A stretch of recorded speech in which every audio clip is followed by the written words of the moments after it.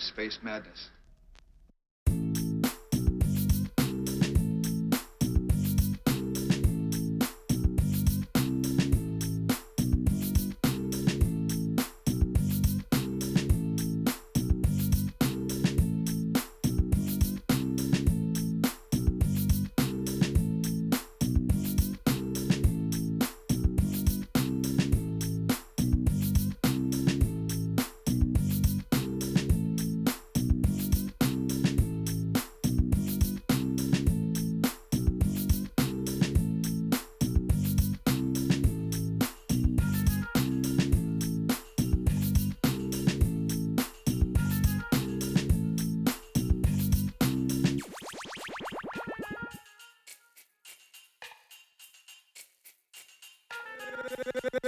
Gangsta Boogie.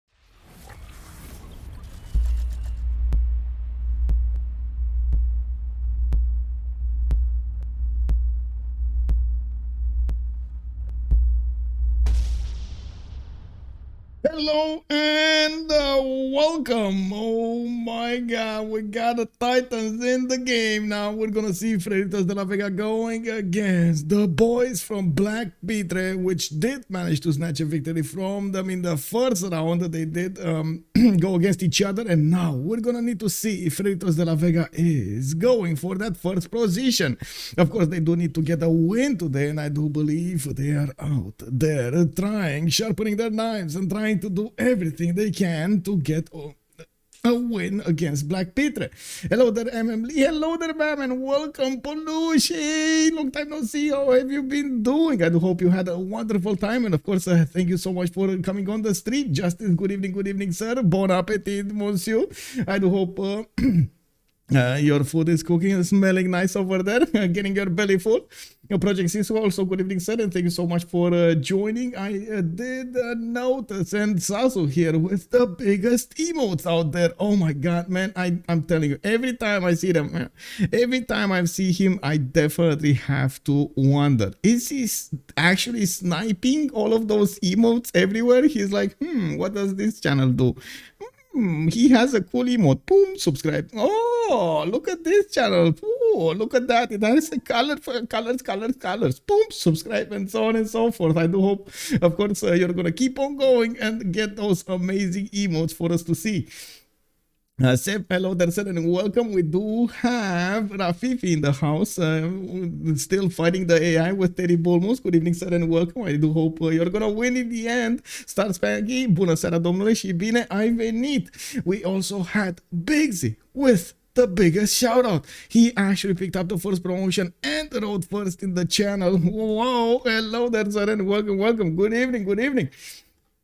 Looking at the screen right here, we do have the team started up, and it looks like they are getting into the lobby. We're gonna have man actually streaming for the French community, and as you can see over here, we do have quite a few members joining, just one missing from what I can see. If of course I am actually seeing him, I hope it's not an error, you know, I'm just saying, it might be a member there that I'm not seeing. Anyway, it is what it is. Kyosun, good enough in my head. Hello there, sir. Playing or casting, sir. Also, Pollux, hello there, sir, and welcome to the channel.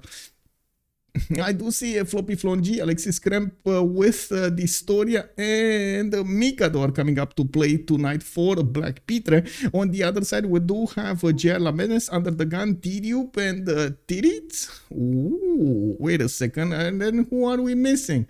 Are we missing? I feel like we're missing somebody. No? I don't know. Is that an extra? Oh, it's an extra slot over there. That's why we're missing somebody.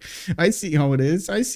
It was everybody in the lobby. We're not missing anybody. So I'm gonna quickly rejoin, and I do want to put on the screen over here also so you can see what happened actually in the previous 14 weeks in the tournament. You can access this link also with exclamation mark CivFR season 11, and you can get the information for yourself over there. Classic Honor, thank you so much for the follow, sir, and welcome. Okay, so let me put it up on the screen really quickly here. I'm gonna keep an eye out to see if the players are pinging me to actually move around there. Let me actually click on switch here. Okay, there we go. So let's see what do we have here. We do have in the standing screen BlackPitre coming up first with 9 wins, only 2 losses throughout the 14 weeks they have been playing in the CivFR Squadrons. I guess it's 13 weeks because this is the last one.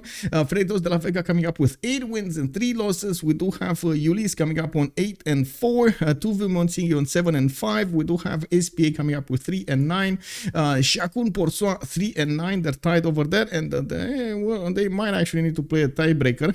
We do have D-Shark also with 3 and 9.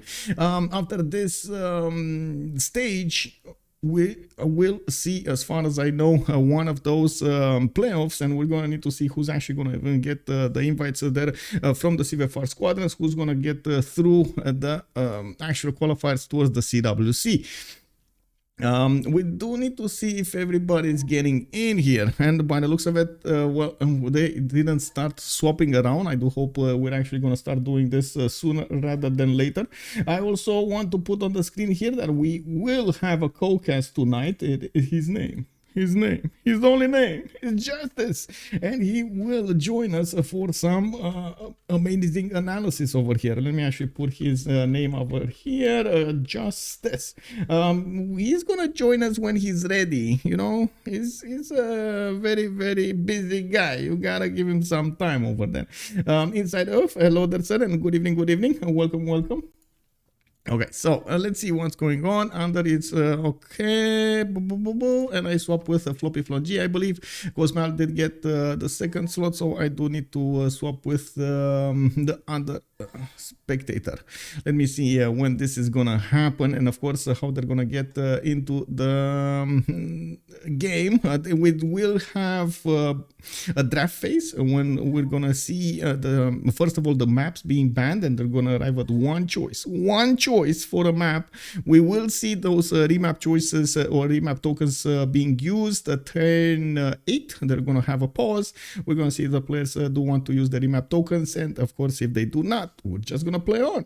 On the second stage of the pick and ban phase, we do have the actual pick and ban phase of the civilizations with 6 bans, 4 picks, 4 bans, and another 4 picks.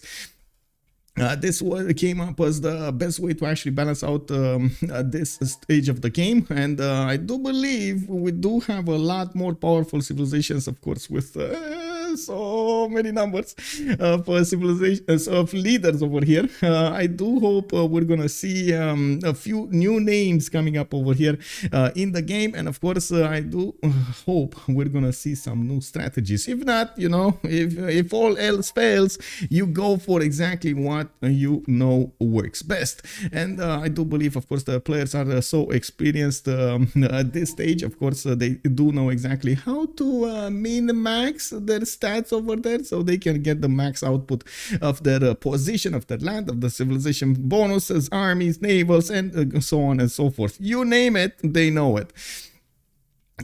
Justice is also telling us that he's eating, almost done. Yeah, bon appetit, monsieur, bon appetit. Also, let's see what's going on here. It looks like the players are starting to get into their correct slots.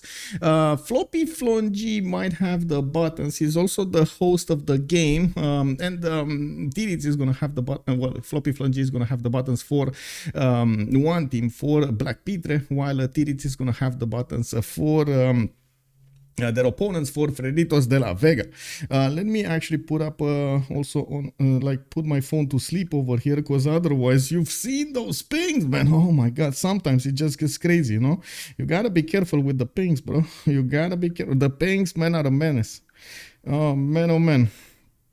I've seen actually a few times in some servers, even per day, you actually see like 30 pings or something. And you know, when I wake up in the morning and so on, the first thing I do, check Discord. And when I see like, oh my god, I got like 46 pings today, and I'm like, okay, like 30 of them are from a single server. What do I do? It's not even a server that actually, you know, just stay a while over there or read the content or anything. It's just a server that I joined. I was curious, I was invited, and then it just stayed there in Discord. Oh my god.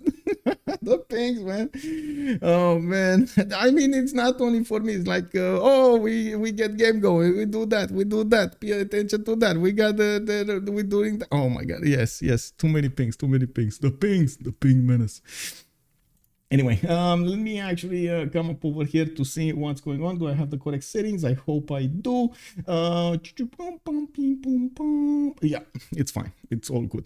So, they did switch in the correct slots over here. I do see Freritos did pick up team 2. We do have BlackPitre coming up on team 1. Alexis, Krempp, Distoria, Mikado, and FloppyFlong. And also, let's see, getting to see Freritos play live, and Titiits is playing. Yeah. Titiits is playing, man, and he has Tidube over there to get all of those Catherine de Medici strategies going. I believe we do have JR4, the big brain simming when it comes to those Gallic nation, Russia, Canada, and so on. He is, oh my god, amazing. And I wouldn't be surprised if whatever happens, they're actually going to ban goal over here just to, you know, take it away as an option from him. UnderTheGun, of course, has had a rocky trip, but he did manage to get quite a few wins under his belt.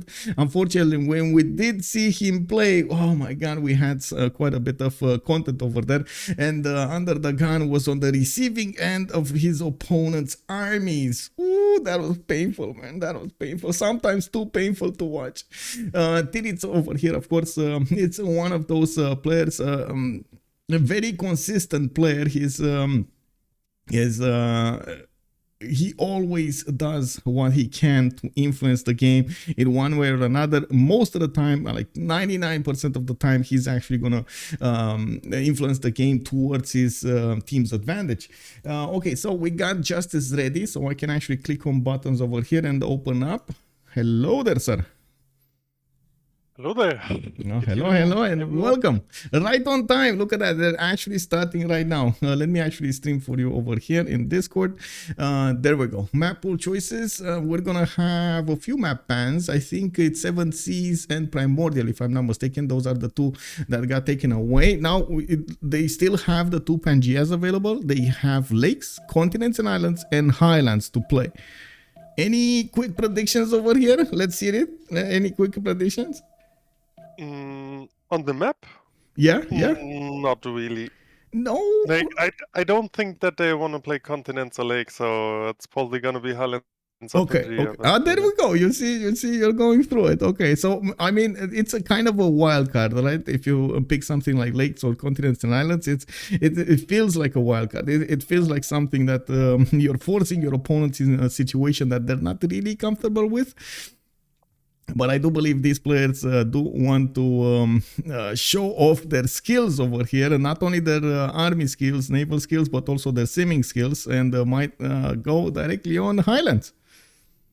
Yeah, exactly. I feel like these are the actual top teams in the league, so I would be extremely surprised if someone saws a wildcard and they go, it's highlands. Yeah, there we go.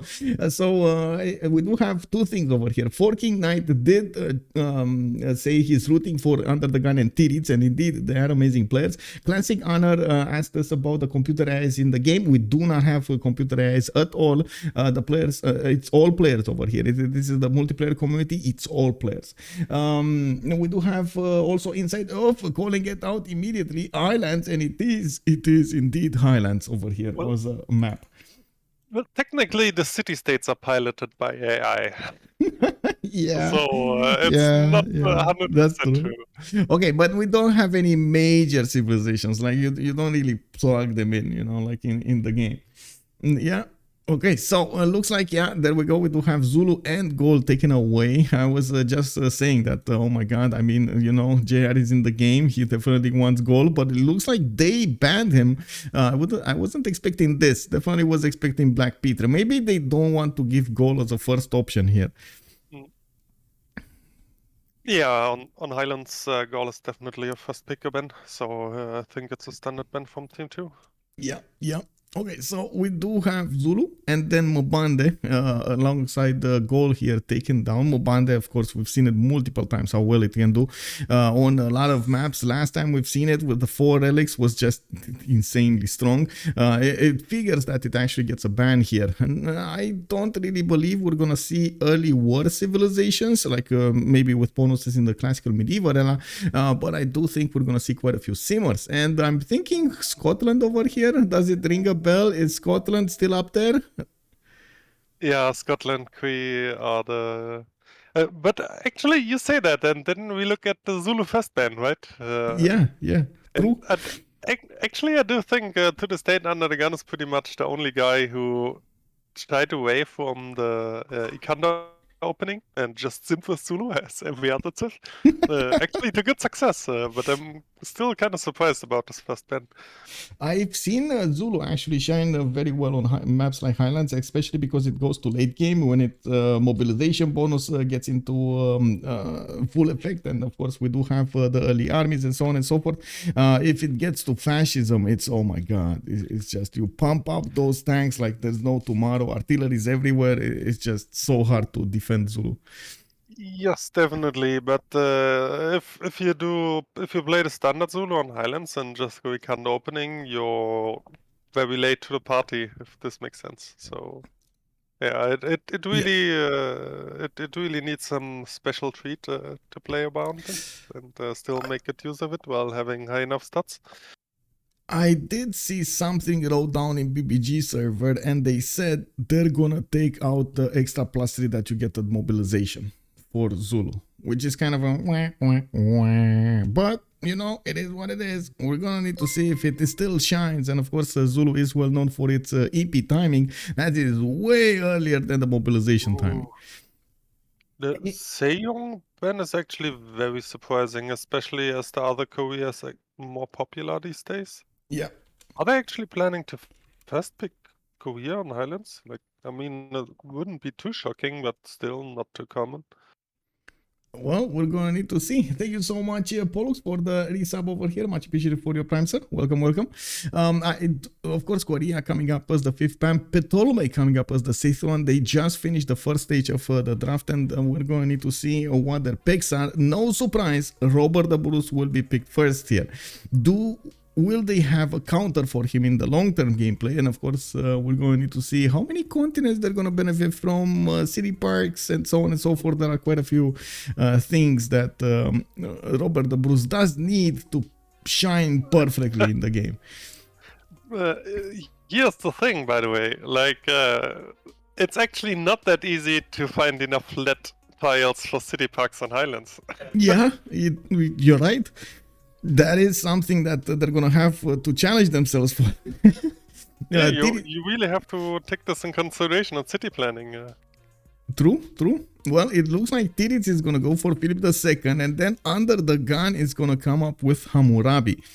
This is the reworked Hammurabi, the reworked Babylon here, which has been available for the players to play in the full CivFR Squadrons. I still have yet to see him influence the game, you know, entirely, like carry the game entirely. And to my surprise here, still the CPL Premier League players don't really want to let in Hammurabi again. They're like, no, bro, that Babylon too powerful. No, don't let me play with him.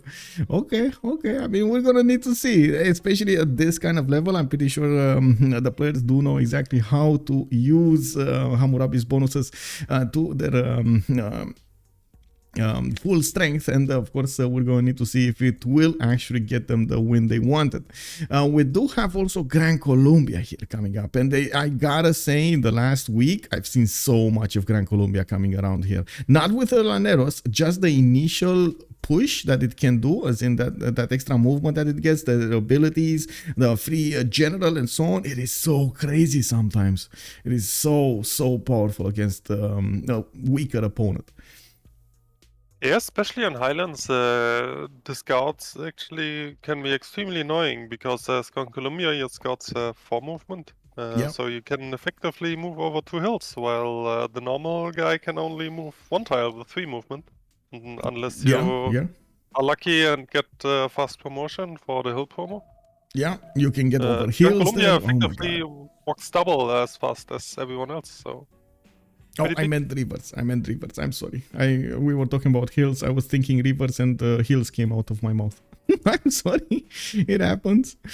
We do need to see if he's gonna get this chance to actually play a bit more aggressively at the beginning of the game, just like we've seen Krempp multiple times with it Okchitaus. Even if it buys 4, it might not actually get an opponent to send them against. We do have two more bans here. Looks like Muhteshem is going to be taken out, Ottoman's new leader, which is the one getting the extra percentage for science and culture whenever he's going to be in a golden age, and of course the extra +4 whenever he's not in a golden age, and going against civs that are still not in a golden age. Basil II also coming up here in the 8th one. We do have a new follower, Vlada197, Viada actually, I think Viada is 197. Thank you so much for the follow, sir, and welcome. Two more bans are separating us from knowing the full civilizations of the game. The players are running down the clock, definitely thinking about their choices. Does it surprise you that Korea was taken out on this map? I already pointed to it, especially as the other Korea is a lot more popular. I know, right? Yeah. I'm very confused. Actually, like this may actually just be strategic, because the guys figured, okay, like they probably rate Ptolemaic and Scotland very high, so they kind of wanted to do a quote-unquote empty ban. So just to make sure you get at least one of them. Yeah, it might be. Well, looks like Rome and Hungary are going to be the last two bans in this game. And of course, we're not going to see the chaotic ability of Hungary to pressure his opponents over there from across the map. But of course, there are still multiple other choices to pick from. JR is going to be the one that's going to pick first in the second wave over here. And he is going for Peter. He's going to go for a Mother Russia over here. We're going to see some Lavras, so we might see some Cossacks, and we might see him try to do that culture victory. To be honest, over here, they kind of need some gold on their side as well. Philip II might do gold, but I don't think it has the power to upkeep everybody in the game. Now we're gonna need to see the last two picks from Distoria and Mikado to get going over here. And I gotta point out, Distoria is kind of I would say all-around player, I would call him, just like Mikado is, I would say, a bit more of a simmer than a water. Well, this Distoria is very well known for pretty much always playing culture. Like, I mean, I'm sure he can do something else, but like in competitive game, he pretty much always goes for some kind of cultured civ. Yeah, yeah.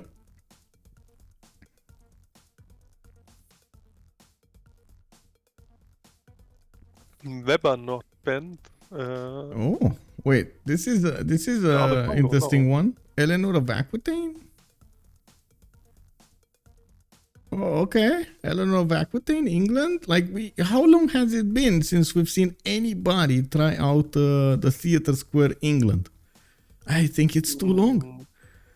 Yeah, well, I mean, this is obviously Highland special, because obviously, like, what does the team need? You want some naval civ to them, and you also want some kind of culture defense for Peter. So both of what England can offer. So generally speaking, Eleanor is still pretty good sim-wise, but obviously extremely vulnerable. But on islands, you usually have the time to come online and just do the harbor and amphitheater thingy. So I like it. I'm really curious. I like it also. We haven't seen it for so long now that we're gonna need to talk about quite a bit of his abilities, her abilities, right? It's yeah. Anyway, his Civ female. Mikado coming up with Kublai Khan China. Looks like we'll see another one of these picks that we haven't seen so many times before. Like I have been asking about what's going on about Kublai Khan China for like 3 weeks now or a month. Nobody has been playing it.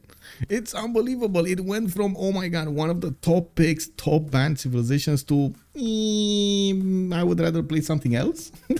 You know, kind of thing. Well, I think there are kind of two factors. First off, the Civ was obviously nerfed, like remove the builder charge, and people generally shy away from something that has been nerfed. Okay. Also, there are all the new Chinas, which were kind of hyped, like Wu Shetian, for example, like the Spy Lady, which all of them have the China bonus as well, so people played a lot around this. Yeah, but finally, as time goes by and biases settle down a little, people realize, yeah, this guy is still pretty good. They come back to the light.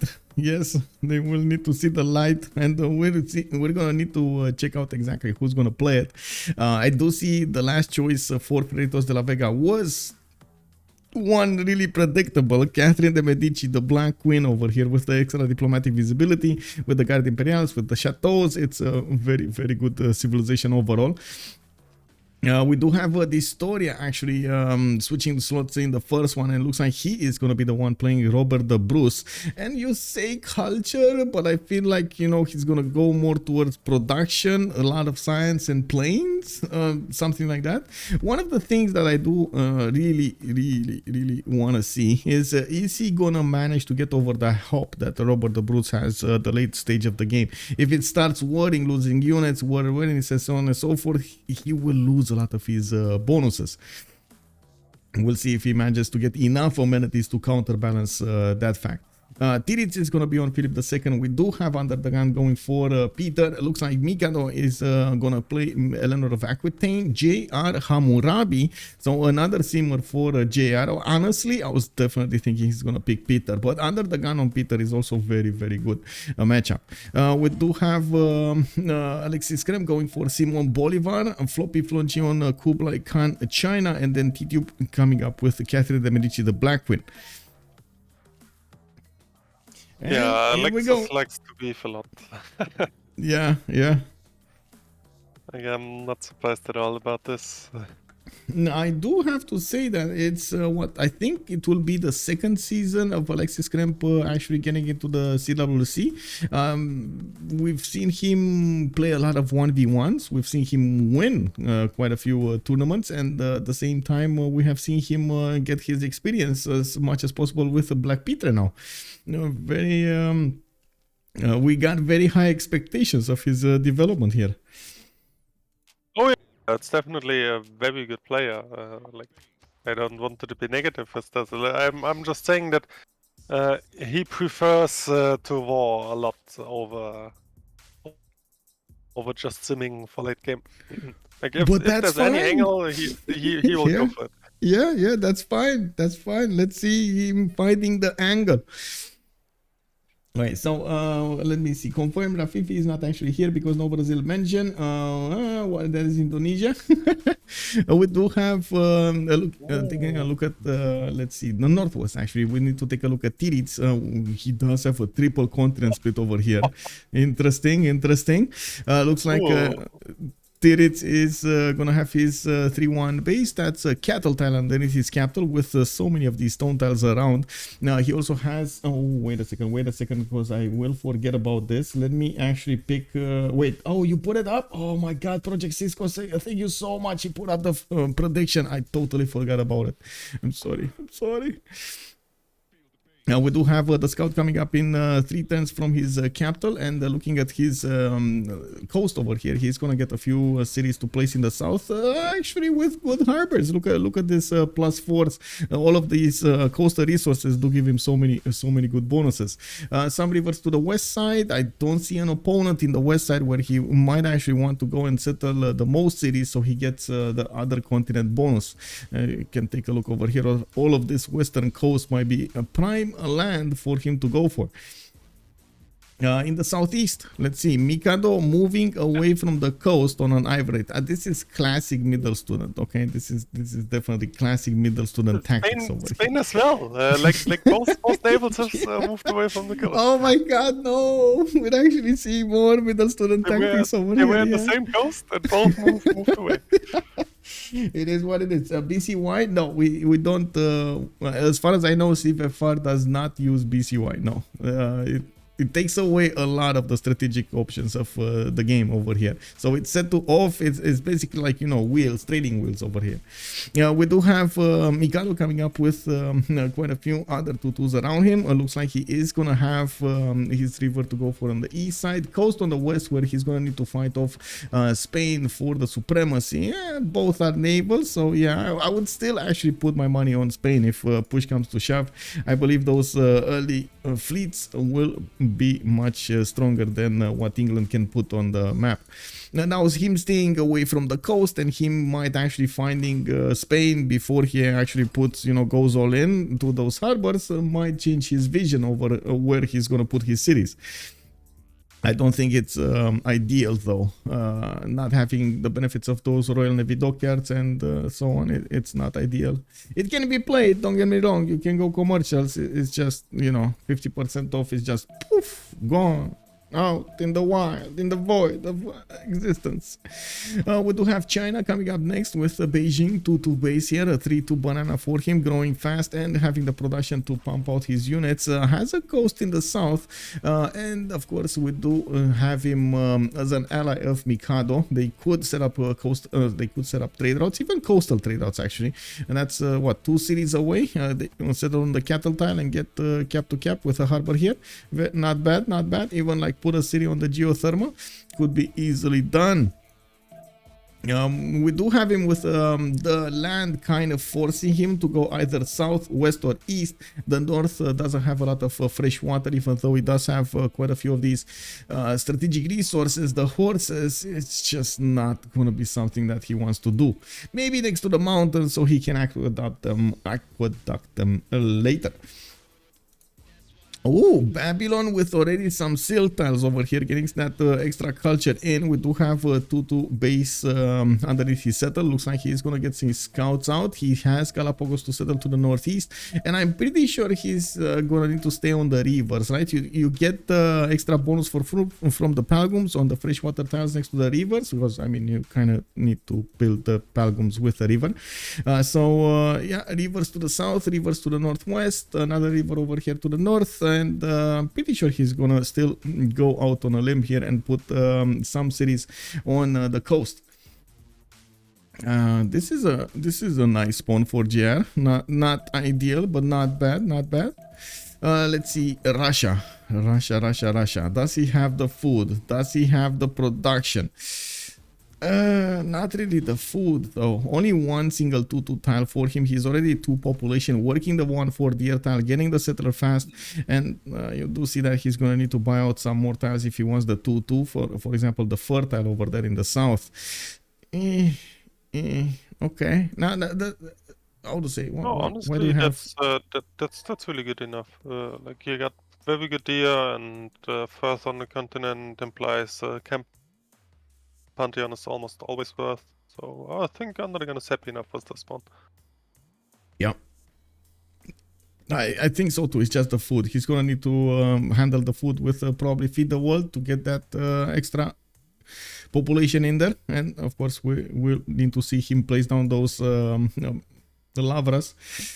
We do have a problem, I would say. Mikado just, well, had a problem with his mouse. I'm not sure exactly what kind of problem. Maybe he ran out of batteries or something like that, and he needs to run to get new ones. It might happen. It might happen.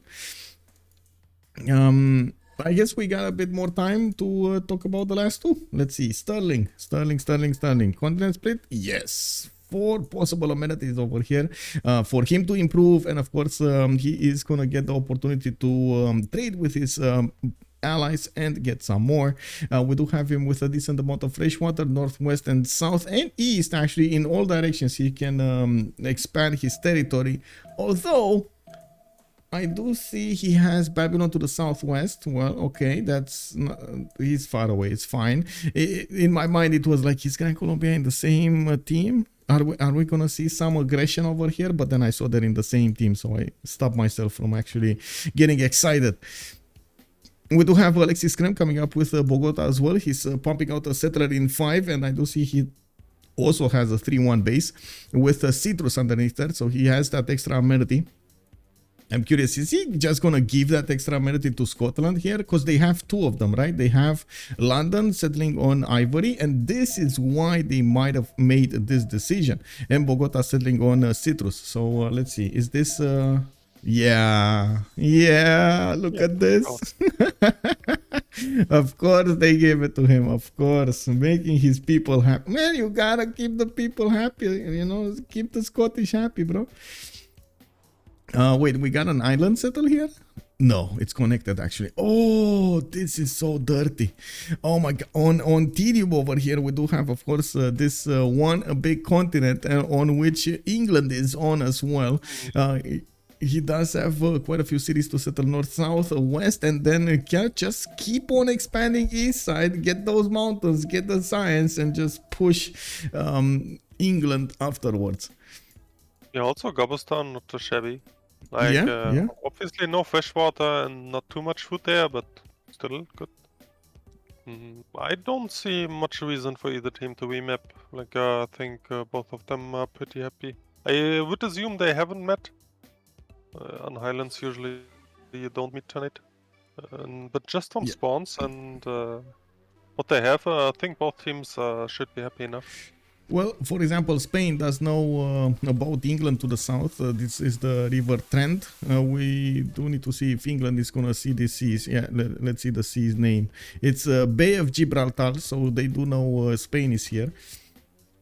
Let's see. We do have... Actually, no. It's actually... What? I don't think they... Like, even if he's a bit afraid, I wouldn't think they do. Wait, they actually remap. Yes, Freritos remapped. How can this be? For whom? For UnderTheGun? For Titiits? For Tidube? Like, what happened over here? It wasn't UnderTheGun because he's the only one without food. Like, and you know how UnderTheGun is. If his land is not perfect, he's like, no, let me take another one. That's actually not true at all. Like UnderTheGun is like honestly, this is one of the guys who likes to play every spawn, because he always comes up with some weird ideas to make it work. This is why he actually enjoys Civ. Like honestly, UnderTheGun pretty much never calls for remap. From the first stirrings of like I mean, maybe he will say, okay, I don't have food, but then he has ideas. Like I can make it work this way, I can make it work another way, etc. That is a very good skill to have. I gotta say, a very good skill to have. He is very creative and Hey, also very positive guy. Very nice, very nice. Yes, he is indeed. He is indeed. Thank you for correcting me over there. Now let's see what's going on over here. We do have Russia this time with less food. Oh no. Well, at least he has some more mountains here. I do see he has a 2-1-1. That's a spy style to the west side. Oh my god, that is okay. I guess that's gonna be a 2-2-1. I really don't understand the remap. Maybe we will have to ask them after the game.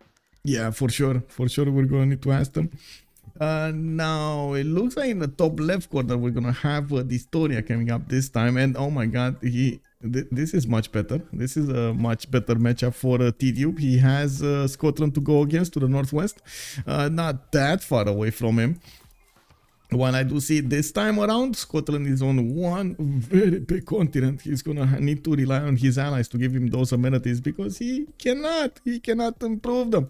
But he does have some 2-2s. I do see a copper tile over here to the southwest, and of course some mountains for extra good measure for those adjacency of his campuses. The lack of fresh water though is kind of problematic here to the north. He doesn't really have where to place his cities, while to the south he only has like 3, maybe 4 slots, south, west and east, and then of course very far away there's going to be this river over here. He's probably going to want to get to this river as quickly as possible, settle cattle, settle next to bananas, settle over here to the west next to bananas. That seems like it's gonna go his way. Next up, let's see Mr. Tidube, same continent as Scotland. Guardian Pioneer timing can be powerful. We got tobacco tile in his lands, 1-3-1s, and yes. I hear an O. That was a big O. With the 3-1 base, the 1-3 tobacco is just so beautiful. Like this alone is almost worth to call a god spawn. Yeah. Also, Green is before moments. Hello there, sir. Good evening. And I get a thanks. I have no idea. Also, Viselectra. Hello there, sir. I saw this finding has UnderTheGun's back. Justice seems like he would be a good friend to have. Yeah, definitely. A very good friend to have. Well, to be fair, I'm definitely befriended with UnderTheGun, and we talk a lot, so I may be a bit biased towards him. No. just as a disclaimer. So. No, man, no. I actually met him 2 times, right? At the Civ Germany land and the Civ France land. He's an amazing guy. We got to actually visit Louvre together. We got to visit other museums. He actually suggested that we should go to an amazing place. I don't know if you know it, and I have no idea how it's called, but it's a place where you have like a big hall and there's like 3D pictures everywhere, like 3D pictures. There's like the whole surrounding is one big movie.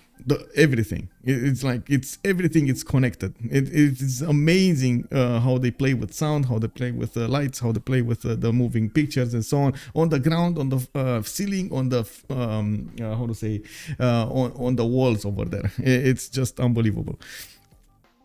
Let's take a look at what's going on with Paris. Otherwise, he does have the cattle tile to settle to the south, another settle to the west side next to the West Mountains. I do see he's gonna need to move a little bit towards the north, towards Sterling, but I don't think that's actually gonna stop him. Courser timing does seem like it is gonna be a perfect moment to actually go against Scotland, and that is exactly what Paris shines on: getting that courser timing, getting the extra visibility, getting those units against his opponent. Southeast, who this? We do have Paititi. So okay, I see St. Petersburg. Oh my god, what is with these deer tiles? We got 3 deer tiles, 4 deer tiles coming up over here for him. That's gonna be pretty good. What also spices and dice in a tundra? Yeah, I don't know, man. I have no idea, but it's happening, and it is on UnderTheGun to actually get the best out of this. I do see one small problem. He doesn't really have a lot of fresh water coming out of this. Like, he's on the west side, he's probably going to place another 2 cities. So northwest one here, 1 here. Okay, 3 cities, 1 to the northeast, 4th one, 5th one next to this, and then you see what I'm getting at? He definitely wants more. Where is he going to place them? Oh well, I guess we're going to need to see. Yeah, it's okay. Feet can fix this. Also, mountains have easy aqueduct opportunity. Yeah. So one quick explain. I'm sorry. Go ahead, and I'm gonna explain afterwards. I'm sorry. I got excited.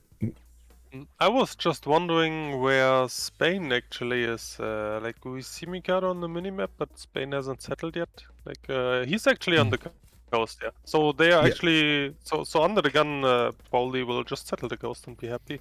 And we'll have a good fight towards Spain. Same continent trade route. Oh well, it is what it is. You know, you gotta do what you gotta do. Anyway, so one quick mention over here, Puff King. Hello there, sir, and welcome. I do have to mention that we are spectating this game using a set of special mods.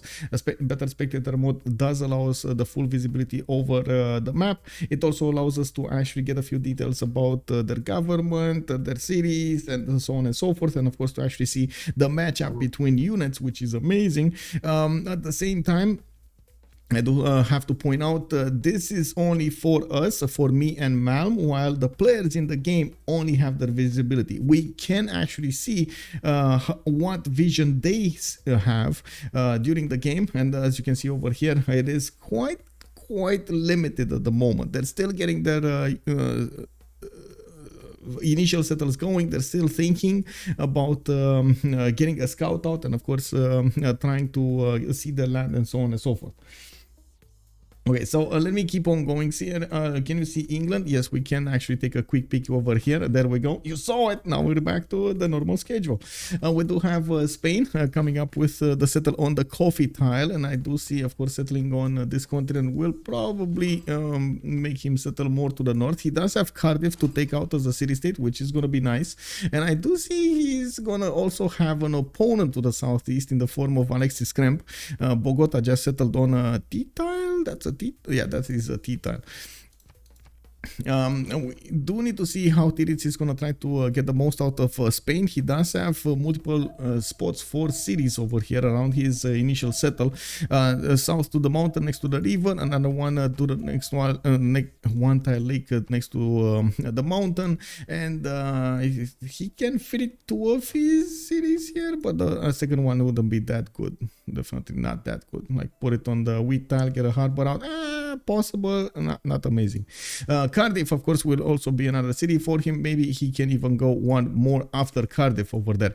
Now we're going to need to see Spain over here try to get his groove on, and we're going to need to see what he's going to do against 2 of his opponents, actually FloppyFlong to the northeast and Gran Colombia to the southeast. Coming up on Bogota, we do have a scout in 3 turns, and this is going to have extra movement. All of his units actually do have the extra movement on them, and I do see he's also on the coast here. It doesn't look like he's phased from actually settling cities on the coast. He knows this is a tiny bay, the Gulf of Darien, and we do have him with quite a few cities that will get the freshwater bonus from the rivers, 1 to the west and 1 to the north. Whoa, Angie Chibi, thank you so much for the 10 gifted subs. Angie Chibi, how are you, sir? How have you been? Thank you so much. We got Duralis, we got Boreal, we got Canomete, we got Little Fingers, Park C, Antido, Thundorius Bookstore, GG, Soyun, and Nina Mark 4 just got their subs going. Oh, welcome, sirs. Thank you. The big one. We do need to see also Kublai Khan China coming up in the north here. Beijing with settler in 5, and I do see he's actually going to have decent amount of fresh water here. Yeah, decent amount. I also noticed he is pumping out the settler in 4. Doesn't go for that second scout here, and he is sending 1 scout towards Spain. He's gonna need to pick that one up and see what's happening over there. There is a continent split to the northwest where there are some geothermals, not a lot of them. I only see actually 1. I know I said some, but it's only 1 actually. And of course we do need to see what China's gonna do, if it's gonna be a bit more similar or if it's gonna try to go for a little bit more aggression. Let's take a look at Babylon really quickly. We got only 2 more turns to go, and we do have him with the extra food here. This time around, he actually has more rivers, northeast, south, northwest as well, and of course another city over here in the south. Even in the tundra, I think actually those palgums might make this land quite a bit better. Lack of production, though, it's going to be a problem. We do need to see what's going on in the north here. JR is going to be to the south of England, and Mikado did again settle off coast. Now he's gonna get his 3-1 base from a honey tile with a 1-3-1 tobacco tile to work. Very beautiful. We do see him with more of these honey tiles to the south and a decent amount of mountains for his campuses. Having strong campuses does definitely help out so much in the later part of the game. He's also going to have a bit of coast. I'm pretty sure he's going to try to get those harbors out, and we do need to see how he's going to try to min-max this. Even though he does have an opponent to the south, I wouldn't believe Babylon is going to be that aggressive to him. And of course he does have to the east side over here Scotland. So okay, guys, do you feel a remap is incoming or not? And of course this is also a question for you, Justice. Remap or not? We got 1 more remap token. It is going to be on BlackPitre, and they have the choice. Yeah, Scotland must be a bit unhappy here. Also, there's this weird bias going around when the other team remaps, we remap as well. So yeah, I mean it might be. It might be. It also depends if they met. Like if Alexis sees a clear enemy, this might be a reason to not remap. But I feel like Distoria is not happy here with the spawn. So I could imagine that they remap. Let's see it. Yeah, man, you called it. Somehow on the Highlands map we actually have 2 remaps. This is a bit unbelievable. It also, I think it also goes to show that there is quite a bit of pressure on the players to win this game, and they want the perfect conditions. They want to make the most out of the available choices, and even of course the remap tokens do have a kind of a strategic purpose over there. But I do have to mention, it is not guaranteed that you're gonna get a better one. So sometimes we see them, you know, with a good spawn, thinking they're gonna get an extraordinary spawn, but instead they're gonna get a very low spawn. So it's like, well, as yes. I pointed out, like, I think the second remap is very understandable. Like, the strategic map position for BlackPitre was pretty bad here, and also just the tile yields for Scotland and the general continent position was just not good. So this is very understandable that they remap. I'm still confused about the first remap of Freritos, but this being said, we will have to ask them after the game about this. Yeah, I'm also very curious. Very curious about that one. But I guess this is the map, right? This is gonna be the map, and this is it. I do have to say, Inside Earth, bon appetit, monsieur. I do hope we're gonna see you soon. Also, Soyun, welcome, sir. Indeed, Angie Chibi was amazing tonight.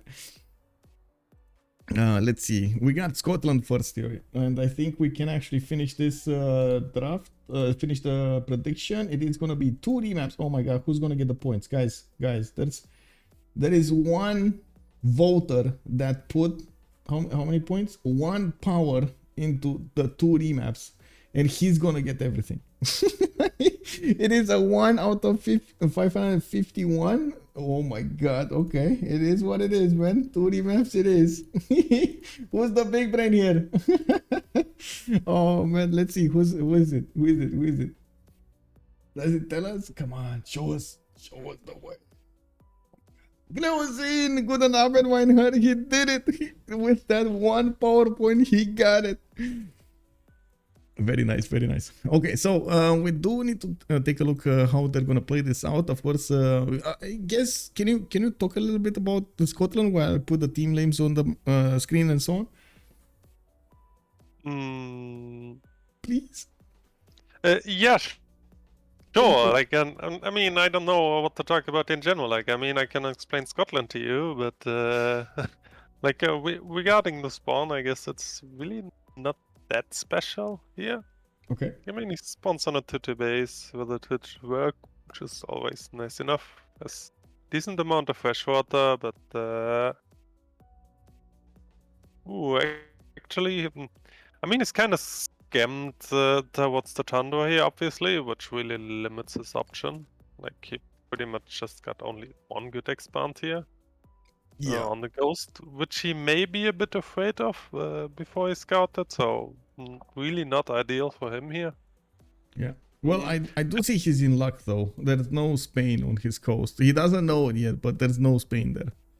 Yeah, just a neat little trick, by the way. As Scotland, you have extra movement if your civil units are on a hill. So he spawned on the plain hill, and so he actually had 3 movements. So he has a turn 1 settle on the diamonds, which is pretty big, actually. Yeah. I don't know why they gave this to Scotland. Like, it's just OP. Well, we'll see. Scouts coming up in 3. Looks like we do have Distoria starting to go to the west side here to see how his river looks like. He only has that 1 river to actually expand in. It's gonna take a while until he gets to the south. Looks like he has some 1-tile lakes to the southeast and east side, but they're gonna be quite a bit further away than he would ideally want. I have the Sahara in the east side, but again, no fresh water right next to it might be a bit of a challenge. So I do tend to agree with you. This will be a hard challenge for Distoria to play this perfectly. Yeah, I wouldn't take out as an option for him to settle quite a few non-freshwater cities, for example, on the Olives directly to Aqueduct at a little bit later. To the west side here on the coast, maybe he can do some more coastal to the southwest, but I guess we're going to need to see how Spain is going to react to this. Spain over here, oh my god, okay, we're going to get there. We're going to get there. Also in Sterling, we do have an iron tile to the southeast side in the second ring. I do see horses coming up in the south as well. Yeah, we do need to see him getting some more. It's fine, it's fine. Actually, I did notice also these reef tiles that are gonna give him powerful campuses, which is gonna be very important for him. Even in the tundra, he has some geothermals there, and plus fours inside of the mountains there. Not bad, but I guess you actually need to settle cities to benefit from those. Yeah, not really reachable. Yeah. In the south, we do have Spain here with a continent split in the south that will allow him to get to Kumari Kingdom. That's another continent. He's gonna get his bonuses for his civilization. We do have a builder coming up in 3 turns, and I do see he's gonna have 2 reef fish tiles to improve in the east, and that's actually gonna be quite powerful. Probably the reason he's getting a builder out. We do have Titiits starting to move to the south. A second settle possible on the diamond style, so he can get that extra gold in and the amenity, while he does have available horses to the south and an iron tile to the west side. A decent amount of coast, very decent amount of coast. Coastal trade routes with Babylon are also possible on different continents. This is gonna be the economic zone over here to the east of Madrid, to the west of Babylon.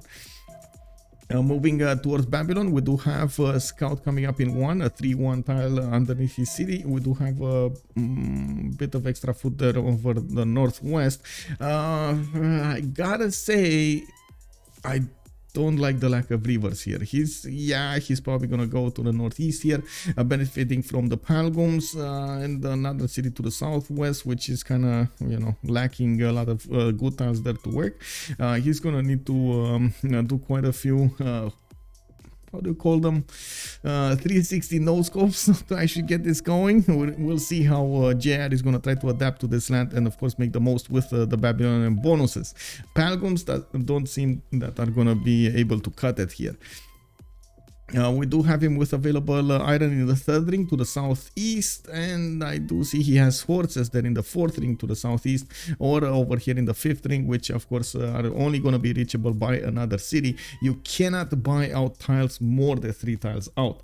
Siglog, hello there sir, good evening. Can Spain canal to Scotland? I guess so. Can you canal through floodable terrain? I think you can, right? It doesn't really matter, so you ideally could get a city here. Yeah, I guess the biggest question is, does he want to? That's the biggest question. What is tech on Highlands? Oh, technical on Highlands is still, I believe, 2 other cities other than your capital within X amount of time of settling or something like that. Also Forking Knight, or is it the first to expand? Yeah, that one, or that one also. Hello there, Commander Keen. Hello there, sir. Moving on forward, let's see Freritos, France. Okay, a big continent to the west side. This is going to be the green continent. Nobody on it. This, of course, is a bit but it is what it is. He's getting a settler out. We might actually see him more seeming than worrying here. Not actually bad. I'm pretty sure Tidube is quite well versed in simming with Catherine de Medici France, and we're going to need to see how he's going to make good use out of those chateaus and his districts. I can't really say I'm that amazed by this land. Very few chops, not a lot of production, good food though, and of course I do see he can actually take over a city-state over here in the south, Bologna, but he does have a decent amount of fresh water for Highlands. West side, southwest, northeast, coast, and that's about it actually. Oh well, it is what it is. In the south, who this? This is China, Beijing. This is FloppyFlong G, and it looks like he's starting to find out about the northwestern neighbor there, Babylon, and they're gonna knock on each other's doorstep. And we do need to have a settler coming up in 2 turns from Beijing. He did settle on a 213 cotton tile, getting that extra amenity in, and I'm pretty sure they did again. They gave it to Sterling for that extra happiness boost. As you can see over here, the city of Sterling with 9.1. The production is getting a settler out in 2 turns. Beijing does also benefit from a seal tile for some extra culture. He does have horses in the second ring, quite a bit of food there from the sheep and the cattle to the west side, not to mention the production from the forest. I do see his iron is a bit too far away, 4 tiles out in the north, so I wouldn't really recommend how to say going for swordsman or men at arms anytime soon. Not all of them do have the ability to actually improve this, and of course on this map I'm pretty sure the players still like horses more than anything else, so it is all good. It is all good. He does have a decent amount of settles to the northeast, west side, rice tile maybe settle. Of course, he's gonna need to buy out those third ring tiles. Not ideal at all. There's a massive lack of production over there on the west side, and I gotta say this is so weird. What are you gonna choose? This is like the biggest question of the day here. We got on west side food and very little production. North production, very little food. And well, I guess we got our answer. He's going north. He's going for the production, very little food. It's really not hard to choose because you can just swap in the sheep from the capital, and also food is very easily fixable with the trader. Like if you go for Campos and the commercial, you will just have a 2 food trade route. Okay, so you pretty much always makes sense. Makes sense. So there we have it. He's going for the production there on probably the coal tile. He's going to get the 1-3 deer tiles to work. And first of all, he's going to get the sheep so he can get up to the second population level. Then he's going to need a trader to actually make that city grow higher, taller, faster. Now, next up, let's see, Eleanor, let's see, Mikado, let's see, some 2 continents over here. We do have him with a much better land than I've seen the last time, and he's again close to, okay, it's fine, actually, he's, again, I got spooked over here by Simon Bolivar to the northeast, but it's fine, they are allies, they're not gonna get to war each other, they might even trade with each other here. We do have Mikado moving there on the oil tile, or is he gonna go on the stone for the fresh water? He does have bananas for the extra food, good placements for his harbors, which he can improve with Government Plaza, even though, yes, rainforest chops, man, this is not ideal. You don't want to go bronze working before you actually put down your district, so I'm pretty sure Mikado over here is gonna try to stay away from using that to the northwest, his Government Plaza. We do have him with a decent amount of mountains in the south for some extra adjacency, geothermals over here, +4 campus, +4 campus, +3 campus, not bad. Horses in the third ring to the south, and I do see an iron tile over there to the northeast.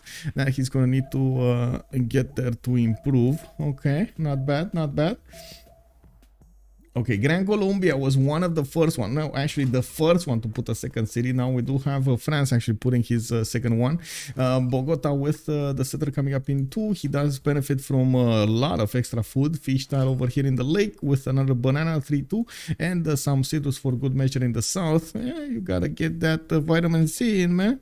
We got Quito also settled to the northeast where he does have the mountains. He also settled next to a horse so he can improve that easily. His iron tile though, it's gonna be expensive between his cities, but he does have one in the north of Quito that is gonna be 2 tiles out, and I guess I need to learn how to spell Quito. Quito. It is what it is. Maybe chat over here is gonna tell me how to read this name aloud. I'm pretty sure this is Bogota, right? But this is. I think it's Quito, but Quito. not. Okay, makes sense. Last but not least, we got Moscow in the house, boys. We got Goddess of the Hunt here. Lavra's coming out of his cities. He does need to play with this territory he has, and I do think it is much better than we've seen the last time, just because of the extra space that he has to get at housing. And I do also notice he's getting a third settler coming up from St. Petersburg. Actually, St. Petersburg is the capital, right? So he actually settled on a plain style, and okay, working 244 deers. He probably spawned on the 1-2 between the cities and moved on the deer and went for 10 to settle there. Yeah. Yeah, makes sense, makes sense. He already improved his horses and got his craftsmanship bonus. You do get it with 3 improvements. I do see he has a geothermal in the cattle for a 1-to-1. Some extra food in the cattle for the fish tiles. This is, I gotta say, this is much better. We do have him also finishing up those lavras. Still in the cattle, working, prioritizing the settler over the lavras. In the south, he does have an iron tile, 2 tiles out from Moscow, easily acquirable and quite cheap to improve. Okay, very nice. And quite a few lakes over here that he's gonna get the fresh water for the extra housing. Now we don't really see. Oh wait. Oh, whoa. They are allies, right? They're allies. Okay, my heart skipped a bit there. I was thinking, oh my god, Spain versus Russia. Is Spain actually gonna get an extra +5 against somebody, you know, like this year maybe? But no, they're actually in the same team, so nobody's gonna bother over here the Russian territory for quite some time. Gran Colombia is very far in the north. We do have England very far in the northwest, so I'm pretty sure UnderTheGun is gonna be happily simming until the end of the game here. And that's it. Actually, we got all 8, right? We got all 8.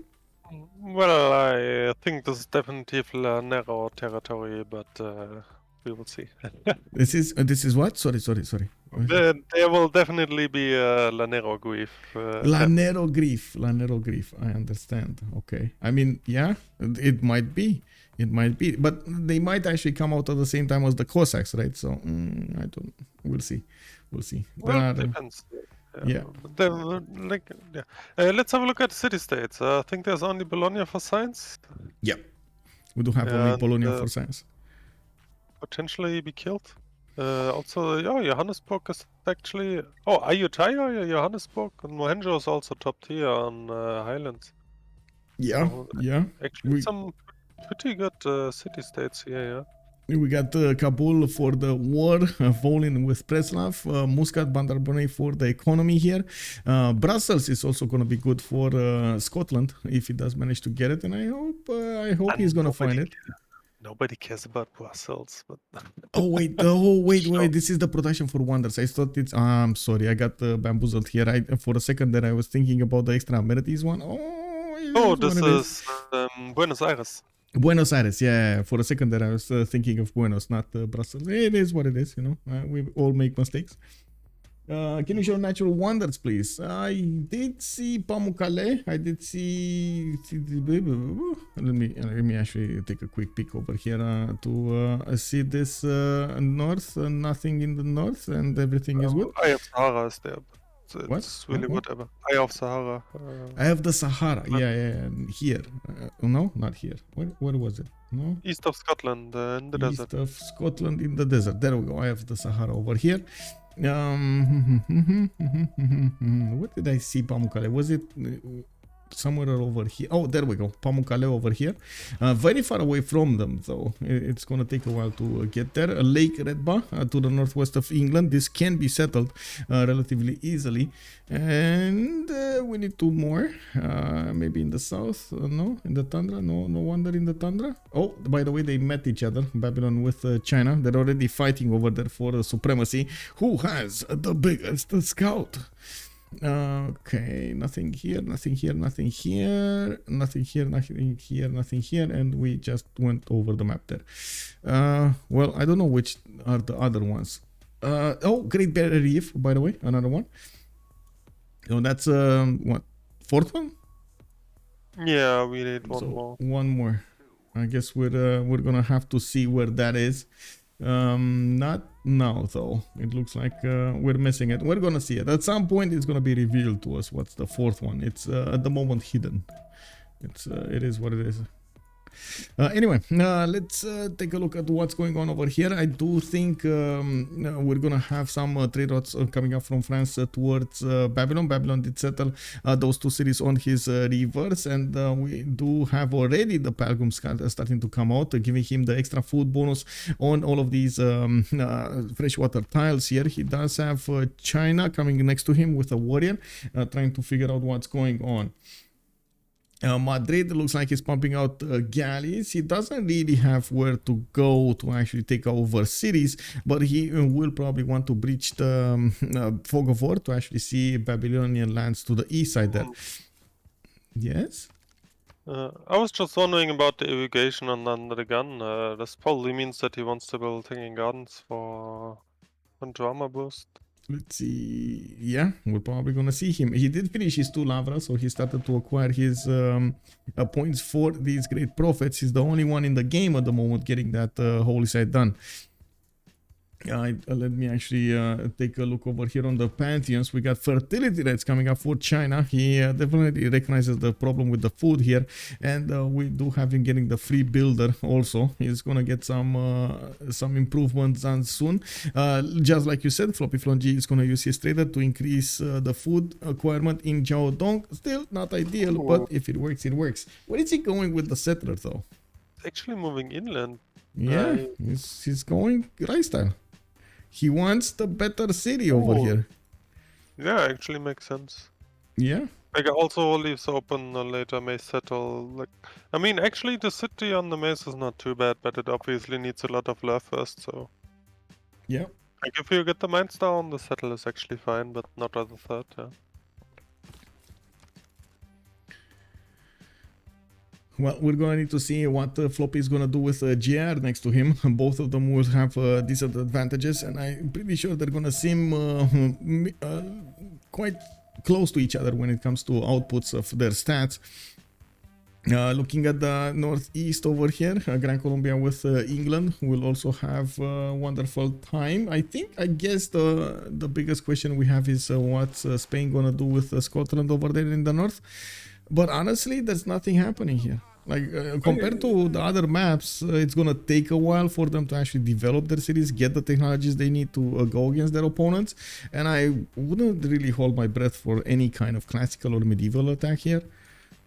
Also, there's a lot of urban planners, like nobody... I think Alexis is actually the only one who went for God King. Okay. Yeah, makes sense. What can I say? Let's see. God of War and Plunder, by the way, for Babylon.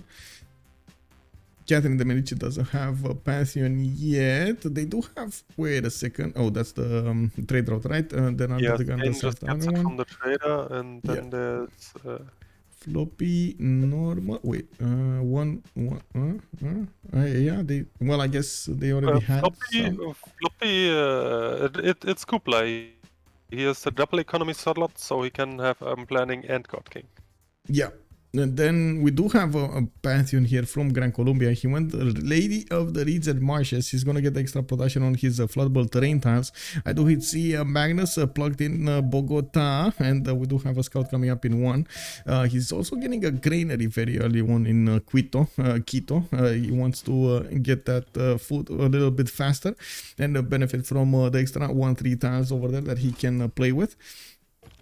Magnus first does make sense. He's gonna go for his internals here. What are we missing? Scotland. Scotland doesn't have a Pantheon yet. We do have him already with the 3 campuses placed down and 1 finished. He's gonna get a +2 over here, another +4 over here. This is gonna be a +3, and he can put the government plaza in between them for that extra bit of science, the extra spice on his cities. Did start up with Governor Li Yang as the first one. So it does seem city packs are going to be chosen here, and I gotta say we do have a decent amount of territory, flat territory for him to place them, right? Aberdeen gonna get this marsh tile, Dumfries gonna get the marsh tile, Stirling does have a few tiles to choose from, the maze, yeah. Both mazes actually, and the rice tile. So there are quite a few things. I guess the biggest challenge for Scotland will be, where is he gonna settle after this? He has the 3 cities. Where is he gonna settle after?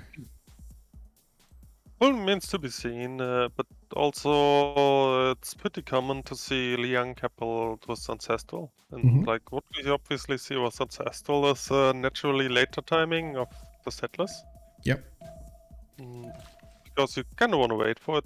Like, personally, I prefer to go for a 4 city opening when I play Ancestral.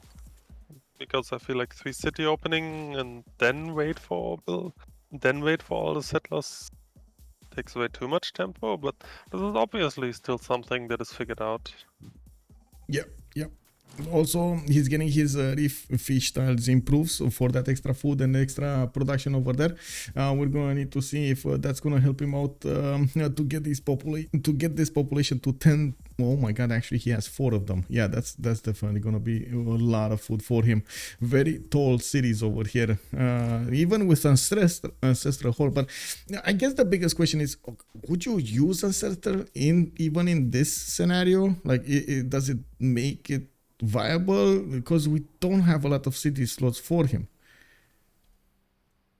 Well, the main thing about Ancestral is with the young opening audience is kind of useless because you use up 3 governor titles on a rotating governor. So if you build like a 1040-ish audience, you literally have 0 governor established. So audience will be literally useless. So even For on that lower time, but then it comes in. Ancestral makes sense. Okay.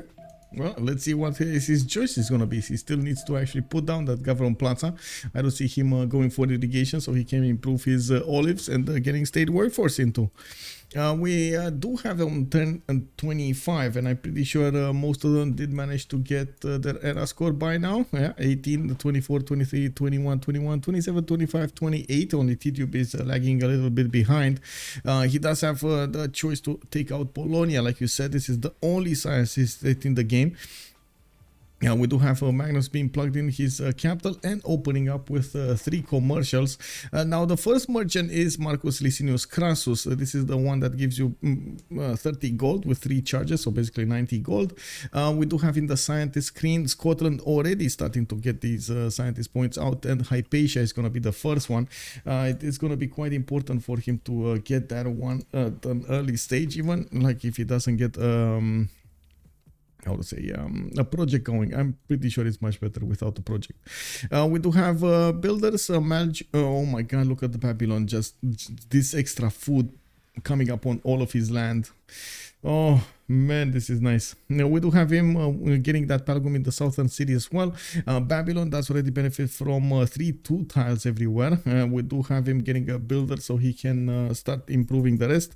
And I do see him getting the trade routes going between the north and the south. Interesting choice to go God of War and Plunder on Babylon. I wouldn't have thought he's gonna want to take some like one of these. It is what it is. In the south, we do have. Yes. I think this is just a classical point of. I think yesterday we saw Maya just take God of the Forge because there was simply nothing better to take. It's the same case here.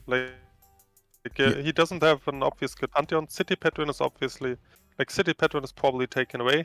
Weeds and Marsh is taking as well, so he pretty much doesn't have to take anything good. So you just settle down with 1 plunder to get an easier time on merchants and generals. Well, let's see. I guess we're gonna see if he's going merchants or is he going campuses. He's going merchants. There we go. Currency coming up in 2. Craftsmanship coming up in 1. Jad is not actually putting down his campuses here early on, even though he does have a lot of population for multiple districts here. He doesn't want to spend the slot at the moment.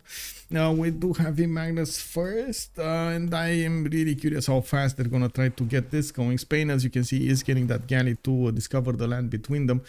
He only has 1 more turn, maybe 2 more turns. I think 1 more turn he will do it. Will breach the fog of war, and they can connect their 2 cities right now on the coast. Ooh. Yeah, he's also building Gov Plaza in the cap, which implies that he wants to go external right away. Yeah. We do have him getting those fish worked on the east side. His capital is already 6 pop. Multiple harbors also coming out. He finished the one in his capital, and he's kind of staying away from getting the next wave of settlers. His second expansion phase is gonna take a little bit of time, but I wouldn't say it's that much. Of course, the traders do give him quite a few bonuses from those internals. Now going externals is gonna give him so much gold here. Let's take a look at what's going on here. Temple of Artemis rush coming up from UnderTheGun. We do have St. Petersburg putting it down to the southwest, where he can actually follow up with a few theater squares there. And he started improving his amenities also. We got plantations over here. And I do want to see his religion. He did go for Confucianism and feed the world with lay ministry, getting the extra food, getting the housing. Shocking. Yeah, shocking, yeah. Lay ministry also coming up here for the holy sites and theater square extra bonuses. Not bad, not bad. Opening up with 39 faith at 10 here. By the way, I want to point out the placement of Artemis. Like, one up would have been one amenity more, because he would have had the sheep, but he places it in a way so he can have better theaters. He will probably go for hanging gardens next to Moscow as well, and then have two beautiful theaters there. Yeah, I can't wait to see this land develop over here. And of course, looking at his faith pattern, we're gonna have him with quite a strong monumentality going in there. He still needs to get his shrines up. I'm pretty sure St. Petersburg is gonna get quite big. Moksha is over there. Also gonna give him a bit more science. Let's see, Big C, city parks make sense for Scotland indeed. Everyone is on early empire. Yeah, basically everybody wants to get there. And now we do have quite a few of them actually switching towards political philosophy. They might open it up before the next era, which of course might be a bit of a bad boo-boo, because yeah, they're gonna actually acquire way too many era score points to play in the second one, and chaining these golden ages is quite important. Oh, there we go. We got a Gavron Plaza actually placed between those campuses here. Dumfries coming up with that third campus, and we do not see anybody actually getting these scientist points going. He is on 3 per turn. More builders coming up from Aberdeen, and I guess we're gonna have to still wait a little bit more to see how he's gonna try to use the Gavron Plaza specializing buildings so he can get bonuses. +3 and 0 and 0 in the other cities. He needs a few more amenities here. Shouldn't be that far away from getting his golf courses though. Okay, so Spain economy. Gran Colombia, what's going on here? Getting traders, getting Magnus internals, commercials also coming up from him. He's a little bit later than China. We're going to need to see if he's going to manage to get those extra trade route ones. He does have 2 commercials already finished, with a Gavron Plaza coming up in Wonder. Classic discount strategy. I wouldn't be surprised if we're gonna see something like Temenaki, even though I only see a few tiles over here of floodable terrain on the west side in Cartagena de Indias. Well, it might make it worth 1, 2, 5, 6 tiles, 7. What do you mean with discount strategy? The 3 opening of district and then building the Gavron Plaza. He went for 2 and then building the Gavron Plaza. Yeah, but this is not discounted then. Like, if you finish 2, you obviously has campus unlocked as well. If you only build 2 and have 3 unlocked, yeah, the Gav Plaza is not discounted. Yeah, you need the 3rd one. And he stopped in the middle. Thank you for pointing it out, man. I didn't want to say it, bro. There's no discount here, so yeah, I was wondering about yeah, okay, sure, pointed it out, yeah. Sorry, but I'm very picky about discounting. Yeah, good. I was just trying to how to say the best things over there, not always pointing out the mistakes. Anyway, we do have Settler coming up in 3 from Paris. We do have Amboss also getting a Settler in 3. Still going for the commercials. Did not place down his Gavron Plaza, so this is better. This is better. Yeah, I don't know what his plan is, but I guess we're gonna need to see. Generally speaking, a good discount strategy is usually if you open up with a triple campus, you can discount 3 commercials, then pretty much discount everything. Like you can really chain the discount. Like, there's a whole world of it where you can really pretty much discount everything. But it's pretty hard to execute. Like, so yeah, I agree. The triple commercial for 1 Gav is more common because it's more easy. It's easier to execute. Yeah. And especially on these maps where a lot of them are actually playing with the government magnets, they do want those traders anyway, so they just couple that up. We do actually Tidube, I think, is the first one who's going. No, we did have England actually going for his 4th city, but he doesn't have a 5th settler coming around here, and neither does he actually have one of these pantheons at the moment. Do we have him actually switching to the +1 card? No, Distoria is actually going for it. Distoria also doesn't have his pantheon ready. Gonna finish that 3rd campus coming up from Dumfries, and I do see him getting the 4th settler out from Sterling. Did not actually go for the ancestral hall from his government plaza yet. Does he actually have? Oh, yeah, he does. He's going for games and like in 2 turns. Okay, I was thinking about, well, does he actually have political philosophy? Oh well. Okay, let's see. In the last moments here, we got Temple of Artemis coming up in 2 turns, and UnderTheGun did start up on his 4th and 5th settler while he is banking on that faith. Now he's gonna get to choose his monumentality golden age. We're turning 31. We just jumped into the classical era, and we're gonna need to see how this is gonna be ending up. Most of them are actually thinking about their choices here, and of course we're gonna take it from the left to the right. Just give them a few moments here until they make their choices. I gotta say, over here on Babylon, I really am expecting war. This is the only, I think, the most aggressive situation that we have at the moment. I know they're still quite far away from each other, but I don't see anybody else going for the war, unless we're actually gonna have Titiits settle right in the face of Scotland on this northern coast and try to get some units out against Scotland. I wouldn't really, how to say, take away the option of maybe some conquistadors going against Scotland there. We'll see how they're gonna play it. Yes, I actually think Black Queen sending cursors down to England or China is more likely than Hammurabi actually going to war. Really? Okay, JR, you don't think he's gonna go to war? Well, I guess, yeah, he's not really well known for going to war, Leon, but I would really love to see it, man. Anyway, we'll see how this develops. Yes, I will. Yeah, going for Penbash and Voice Golden Age. He does have 3 cities coming up with the parks. Settler coming up in 4 there, and we do have him getting his 4th one to the northwest. He's gonna fully finish this river to expand in, and then he's gonna start up expanding to the southwest here.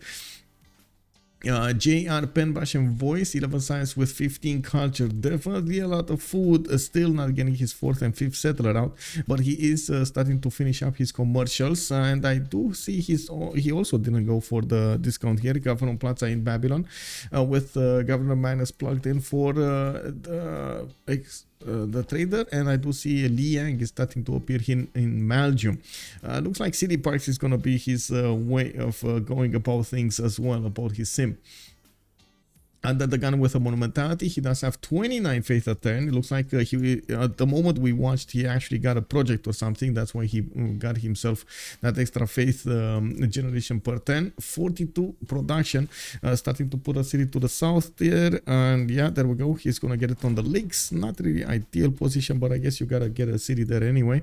And started up his that's Hanging Gardens, if I am not mistaken. I think that was Hanging Gardens, right? Yeah, this was Hanging Gardens. I'm just surprised.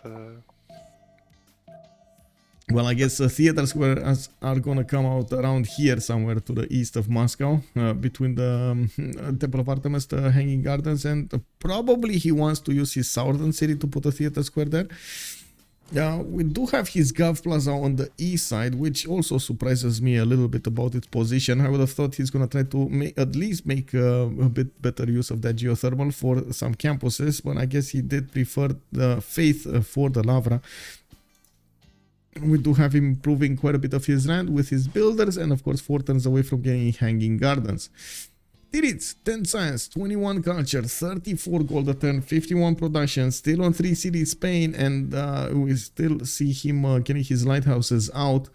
Didn't get his second trader yet, even though I do see he has the option. Oh, yes, he did. Never mind. He did. This is the trader. It was dark grayed out and I didn't see it. This is the trader. He's actually going Seville to Madrid, going 2 internals here at the beginning of the game for the extra food, for the extra production in the city, and of course double the yields. We do have settlers coming up from the southern cities, not a lot of them, only one there, and he's going for a campus from his capital, which is going to get the benefits of the districts around it and the Gulf Plaza with the reef tile. This is going to be an easy +4 for him. Not bad, not bad. Has quite a few builders out, a lot more than how to say usual, only on 3 cities. He's probably going to try to chop and improve really quickly what he has here around him. Going for Ancestral Hall. Okay, I guess I got another question in my mind. Is he going to go on the islands, settle this island for 2 cities, then settle one city to the west side, settle another 2 over here in the south? So 1, 2, 3, 4, 5. Okay, so he's going to have like 8 cities. I would suggest look at the text. Is he going for shipbuilding? Shipbuilding. He will definitely settle the island. Yeah. Yeah. I mean, it's a good island. Yeah. Not bad. Yeah. Settle cattle, get harbor there. Settle south of Banana, get a 2-2 base with fresh water. Yeah. Both of them. Not bad. Excellent cities. Yeah. Some good reef tiles for good measure. Not bad. And also you get the builder immediately. You start improving the resources around you. Not bad. He has also defensive in 1. He might even wait for feudal builders to pop those cities. Oh, we got a quick prediction over here. Canon Meat, good evening, sir. He's telling us that Scotland will gonna have 80 stats, turn 50 with those campuses. Well, he's already on 31 and 28 and jumping ahead over here. Might make Titiits over here tremble a little bit. We're going to need to see how he's gonna shake this off. We do have FloppyFlong G also coming up with 9 science and 19 culture. Kublai Khan China, pen, brush and voice, golden age. We got him on 3 cities with Ancestral Hall coming up from Beijing. He's also planning on expanding quite a bit here. Even though again, I'm very curious how he's gonna plan out his next cities. I also see quite a few scouts from him. 4 scouts coming up from him. He probably tried to deal with the Babylonian warrior because that's definitely missing from the picture here. And we do have him going for some more markets so he can get those extra trade routes going.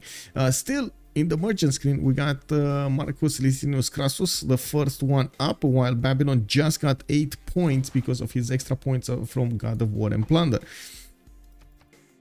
Talking about Alexis Krempp here, pen, brush and voice, golden age, 3 cities. He did go for his government plaza to the southwest, got already his ancestral hall, and still not actually getting the settlers we were waiting for. He's getting campus coming up from Cartagena. He did get his commercial there, and I do see he's working internals. I do see there's a settler moving to the south, not bad, moving over here next to that one tile lake. And getting commercial hub investments. Oh, Zankian already got picked, and it was Kublai Khan China that's going to benefit from the extra trade route capacity.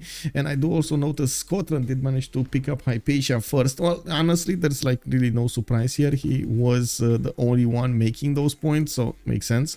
I also noticed he's starting to put down 2 city parks, with third one coming up from Aberdeen. Liang is settling in 2 turns, and he does have a builder going for that march that we were talking about. And look at that, he's actually going to settle a city on in the tundra. He's actually going for it. Okay, and okay, big. I guess we're gonna need to come back to this because Scotland did pick up audience chamber, pen, brush and voice with audience chamber. Going for 4, 5, 6 settlers, 6 cities soon. He's getting a few galleys out so he can discover his land in the south, and of course make sure that there's no way for an opponent to come against him with boats. We do have him also needing to push the Babylonian warrior out of there, and I do see a commercial opening next, not going for his harbors here. This I'm extreme, like I really dislike this. Like he has so much fish. Yeah. Like plus I mean, 4 harbors everywhere. Yeah. And housing, but it's also about the extra food from the lighthouse on the fish. Yeah. Yeah, and extra adjacency and production later on, and like there's quite a few bonuses over there other than just the housing. Yeah, I really dislike the commercials here. Definitely should have been harbors.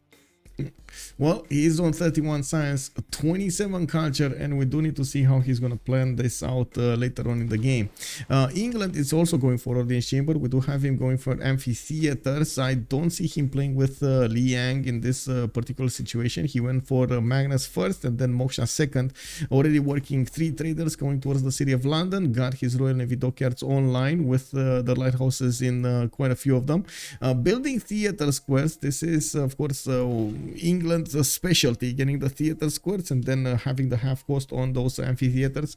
Afterwards, we're gonna need to see if he's gonna reap the benefits of those great works, so he can actually keep up with everybody else in the game. I think the biggest question we're gonna have is he gonna have enough stats, especially in the culture, so he can stop the culture victory of UnderTheGun with Russia, which is in normal situation is actually quite hard to do.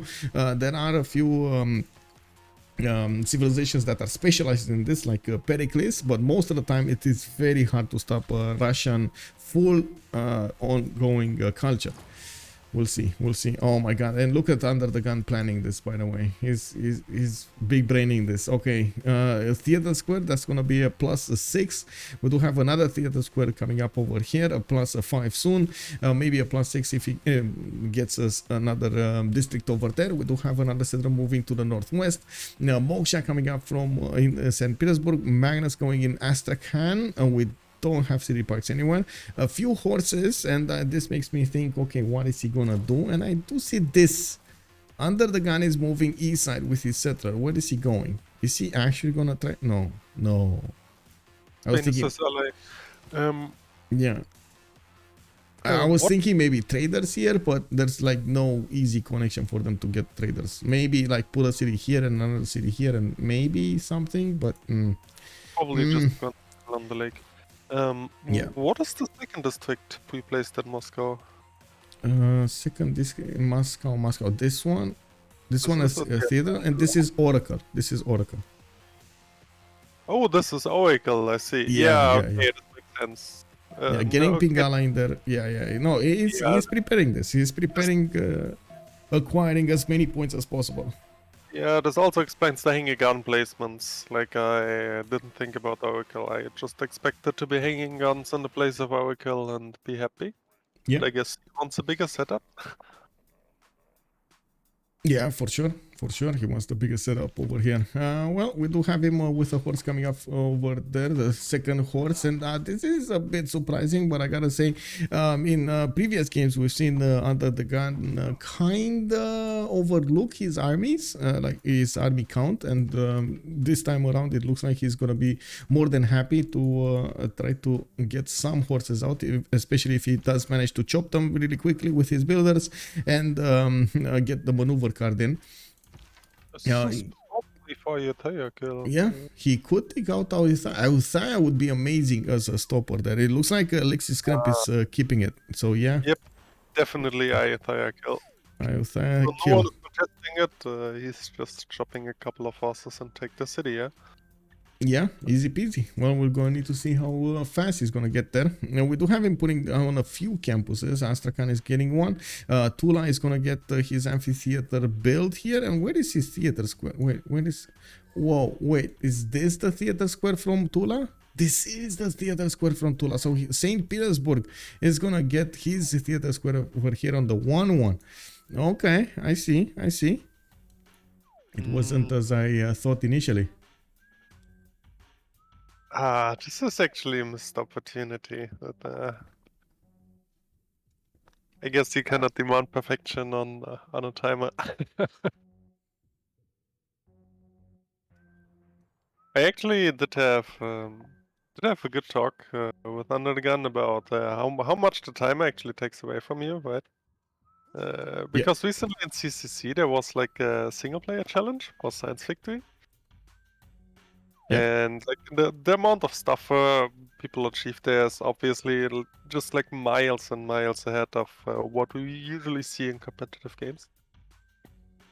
So it's really such a big difference. And I mean, I do say this every second stream, but like everyone who never was in a competitive multiplayer match on a competitive time, I really cannot imagine how much of a difference it is to play on a competitive time at Civ. Like it's so stressful and you miss so many things. Yeah, it does pay getting a payoff, I would say, if you're getting a lot of experience on that particular timer, so you know exactly what to prioritize, you know how to adapt and how to play the game with that extra pressure. A lot of the time I've actually seen in the CPL league, and I do believe in the CivFR squadrons, they're only playing with the competitive timer now. Very few games, maybe the novice section is getting their feet wet with the normal, the standard timing, but most of them are competitive play. Yeah, but but the game quality definitely still suffers. Yeah. I mean, obviously to some degree you just have to take it, but yeah, I guess I just wanted to point out for people who don't know, like, I criticize on an extremely high level here. So if I say like, this theater square is not placed, like this is really nitpicking. So and those guys actually are extremely good on extremely hard timer. So I just wanted to say everything I criticize, always take it with a grain of salt. It's really Yeah, it's all good, man. It's all good. We got a few more pantheons here. It looks like Spain did manage to get CivFR and got us. Babylon still didn't get his, but he's pulling down more commercials and, of course, getting those expands in on the east side there. Let's see, Gran Colombia, we don't know it. And is this a This is a Temenanki. A Temenanki coming up from Cartagena, the Indias. Liang plugged in there. Is he just gonna go for the extra production? I feel like that's gonna be his choice here. Yeah, we do have settlers coming up in the south, and of course now he's trying to expand as quickly as possible. I believe most players are actually trying to do their expands as quickly as possible. Babylon going for a very fast Colosseum coming out of his capital city with Magnus. He might actually even get to chop it. I think he actually did chop the stone tile to increase the production spent into that, and of course we do have a one-turn campus in the city of Malgium. He is benefiting from quite a bit of population over there, and of course worked tiles. The Oneer, sir. Hello there, sir. Good evening. Good evening. What game mode is this? Well, this is just competitive play, multiplayer. It's normal. I don't think there's any game mode on, right? We don't have any game mode on. Like, I guess secret societies and so on and so forth. No skill Civ, good evening, sir. Already calling out the exclamation mark JR. Yes, we will need to see if JR La Menace, the Menace, is gonna manage to overwhelm FloppyFlong G, while FloppyFlong G is trying to mirror him. We do have him on 13 science and 25 culture. When I say mirror him, is actually keep up with the stats and of course be at the same level at the same time. We don't have them actually that far apart, but I'm pretty sure Colosseum is going to help out JR a lot, and yes, getting more settlers is also going to help out with his population level, having extra district slots, and of course getting those buildings in. And now Floppy is trying to get, let's see, 1 2 3 4 5 6 7 cities here, and I do see him probably getting another city to the north, while he is putting a city to the west side here. This is very surprising for me what Floppy is doing right in the face of Babylon. Where do you think he's going with this settler? Probably just on the lake.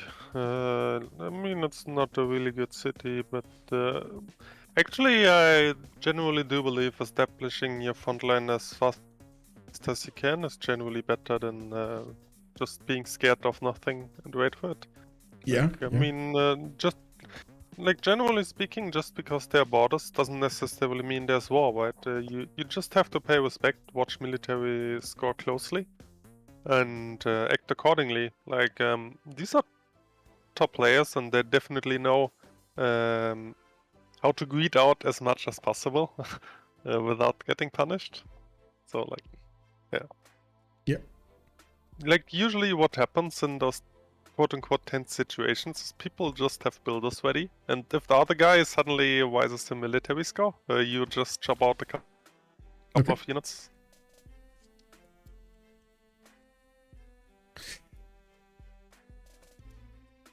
I do see Hemelik Brukennaven.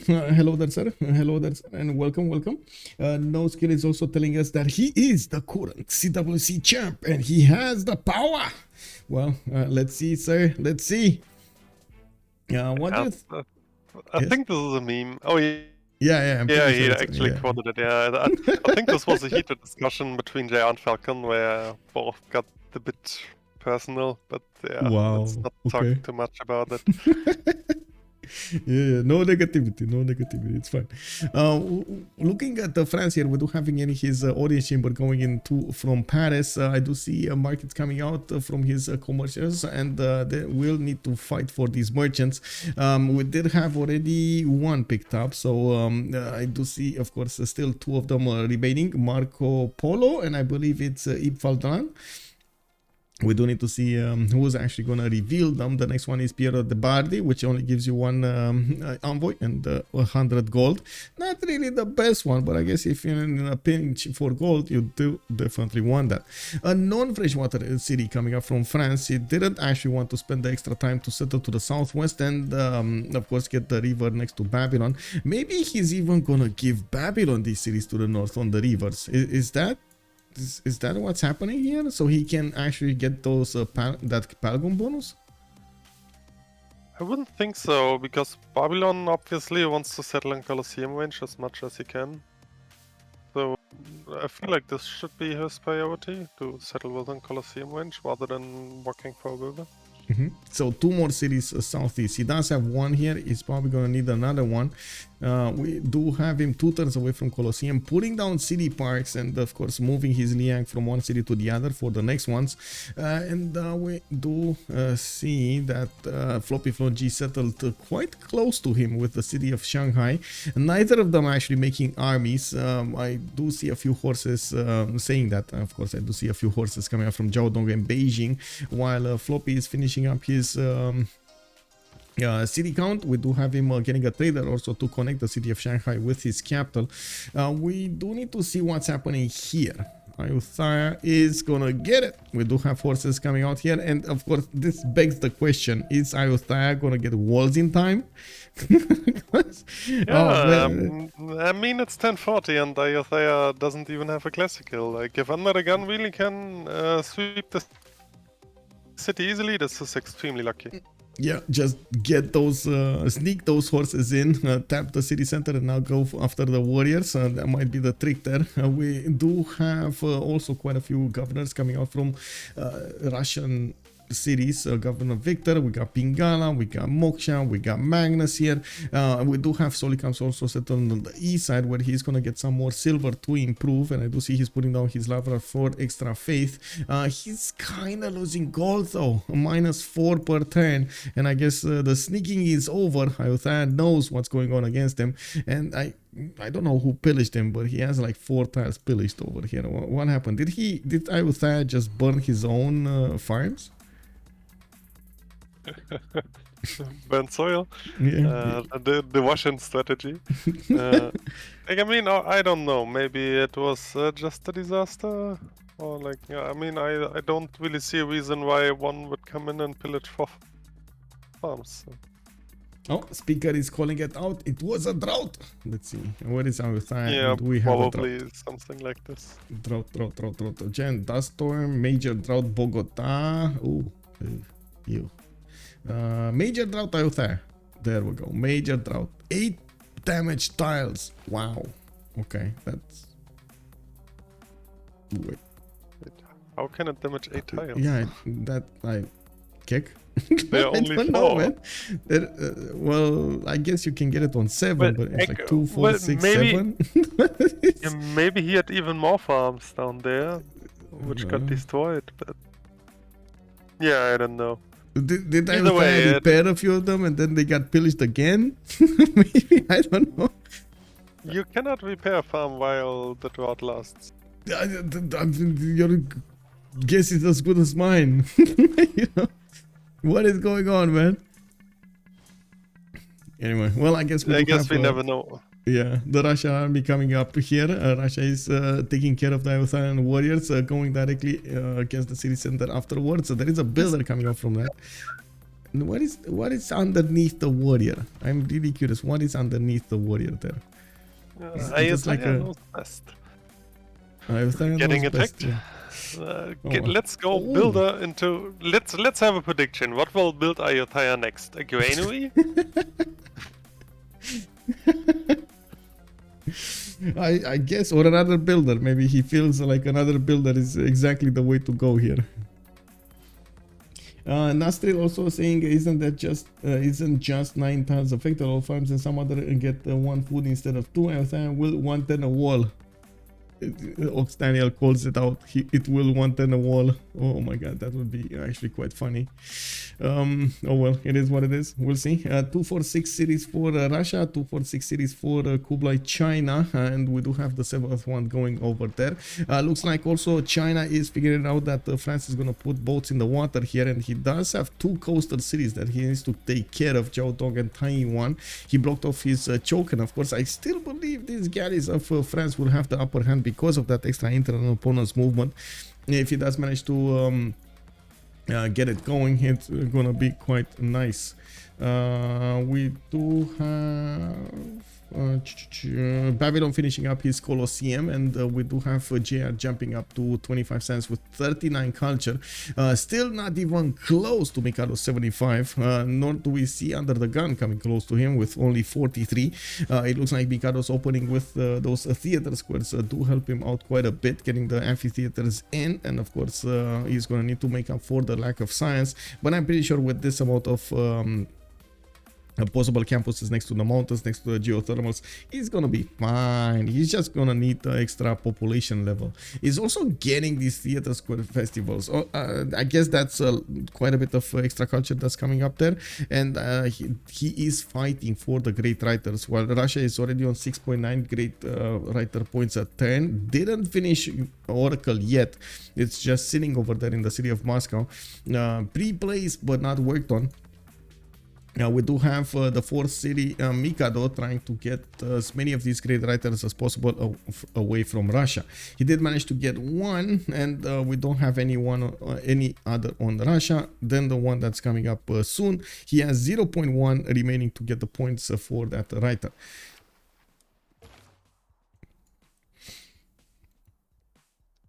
Okay, Scotland start putting 3 more cities, Edinburgh, Dundee and Haddington. We do have him getting another settler soon from Stirling, while he is placing down those city parks in each city as he can possibly.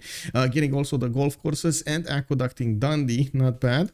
Now we do need to see if he's gonna get more cities over here to the north of Haddington. Yes, a little bit I would say slower with the aqueducts, but you gotta do what you gotta do. No, it is what it is.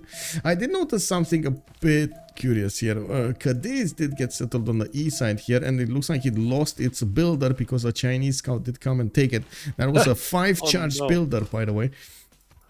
Looks like it's gonna get hit by a hurricane as well. And is he just gonna try to build? But I'm pretty sure he had enough distance. Didn't he have enough distance? I'm pretty sure he did. Anyway. There's just forest fire. It's on a 2-3 base and working a 3-4. Yeah. And also there's a great barrier for excellent campus, so it's just a good city. I don't think this has any special purpose. Okay. Yeah, he's closing the gap with the city on the islands and the cities on the islands, and getting a horseman out from Zaragoza. Ayutthaya did get taken out. It looks like he did not manage to get the walls up. No walls for Ayutthaya means these horses of Russia did successfully finish their mission, and we do have a builder also for him to re-improve these tiles and also improve the other ones. Repair these tiles and improve the other ones. Alexis will not be pleased that his city-state died so easily.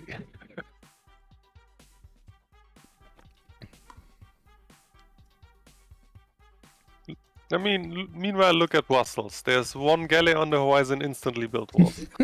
Yeah, yeah, man. Brussels knows the way, man. Brussels knows the way. Gran Colombia starting to get a few horses out of his cities. Is he actually gonna try to do something against the south, or maybe take Mohenjo-Daro from the north? Looks like Mohenjo is Floppies, so they should be allied, right? Yeah, they're allied. No worries there. Oh, this also explains Shanghai settle. Like Shanghai is settled in the middle of nowhere, but with Mohenjo he doesn't need to care, right? Yeah, that's true. That is true. That is true.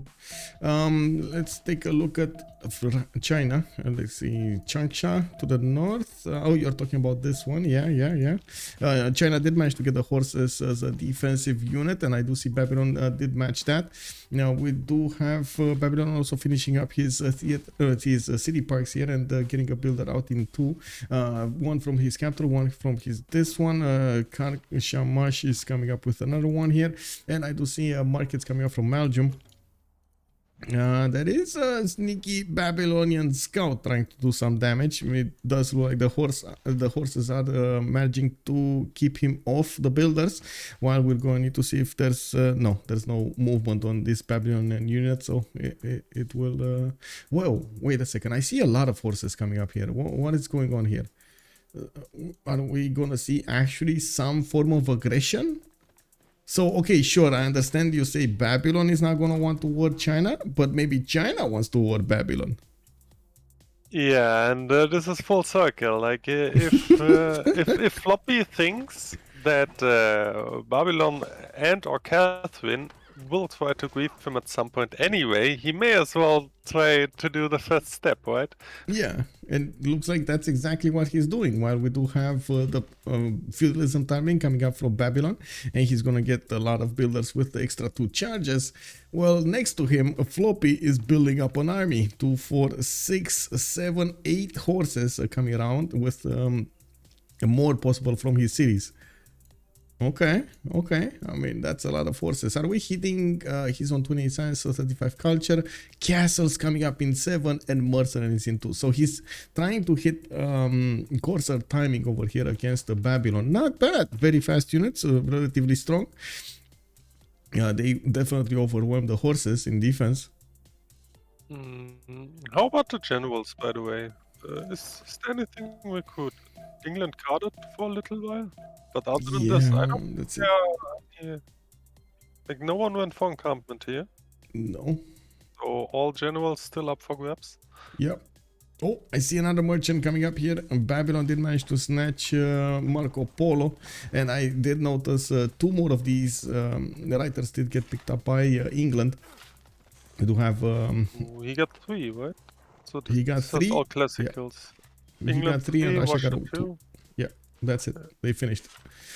Okay, more granaries coming out here, shrines for that extra faith, and the gun is trying to balance out his economy, getting a very decent amount of gold coming out from so many deer tiles, and of course with his goddess of the hunt, he's getting the extra gold points. We do have him getting his temples, and still didn't finish his religion here. Even Oracle, he didn't keep on building it. Is this just a pre-placement, so maybe he can get it in the future? Okay, interesting choice.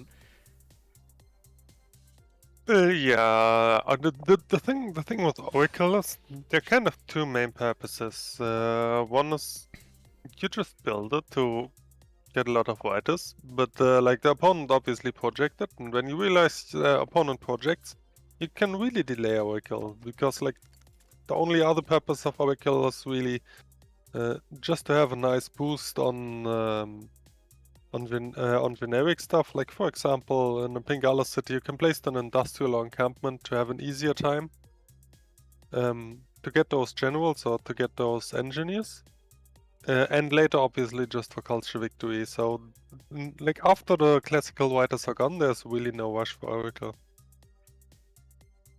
Okay. You kind of want to finish it before the race for error points starts. Yep.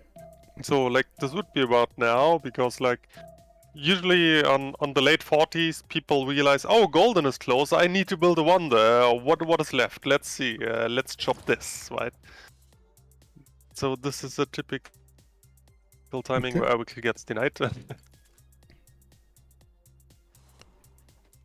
Oh my god! But yeah, it's happening, guys. It's Look at these horses, man. This is the full invasion of the Chinese army into the Babylonian lands. 2, 4, 6, 8, 10, 11 horses coming out. 12 coming out from Xi'an, also another one. Oh, by the way, I would also wonder about Apadana.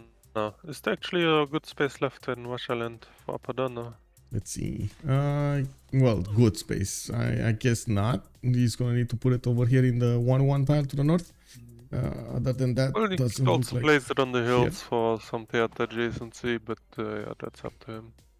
Yeah. He's gonna need the extra production. He's gonna have quite a bit of population here. I'm actually curious if he's gonna put Apadana there or try to get an industrial zone. Where is he gonna put those? Anyway, we'll see. We do have the economy to take a look at. Looking at what they need over here, they're gonna need to put quite a bit of gold into FloppyFlong G to get those upgrades going. Even if he goes for the discount from the mercenary card, I'm pretty sure it's gonna still be quite a bit of gold. We do have Floppy on 31 gold, Alexis is on 32, Mikado 28, and Distoria is on 64. Surprisingly, he's actually making the most gold, even though he did prioritize getting the campuses first. Yes, yes. Look at food and production values, though. Like Freritos with a clear advantage all over the board. Yeah, we got 86, 142, 133, and 114. Now JR with the Colosseum, he's getting a lot of happiness throughout his territory, keeping his people at a happy level. While he did get his city parks going, that extra food allows him to get more population faster. And you've seen him rush the Palgums. Try to get those as fast as possible. We do have him at 42 science, 52 science actually, with 64 culture. Still not really prioritizing getting those units out. I do see an encampment coming up from Ashuna, which will help. But now the Chinese courses are getting their upgrades, and these courses, as you can see, they do have 7 more points of attack against the horses. It is quite dangerous over here for these Babylonian units to stay at this technology level. JR going sailing, not going for anything. I'm pretty sure he hears this, right? You can hear it. Yeah, he also sees the melee score. On your hover though, JR doesn't have a melee alliance yet. So No. like this can also be this can just be a matter of didn't do it yet. Well, he does have the 45 bonus, and look at how many units, like how fast is he gonna get an army out? He's putting these horses in production from Magium and Babylon.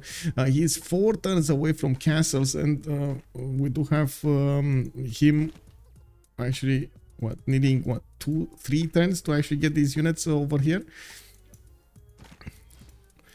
The good thing is China doesn't have a general. There you go. Look at the civil service. Like yeah, they're finishing Titiits under the gun. Probably, yeah. Russia is probably supposed to be his melee ally. Yeah. So he will have to wait 2 turns before he gets his melee ally. But I don't see too much happening here, to be honest. Maybe he loses a horse, but... Well, the griefers are coming. Indeed, Viselectra is calling them out. A Corona, by the way, did get settled on a 3-1 tile, and yes, it's not really something wrong with the river, but for some reason the river beginning is here, and then the ending is here. It is what it is, man. It is what it is. This is what happens when you have weird stuff like this in the graphics. We do have industrial zones coming out from Madrid, and I do see he's putting a +6 over here in the south, using that cover from Plaza for extra GCC, iron mines, and so on and so forth. Not bad, not bad. He's getting also more of these commercial. Interesting that he's going for a commercial here, but I guess it's all good. Let's take a look what's going on here. How is the Griefer squad gonna be used against Babylon, and if he is gonna manage to get in time? You can see if these horses don't actually benefit from the fortified defense, they're relatively weak. They can be 2-shot by these coursers. As being About the melee alliance. Yeah. Russia finished it, so it should be +5 any moment. Yeah, now Yeah, you there see we the go. wheelhouse. Yeah. Well, let's see how this is gonna be used. We got the Corsa starting to move. They do have 5 movement. Again, unfortunate that he doesn't actually have a general. But I gotta say, if he would have gone for a general, he kind of would have gave up his hand over there. So one of his, probably one of his things was to not do that. I try to keep it as down low as possible. I do like the fact that JR did manage to keep his production as the first one in the game here. With 166 points of production, he is able to get very, very quickly an army out. We do have, for example, a Shuna, Babylon, Magium, and Karmash working for those horses, and the one turning them from 3 cities, while the second city is getting 2 turns. Now FloppyFlong is going to start pounding on the units here, and of course he's going to try to find a way inside of the territory of Babylon to do some pillages. They're going to want some form of return on investment here. What is happening, even if it doesn't manage to take over cities and so on, it still slows down Babylon's advancements when it comes to his development of the cities. So that's, for a lot of the times, actually that's still a win. Now we're going to need to see yes. Yeah, regarding the general, the purpose of these curses is usually just to sneak in and try to pillage a couple of tiles, not necessarily push. So naturally they are extremely spread out, so can make very little use of a general. So yeah. So this really spells this is not a real push, but rather man, he's pushing the buttons, bro. Attack, yeah. He's really pushing the buttons of JR here. He's taking builders away from him, annoying him, pillaging him. He's everywhere. Even Distoria is coming onto the fight. Oh my god, I can even imagine JR, you know, just sitting at his PC over there and looking at the screen, and oh, a drop of sweat coming around his eyes over there, like between his eyes. Oh no! What is happening to my empire? Leave my empire alone. This is a very common team game, so I feel from one side, good players will always realize that your attention is somewhere else, and they will just try to sneak in a couple of scouts or whatever unit they have close. They will always go for you and just try to annoy you, really. This is more psychological warfare than it is actual damage. You just want to annoy people. Yeah. So they make more mistakes.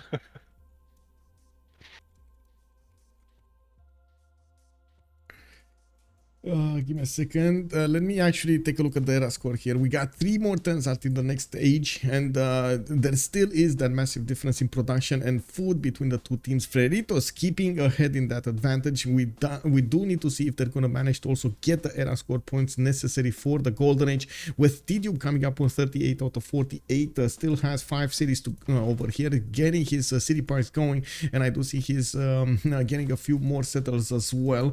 Now it does look like he kind of gave up poking at Chinese units in the south, and we do see China actually giving up on that northern choke point. Now we do have a few theater squares coming out from him, and of course quite a few of these new settlers also on the way. JR coming up with 52 out of 55. He is getting pushed by China and trying to use as much as possible his ability to swap around his units with new ones, building a lot of them to soak up the damage as much as possible before he's getting his upgrades through. Looks like he's also being helped. Oh no, that is... No, you've seen the hit on the horse. It actually gave it a promotion. Oh, the scoutman couldn't get the win there, and that scout actually paid with for his performance with his life. That's unfortunate, Mr. Scout. Very unfortunate, man. We do have Distoria also trying to figure out if he can actually get in with a scout to pillage a few tiles here. And of course we do have so many horses that should actually turn into coursers next time. Babylon still... Yes.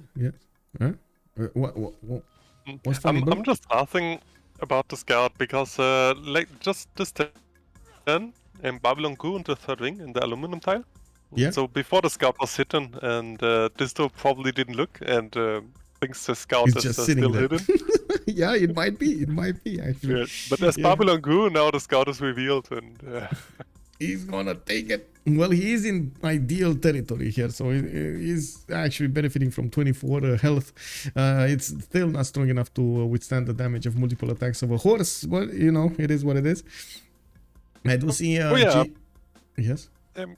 I'm just saying, yeah, you would be surprised how often scouts just sit outside, just one tile out of vision, because people wait for opportunities, like assuming, you're gonna improve this tile some sooner or later, and then I grab the builder or stuff like this. Right? Yeah. Like a good player sitting just out of your vision to keep away your civil units. You really have to be paranoid about this.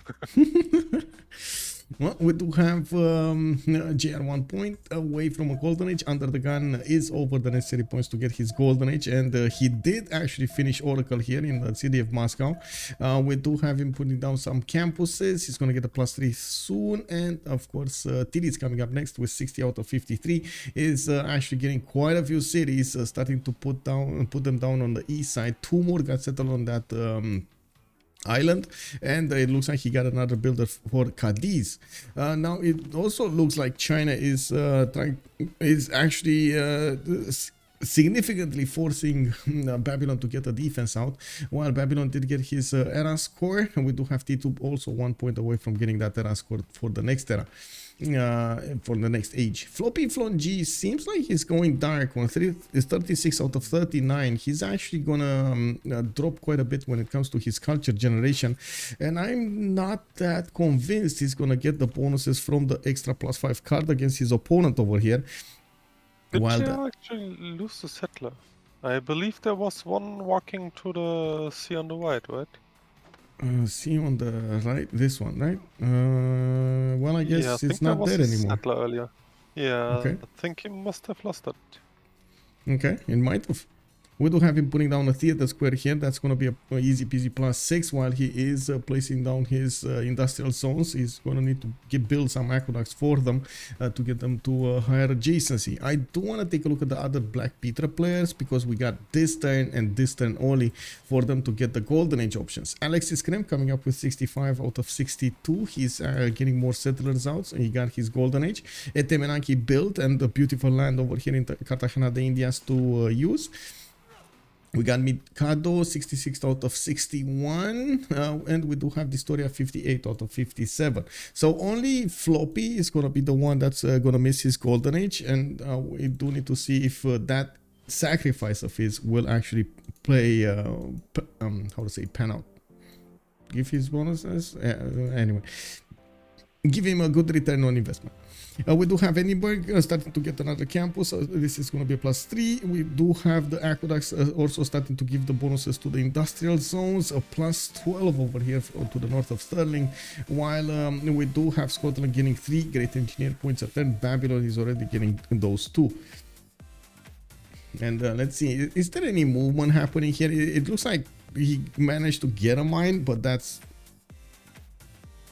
looks like it's going to be the last thing. He might get another mine.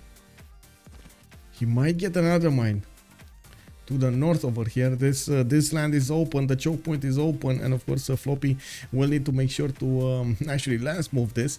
We do have encampments coming out from Babylon, and he is getting up to recruit these generals. The first one up is 30 points, 12.9 points already acquired by Babylon. And now that we did switch the era, we do need to see what they're gonna go for as bonuses. Foreign ministry coming up from Floppy, foreign ministry coming up from Babylon. Very important to get those points in. Diplo favor, we do have Scotland, foreign ministry already. He finished it actually. Spain, let's see, Spain didn't actually go for it, but he's getting that commercial going in the north there. Maybe he just wants the era score for the +4 commercial here. Anyway, I would have thought that if he actually wants to do like a lot of commercials in harbors, he would do it in a Reina city, but I guess it's fine like this also. Maybe he just goes for free ink second? Yeah, freeing would make sense also. Looking at the stats here, we do have Distoria, the first one up over 104 science with 67 culture, 130 production. They're still lagging behind Freritos when it comes to production. Only Tidube is actually quite low when it comes to production from Freritos team. But to be fair to him, his land was just not production rich over here. He did try to go for God of Craftsman to get some extra production from his strategic resources as a 2-for-1 tile here. I'm pretty sure he would have had some horses. There we go, horses in Amboise. He's gonna get a 1-5-1 there in La Rochelle, but this is just not ideal land for production. Not enough chops, not a lot of other stuff also. Now we do have him maybe going against Bologna. Bologna is being kept by the English Empire, by Mikado. With the extra culture he's making, he's also opening up those envoys quite fast. Mikado here did manage to settle Lake Redba as well, and we do see him starting to go for his industrial zones with the aqueducts, very important. Okay, I think I do have A, so I go for this, perfect, and this.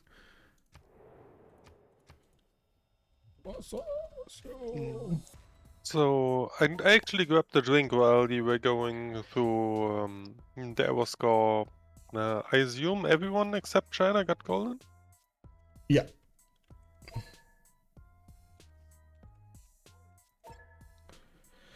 Darkish China can build lots of its walls for culture. Indeed, Mekonzilla is making a good comment here. By the way, what does it give you when you pillage the Great Wall? It doesn't give you... Is it gold or faith? Let me see. I think it might be faith, actually. What is it, gold? No.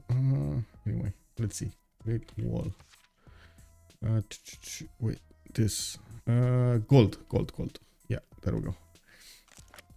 Gold. It is gold. The answer is gold. Well, I really hope Malp is gonna respond. Okay, he is, and we're gonna get this going. Submit. Okay.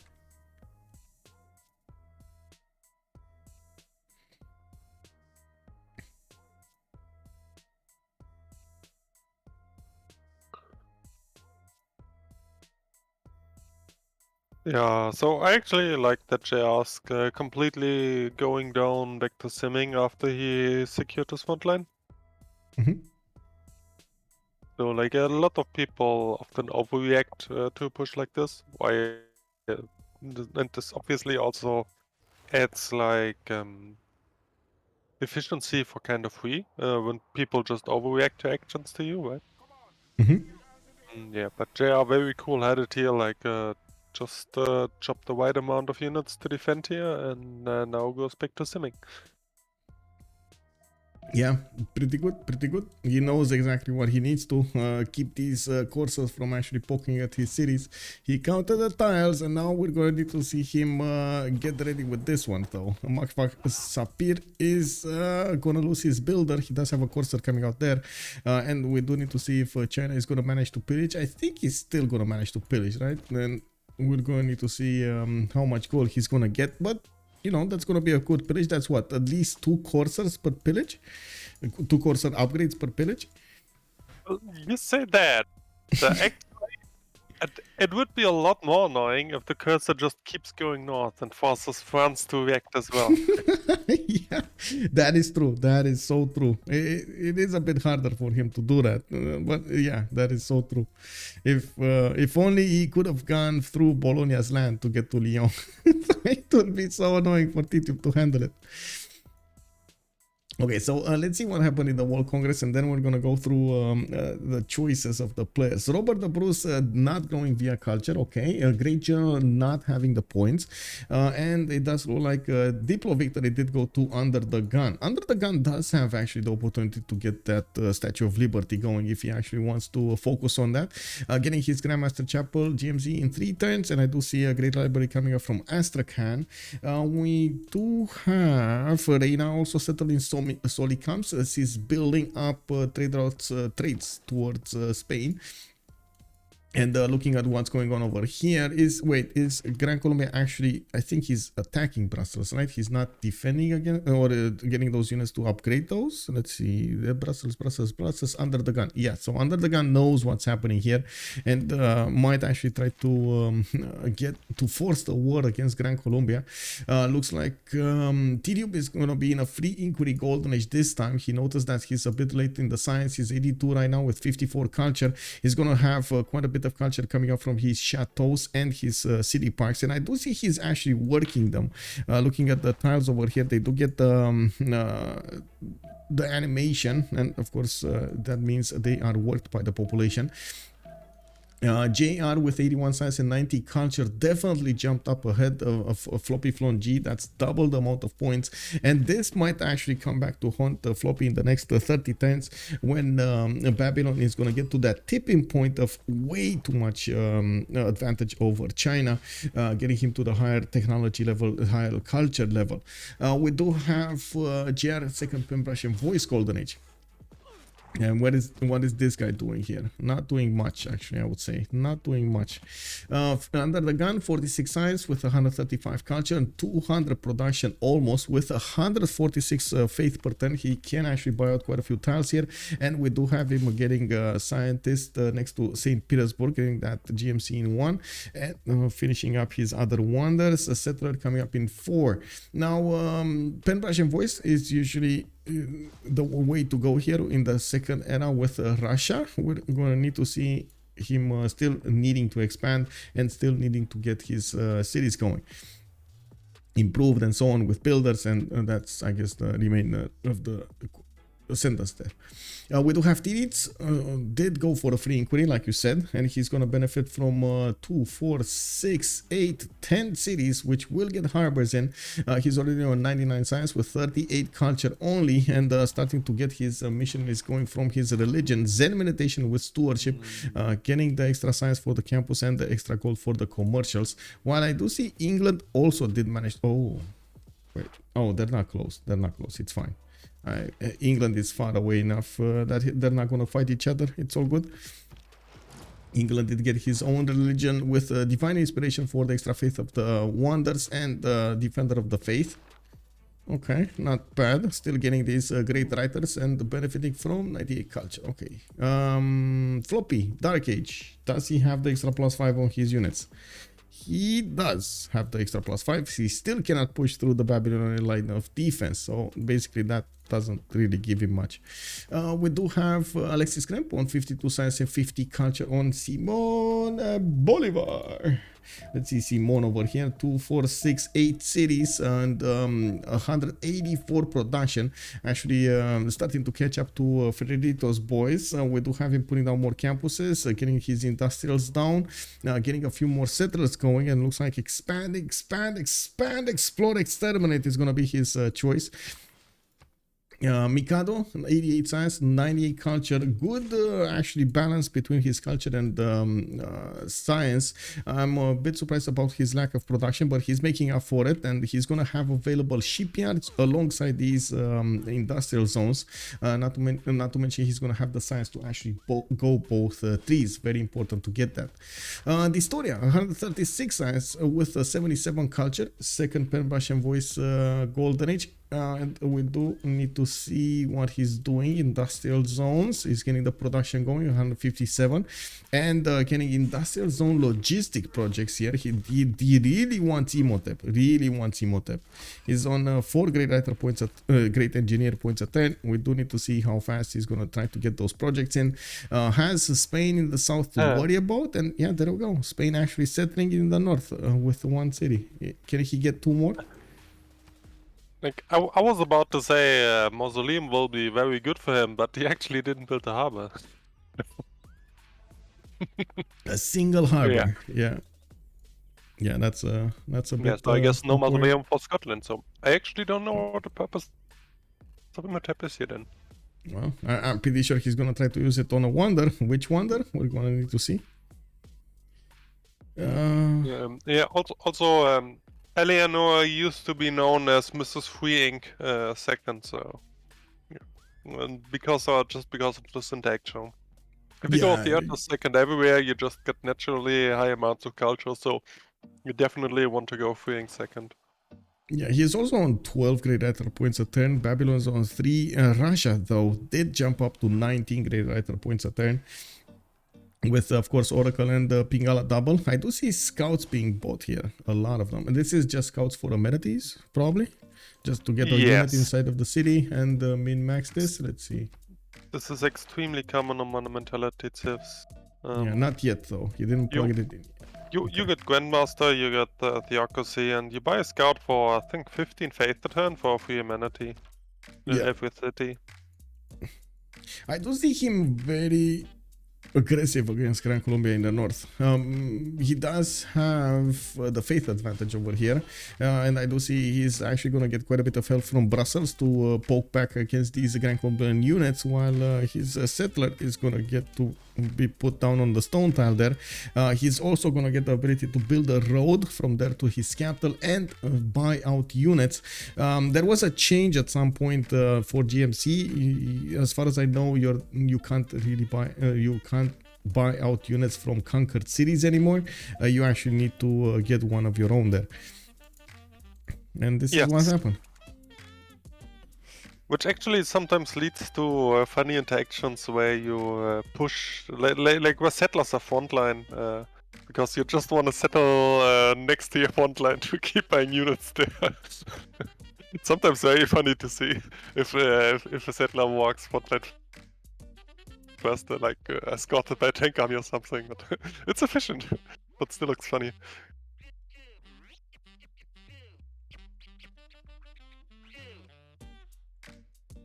Give me a second, I need to really answer something. Can you talk a little bit about the upcoming war between Russia and Gran Colombia? Yeah, well, one big thing here is obviously the generals actually get blocked. I assume Russia just faith bought his, like he got Hannibal Buffer here, and I'm not sure if Babylon actually got the other one through, but that being said, Russia got a general. Colombia only has the Commandante here. Yeah. So I don't think this will be a real war. Like, there's only a couple of forces having a skirmish around Brussels, which is still strategically pretty important though. Like, Russia really wants to keep Brussels, not just because the city-state is so great, but because of strategic position. Because if you can push out Gran Colombia back behind these mountain chokes, it's a lot easier to defend. Like, if we can take Brussels, there's very open land, and the front line would be much bigger. And UnderTheGun really wants to avoid this, so this is why Brussels is strategically important right now. Even though the units here are more of a skirmishing force than a real pushing force.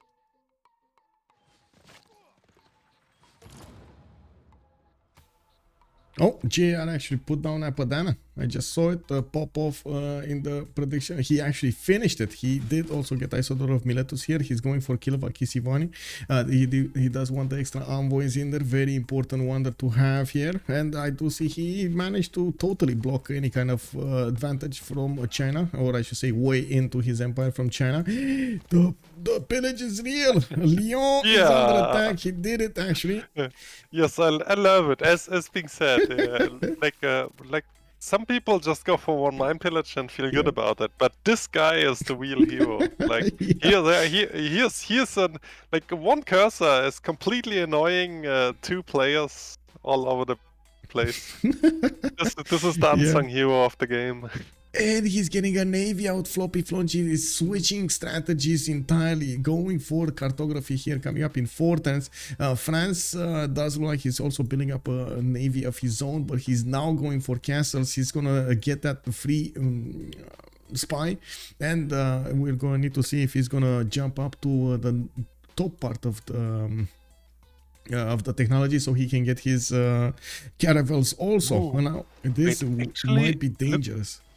Look at Lyon, it's almost dead. Like, does this city die to another slam? No, okay. No, no, it's fine. It's fine. He's It's still 36 strength. He did get a galley in there, so it's fine. It's fine. It's okay. It's okay. Let's check out what's going on Scotland. Doesn't look like at the moment Spain is doing that much to actually go against them. He is converting all of his cities, and I do see he's getting his traders out, while in the Scottish cities we do have a lot more production coming around. We do have to take a look here at the happiness level. He's at the +6 in almost all of his cities, definitely helping him out. And what is something is actually upgrading here? What is upgrading? Something is definitely upgrading. I didn't see. Oh, I see. Russia upgrading his courses right in the face of Gran Colombia. Definitely wants to keep him from taking over Brussels. I do see Gran Colombia is using one of these catapults to shoot across the water and take down the walls, and then work on the defenses of the city center. Not bad, not bad. Knights also coming out from Russia. He does have a general, and of course that will equal out the commandant general bonus of the Gran Colombian army. Still, we're going to need to see if these armies can actually poke against each other successfully. Yeah, I think so. Looks like. I want to point out that right now Titiits making the big gold, while BlackPitre has not really switched yet. Like, I guess they can establish an economic zone between Scotland and Gran Colombia, but both of these guys are not really the prime traders. Like, yeah, they did actually. Look at Gran Colombia settling over here, getting a harbor. yes, He's trying. but He's trying. it will not be as many trade routes between them. Is what Yeah. I'm kind of saying, because it's not like they have commercial harbor in every city.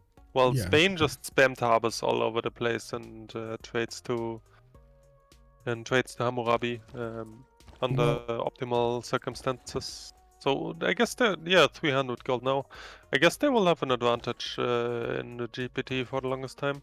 And you know what's funny? Actually, I don't think even half of these traders are actually sent to Babylon. I see 1, 2, 3, 4, 5, 6, 7. Okay, so 4 out of 7. Okay, so there are half.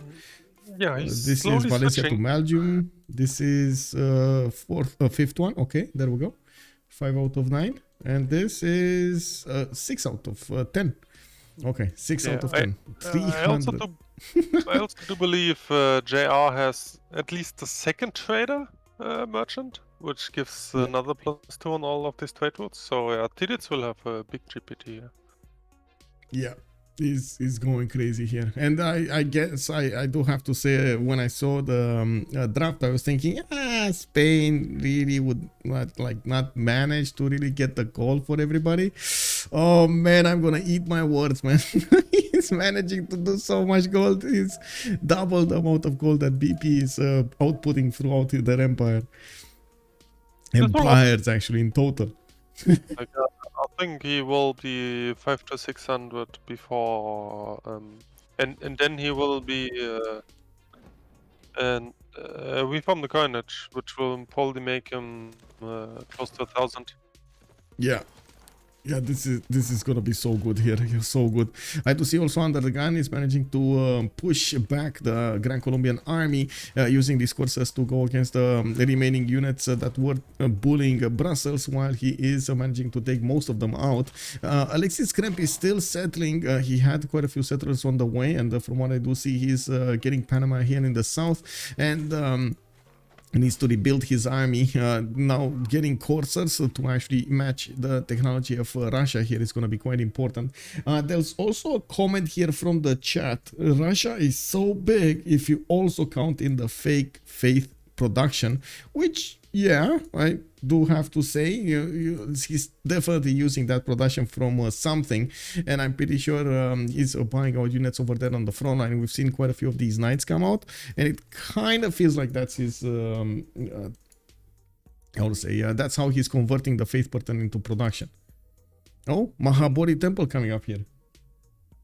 Yeah, by the way, it's very interesting that JR built a Padana, like quote-unquote, away from his team in Russia, which can indicate that Russia will go for fascism push here rather than trying to do a culture victory. I guess UnderTheGun figures Colombia is too close to go for culture victory here. Yeah. Whoa, we got 5 more gifted subs. Mr. Bubbles, Adrian, Lucky Lurk, William Keresin, Studios of OFC, Loadersers. Welcome, welcome. Anonymous gifter showing up big again. Thank you so much. Thank you so much, Anonymous. And what is Spain religion converting Russia? Why is Spain religion converting Russia? You mean here? Isaiah converted by Spain. I don't think he actually cares that much, honestly. But I guess he... wait, that's actually a good question. Stewardship meditation, okay. Feed the world, lay ministry. He doesn't need feed the world in this series, but lay ministry would be nice. I guess he's just gonna keep his religion over here in the main series. Well, I mean, Isaiah doesn't have a theater or holy site, so ministry doesn't matter. It does. He does. Wait, it does. I checked that. I was like, when I glanced over, yeah, it does. It does. He actually built the left there. Yes, he did. And I do see he still is keeping on going against Gran Colombia. I did notice, glanced around French's defenses, and he is preparing for the all-out war against Floppy with the cartography coming up in. Well, actually, he just did it.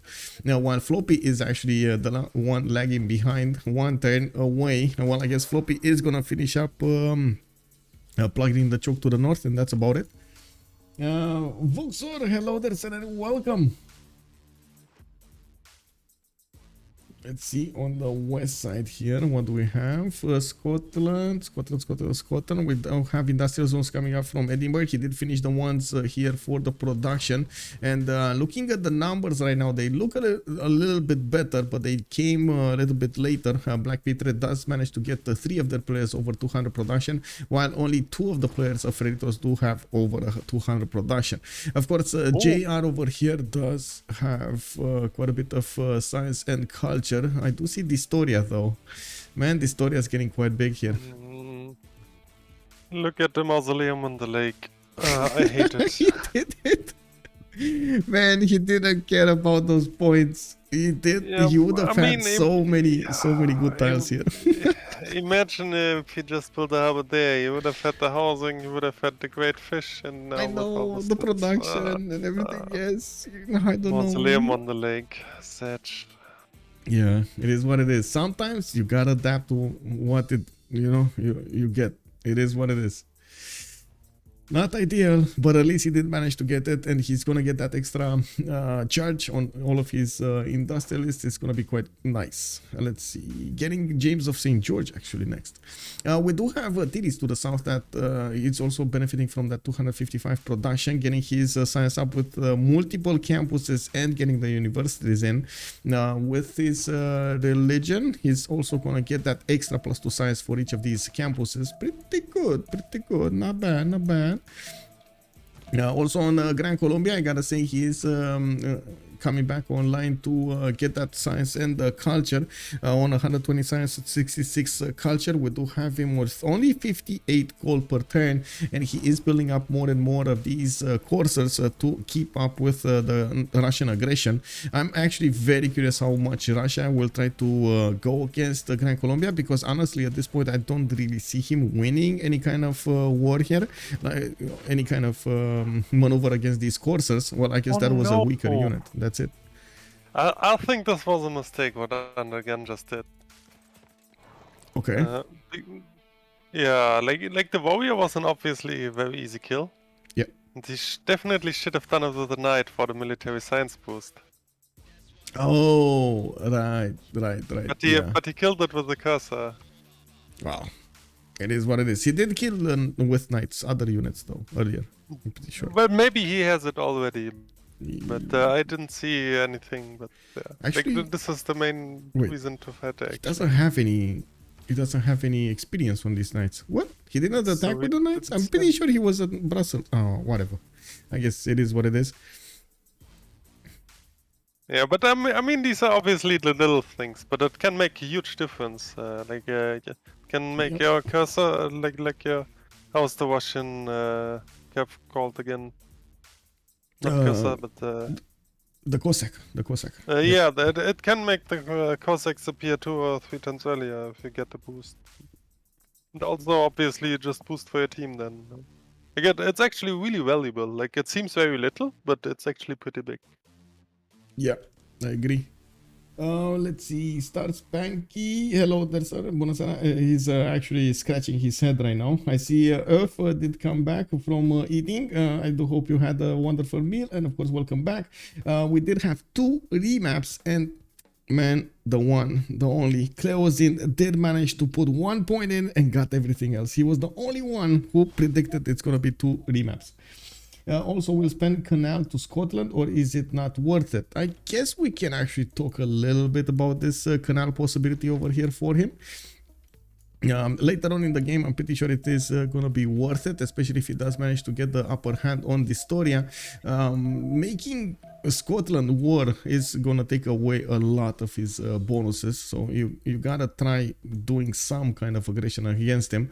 I'm actually a bit surprised we don't see him forcing him somehow, like, you know, some few horses or something, just coursers, just exactly what Kublai did, but not derailing himself in the process. That's actually, I guess, the biggest question we have. Can Floppy come back from that sacrifice he did to go against JR, and JR just bounced him off his shield there? No. No. Whoa, but it's not necessarily just about JR bouncing off. If you go Dark Age like this, you kind of make a decision. So the trade-off is not like you're trying to minimize your losses, but rather you're trying to make as much damage to an opponent. Yeah. So like the base logic here is if Floppy can make Hammurabi and Black Queen fight against him, he kind of quote-unquote wells to people. And even if he loses at some point, he still did more damage than he costs, kind of. So this is the main reason why he does this. Well, I do see, of course, he did force France to make a fleet here, even though I'm pretty sure France would have wanted to keep on simming to catch up to everyone else. Babylon did get deterred a little bit from actually getting his full simming going, but he did manage to build up that line of defense, and then after he stabilized immediately, just like you pointed out, he went back to simming.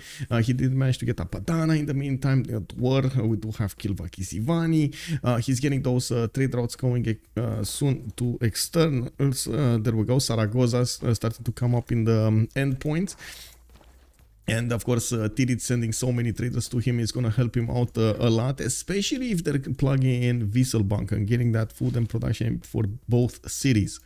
We do need to see what Eleanor is going to do here. We didn't talk that much about Mikado. He kind of basically stood on the sidelines, and we do see him needing to defend against France.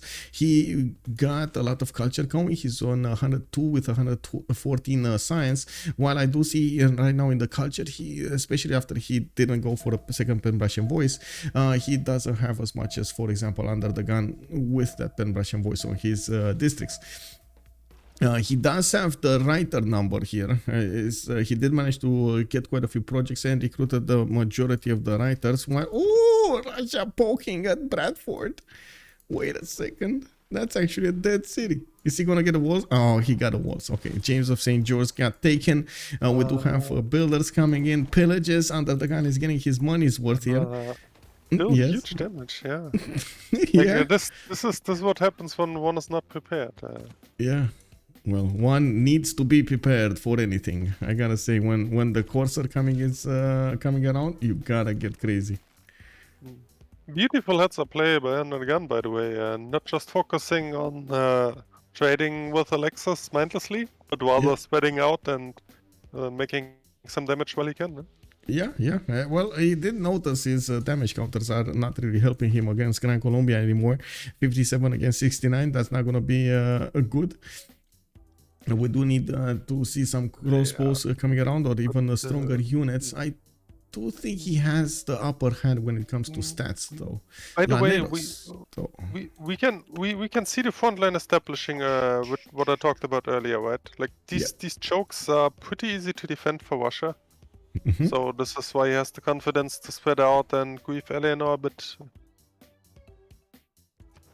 I do have to point out UnderTheGun did manage to acquire 6 out of 20 diplomatic points. He did get that Mahabodhi temple, and of course did get the points from the Congress. Now he might try to go as fast as possible for civil engineering, so he can get his Statue of Liberty going. Does have slots to place down Potala Palace if he needs to, and we do need to see if they will manage to get the necessary Diplo favor so they can keep on winning these. It does look like at the moment BP has a little bit of an advantage. Oh well, it is what it is. In the city states, how many does everybody have? Distoria has 1. I do see Floppy has 1, 2 of them. Okay, so they have 3 on their team. We do have who's next? Oh, Kabul on Alexis Krempp. So they have 4 on their team. While on the other team, it looks like we do have 1, 2, 3, 4, 5, 6, 7. 7 cities. Oh, Diplo favor is with this one. Freritos might get a Diplo favor here. What's happening in the war? Nothing's happening. So unless France actually is going to get some frigates over here to take care of Bologna and also poke in through Chinese cities, it doesn't look like this is going to go his way. We do have quite a few more galleys that can always get the upgrades into caravels. We do have finally encampments put down from China. That this was, I guess, his lack over here. He had the units, he had the numbers, he had the gold, but he didn't have the general for that extra +5. That would have actually managed to give him the upper hand against the Babylonian units at that moment in time. Maybe working the card would have given him that, but anyway, that's a mute point at this moment. Yeah. Okay, Eleanor. So he wouldn't have been able to push through anyway, even with the +5. Like he didn't, like if he went for general, he didn't have Dark Age +5 back then, so... Yeah. Oh man. Fire Fist Ace, hello there, sir. Pointing out the important questions over here. Titiits is raking in those goal points. Oh my god, 387. And he's not even, he's not even reformed the coinage. This is just normal free inquiry golden age. What? Wow. Okay, getting his shipyards going, getting the production going. 291 production. He's actually whoa, 280 science versus Distoria's 199. Oh man, yeah, important. Newton coming up next. No, we did actually have Newton pop here. It was taken by Scotland, and he's going to get a free library university. He's also going to get his universities to provide him the +2 science. And I do see Leonardo da Vinci did get recruited earlier, which is important if you do manage to get the mausoleum going. You can actually get 2 charges of them. Very, very nice. Yeah, Da Vinci is actually really excellent with Mausoleum. I have to point out though that Disto is only on 7 cities here. Yeah. So he will not scale very well, to be honest. Like, I mean, I do understand that he has Scotland and he is ecstatic and everything. But it's a Highland game. Like turn 90 plus, I think he will fall off considerably. Because he will just get outscaled by other people who went for 10 plus cities. I think so. That's usually what happens in the late game. If you don't, especially on these maps where you have a lot of land to go for, you can't really stop settling. And that's one thing that I really like about Eleanor or about Gran Colombia. Russia doing the same thing over here. Spain doing it, but also Babylon stopping. Babylon over here, it looks like he is building up the war machine. JR getting trebuchets, JR getting courses. How is he gonna try to push this? Cavs, bombards? Is this gonna be the way? He could. I mean, he definitely could put more pressure on China. That's for sure. He's getting his encampments, getting generals. I guess he will just try to sync it up with Tidube. Oh, wait. No general. But I don't know. Totally forgot about this. No points for generals. So he's getting the encampments, but he's not recruiting the generals yet. He actually may just have built 2 Trebuchs for the boost. Well, he actually has 3. But I mean, still. You just want to have at least 2 for the siege tactics boost. Okay. I don't know if he really plans the boost soon enough. A push, I mean. Yeah. Elf is saying, I know after a few rough games, it's good to see UnderTheGun doing well today. How would Justice say he's doing today? Okay, Justice, you have the microphone right here. How would you rate UnderTheGun's gameplay? A few comments, please. Yeah, well, honestly, I really do like his war moves up there. Like the general strategic decisions are excellent. Like, I mean, like as being said, we realizing that Brussels is actually very important in establishing the front line he did. Is actually a thing which is obviously very easy to see as a spectator, but pretty hard to execute on in a game. So I really like what he did there. Yeah, this was, I gotta say, the plan kind of worked out nicely with Ayutthaya, with getting the chops early for the horses. Ayutthaya not building walls. He could actually buy out one of those settlers from Ayutthaya, send it next to it, buy the units. It kind of all mixed in nicely. Yeah, also spreading out and do some damage to Eleanor in the meantime. He's definitely having a good game here. I am really curious if there's going to be any kind of chance of success for Alexis Krempp to use those Laneros against Russia.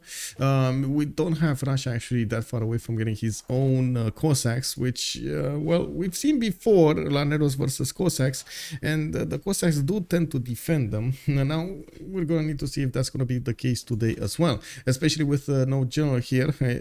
The Cossacks will have lower strength. Yeah, while the commandant is obviously unimpressed by Congress, like he will still pop no matter what. Yeah, basically. So Alexis will have this. Yep. At least talk. We got 6 more. Yeah, a couple of turns. We do have 6 more turns until the next era, and it is actually quite important to see if Titiits is going to go for that reform the coinage. Even so, yes, I know he's making a lot of gold anyway. He's like getting them high up in the sky, but still, I do believe it's going to be quite important for him to get more gold. It's always good to have more gold. Don't you think it's good to have more gold? Yeah, definitely, but honestly, I don't even know if he wants reform here, because the heroic enforcer is obviously excellent, and by the looks, he will have to face Scotland. So, like having the heroic enforce would be excellent for him with the farms, etc. I don't know if he really wants reform here, to be honest. Like, I mean, both is fine, but like, I wouldn't say it's worth a dedicated effort to go into it. Like, both is totally fine for him. Okay. I do have to really like how Titiits played this out. He did manage to not only get more science than Distoria at this point in time, but he is getting that much necessary production, and this is yet without getting his coal power plants fully up and his shipyards. He should be hitting that 500 production pretty soon here. Now, yes, I understand he's gonna lose a lot of his science when the new age comes in, and I'm of course losing the free inquiry, but I do see him trying to balance this out with building universities from every city. I guess we're gonna need to see which road he's gonna want to take. If he's gonna want to take the top road for the plains, or is he gonna want to go for the bottom plane for the bottom 3, and so he can get those tanks in.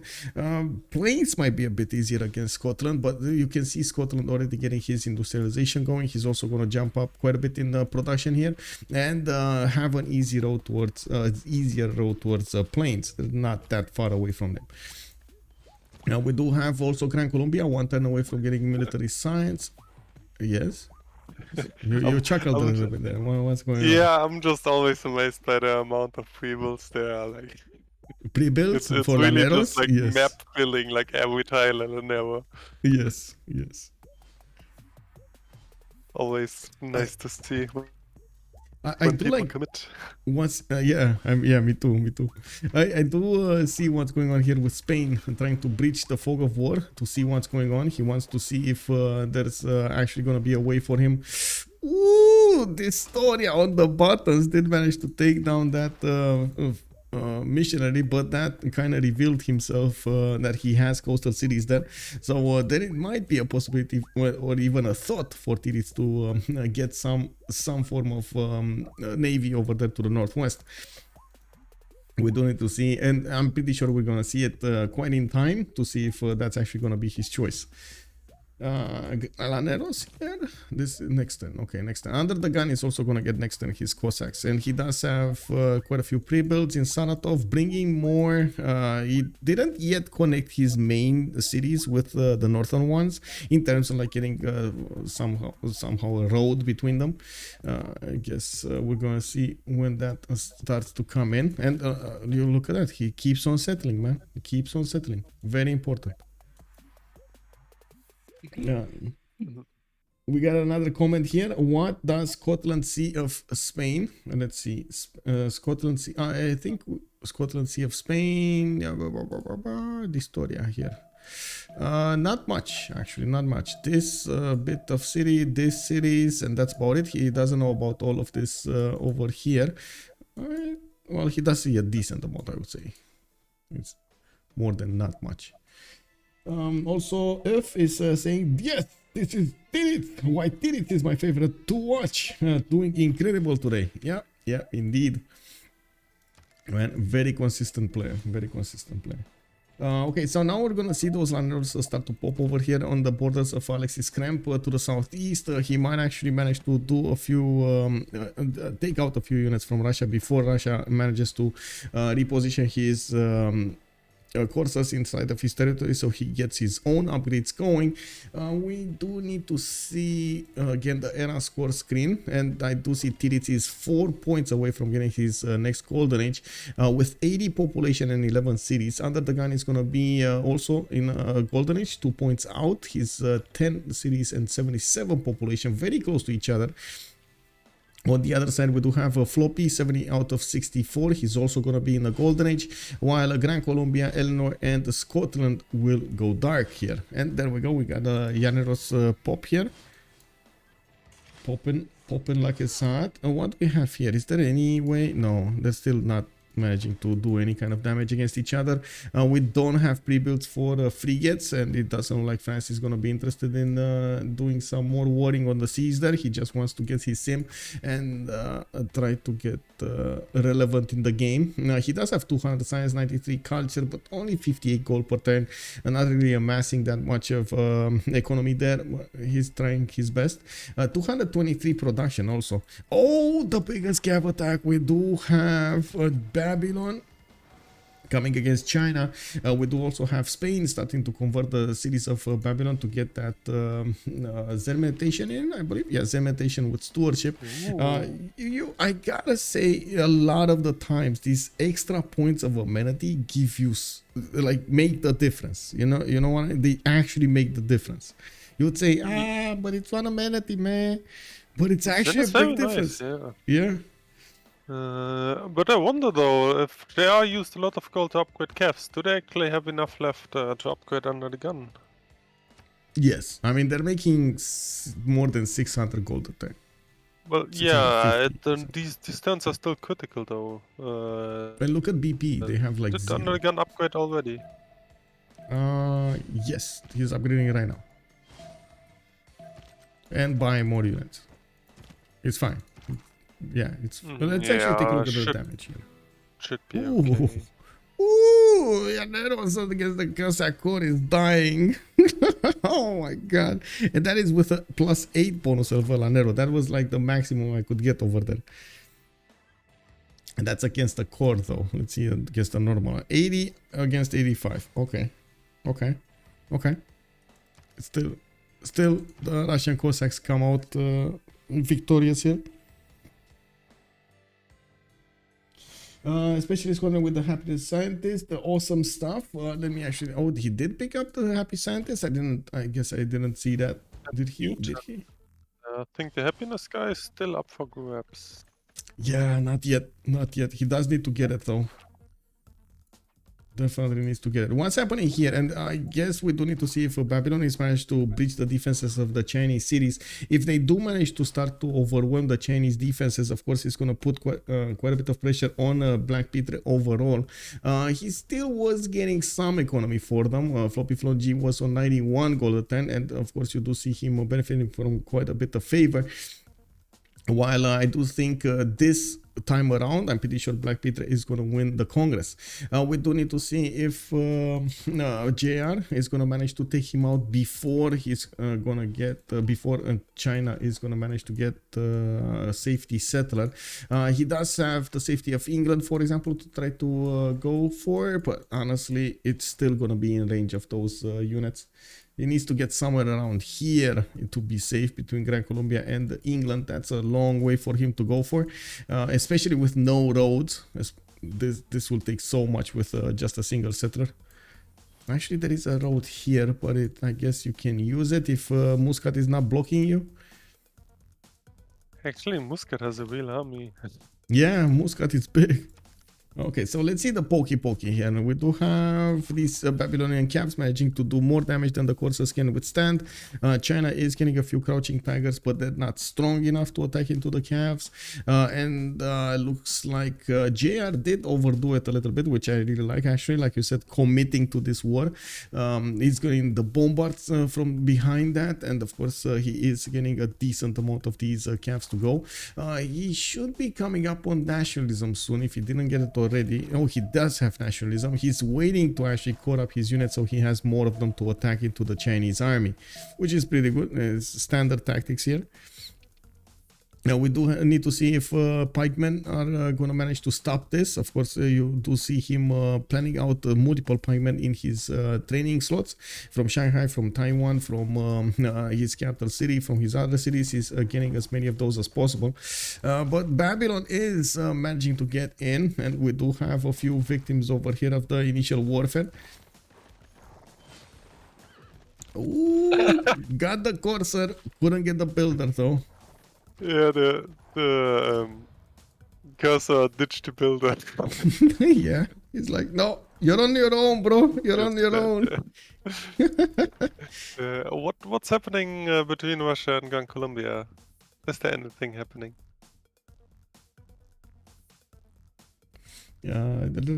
This, let's see. Yeah, but I'm pretty sure Alexis Krempp, after he saw the Cossack damage, as especially since Russia keeps on coring up his units, while we don't see Eleanor able to do that, it might be a bit too much for Alexis to even try. What he is doing, and this I like, and we talked about how Russia did manage to do this against England, he's trying to go against the north of Kazan. Well, Russia knows about this possibility, and he's preparing with some units to stop this from happening. Yeah, also beautifully spread out units here. Like here's, like it really feels like UnderTheGun has everything under control, which is pretty impressive, to be honest. Like I mean, just if you look out, look at the amount of spread out units, right? He has vision everywhere. Yeah, he knows a lot, and information is power. If you do manage to get the information over your opponent, it does give you quite a bit of an advantage, and especially since he saw this makes him immediately react. Very good from him.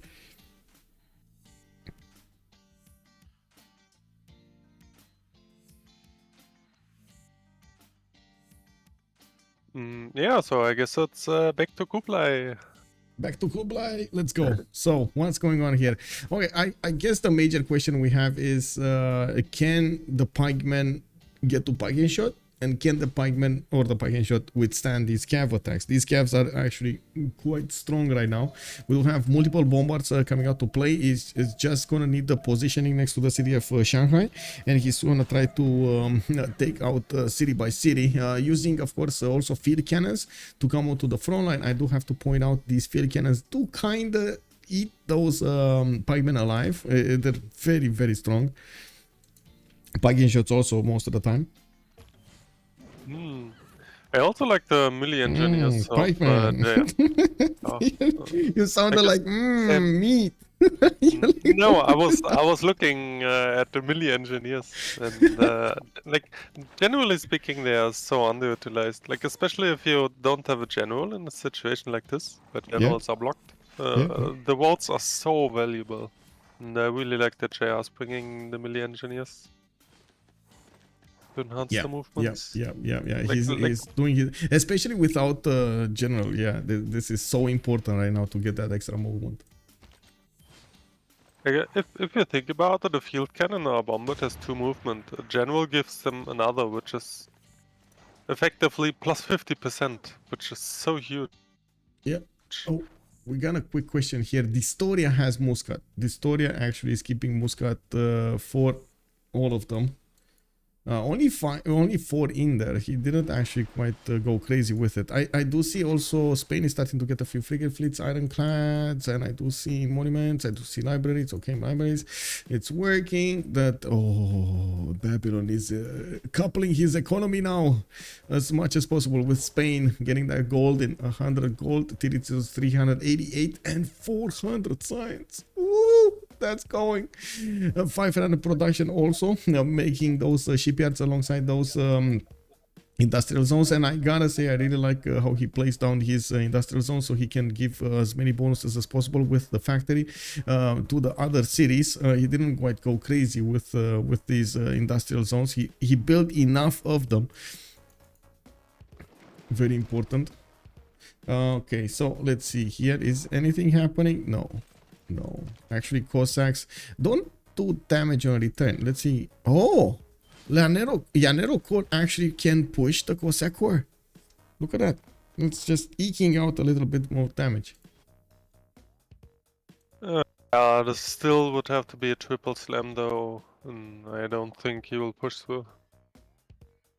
I mean, it also has to be said that like this is the time where the Llaneros have the advantage of the Commandante, while Russia doesn't have a general for the Cossacks, which will soon be over. Like in 2 or 3 turns, the Congress is over, and then Russia can just get a general.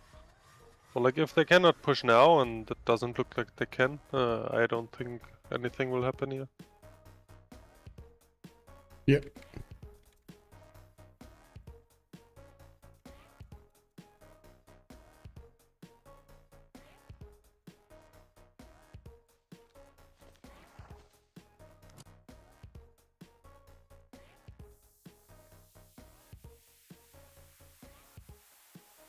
Oh, instead the Llaneros are actually swimming. Like, by the looks, the Llaneros are swimming to Spain, which is kind of interesting.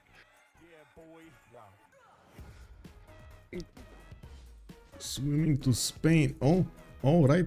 He's actually trying. Well, I mean, honestly, these cities are going to be quite tough to beat, especially with ironclads inside of them and the frigates defending on the coast there.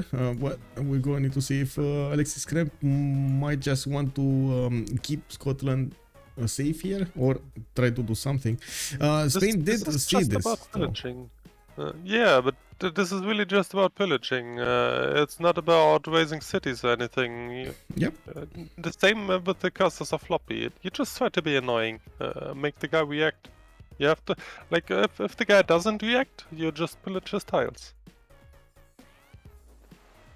Well, Titiits is reacting and very quickly using that production capability is getting a few more units out on the land, the knights, and putting some more frigate fleets. I'm very curious, honestly, because he is clearly building up a fleet. Is he actually gonna get that connection city that we were talking about earlier?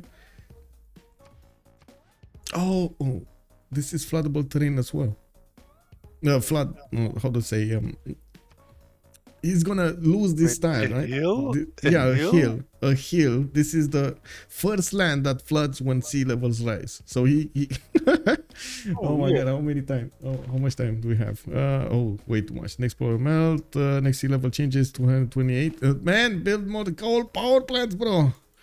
They need to Good get faster. yeah, build faster. Schnell. Look at this coal power plants coming up from Aberdeen, Dumfries. Okay, yeah. Oh my god, Scotland is doing it to himself, man. He's no. Flooding hills is extremely weird though, but okay, I Yeah, take it. I don't know how it happens. I just see the picture and I comment on the picture, man. I don't know. Maybe BBS, you know, BBS police. Can you help me out here?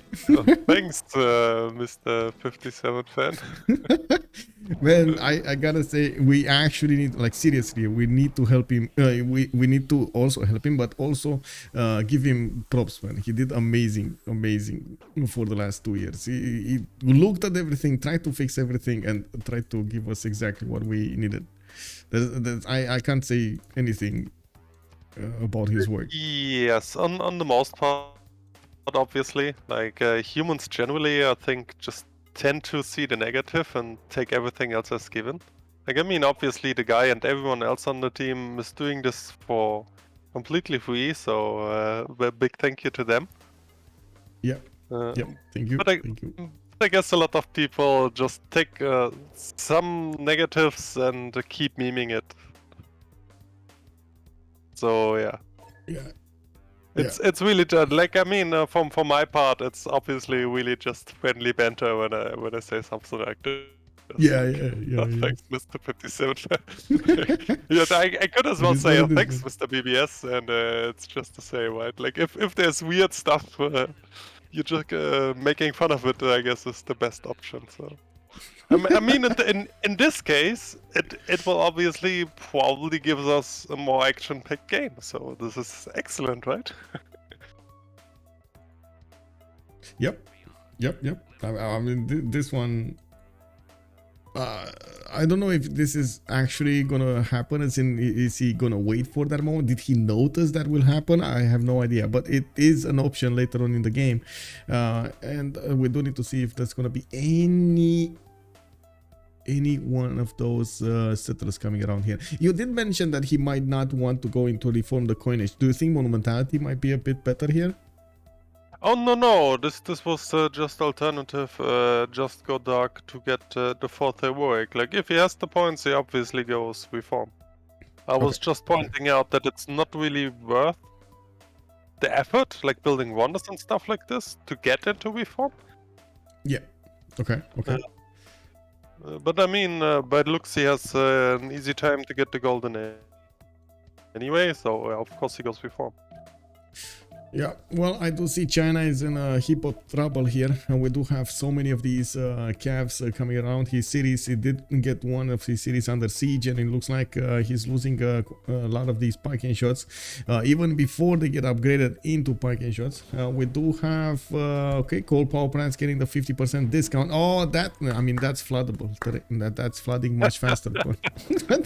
Let's go! 50% discount on the coal power plants. Catalyst I'm also getting the condemn, and let's see over here, Diplo victory, Peter to Diplo victory option. Okay, no, not bad. How did he get it, bro? If you think about it, that's actually, like, surprisingly realistic, right? Like, let's destroy the world so we can at least kill each other. I'm gonna get you before the last, how to say, before the last earthquake. I'm gonna get you. Then, yeah, it happens. Yeah, humankind, man. Man, yeah, it is what it is. If too accurate. Anyway, let's see. Oh, and there's a race, a Statue of Liberty actually being built in England's land, while Russia is slacking. Why are you slacking, bro? What's happening here?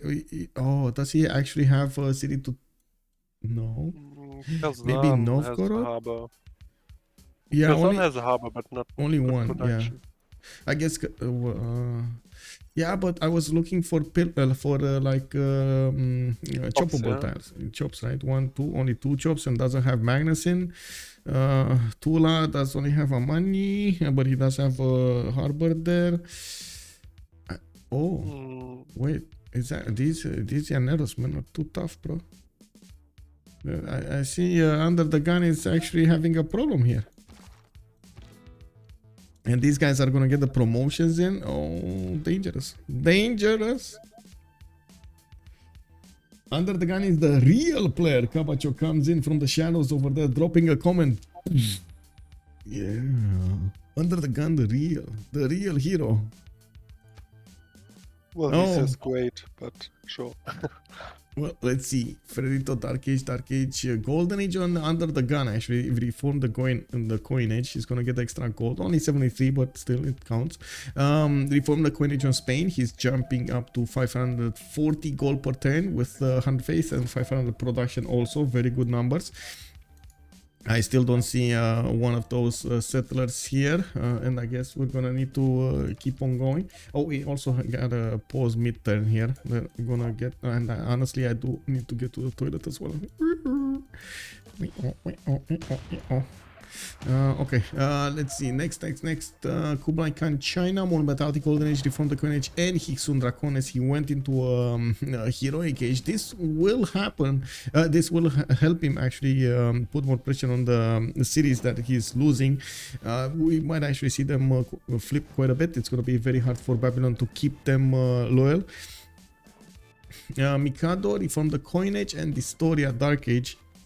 That's a bit unfortunate. Distoria here is right now actually with a few more science points over Titiits, and I do see he definitely has the culture advantage. He's trying to get Oxford University here in Dundee, and I do see multiple banks. Potala Palace coming up in Stirling. It looks like they are definitely trying to keep Russia away from getting that victory condition, the Diplo victory condition.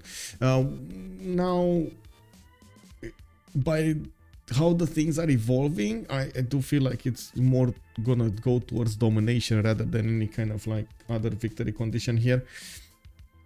We'll see how this goes. Anyway, back in a bit. 2 minutes. Feel free to talk if you want, by the way. Yeah. I mean, I just wanted to reiterate what's kind of happening. Like, I mean, UnderTheGun is kind of threatening the Diplo victory without putting in too much effort. They just do have better city-state control, therefore have more favor and won 2 congresses, so BlackPitre is kind of forced to deny the wonders while UnderTheGun can just keep doing his thing, which is kind of an advantage in itself. Also by the looks, they don't really rely on the Diplo victory, like it's not like they are behind on other fronts.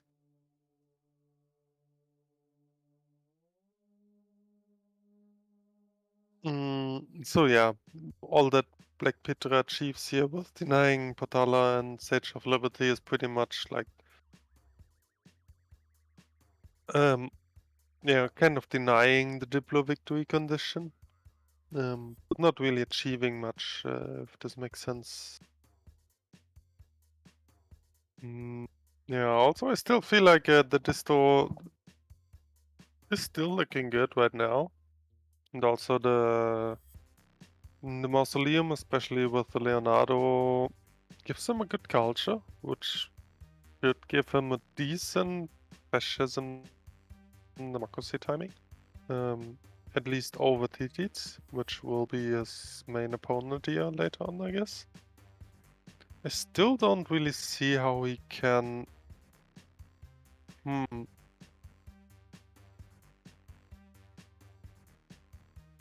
Maybe Disto will prepare on land, but will get caught off by the battleships of the Floodable Tower. Share streaming. So yeah, I guess I'm the stand-in. I mean, if the players take a break, you may as well take a break.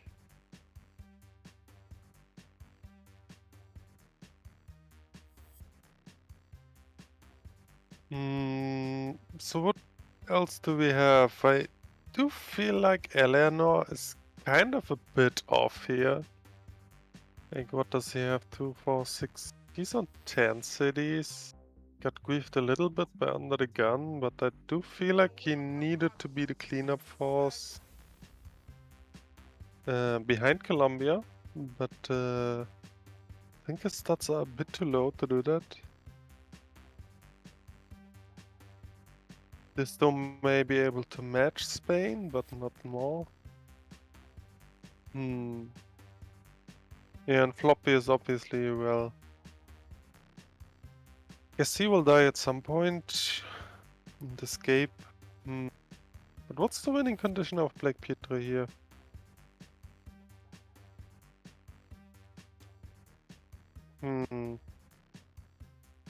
Well, if they denied the blue victory, I don't see culture happening from either side. Like, don't even talk about science here, so it really comes down to domination. Domination, right? Yeah, I'm feeling the same here.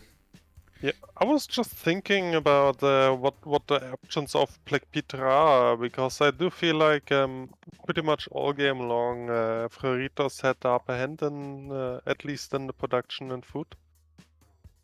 Which slowly turns over into science advantages. I guess they have a high culture on Disto running for them, so maybe Disto can make something happen on an earlier fascism window. Yeah, well, we do have UnderTheGun getting that 7 out of 67 tourists, I mean, and it does look like, of course, he's going to get the rock bands to play in Spanish lands. Maybe that is a possibility for him. He just needs to keep at bay these Llaneros, and I gotta say, after the Llaneros starving, I don't think Gran Colombia is gonna get to push that much. He's gonna kind of run out of teeth. We do need to see if also Babylon is gonna successfully take over the majority of the Chinese Empire here. We do have a repositioning of the Chinese troops between Xi'an and Taiwan, I believe. Yeah.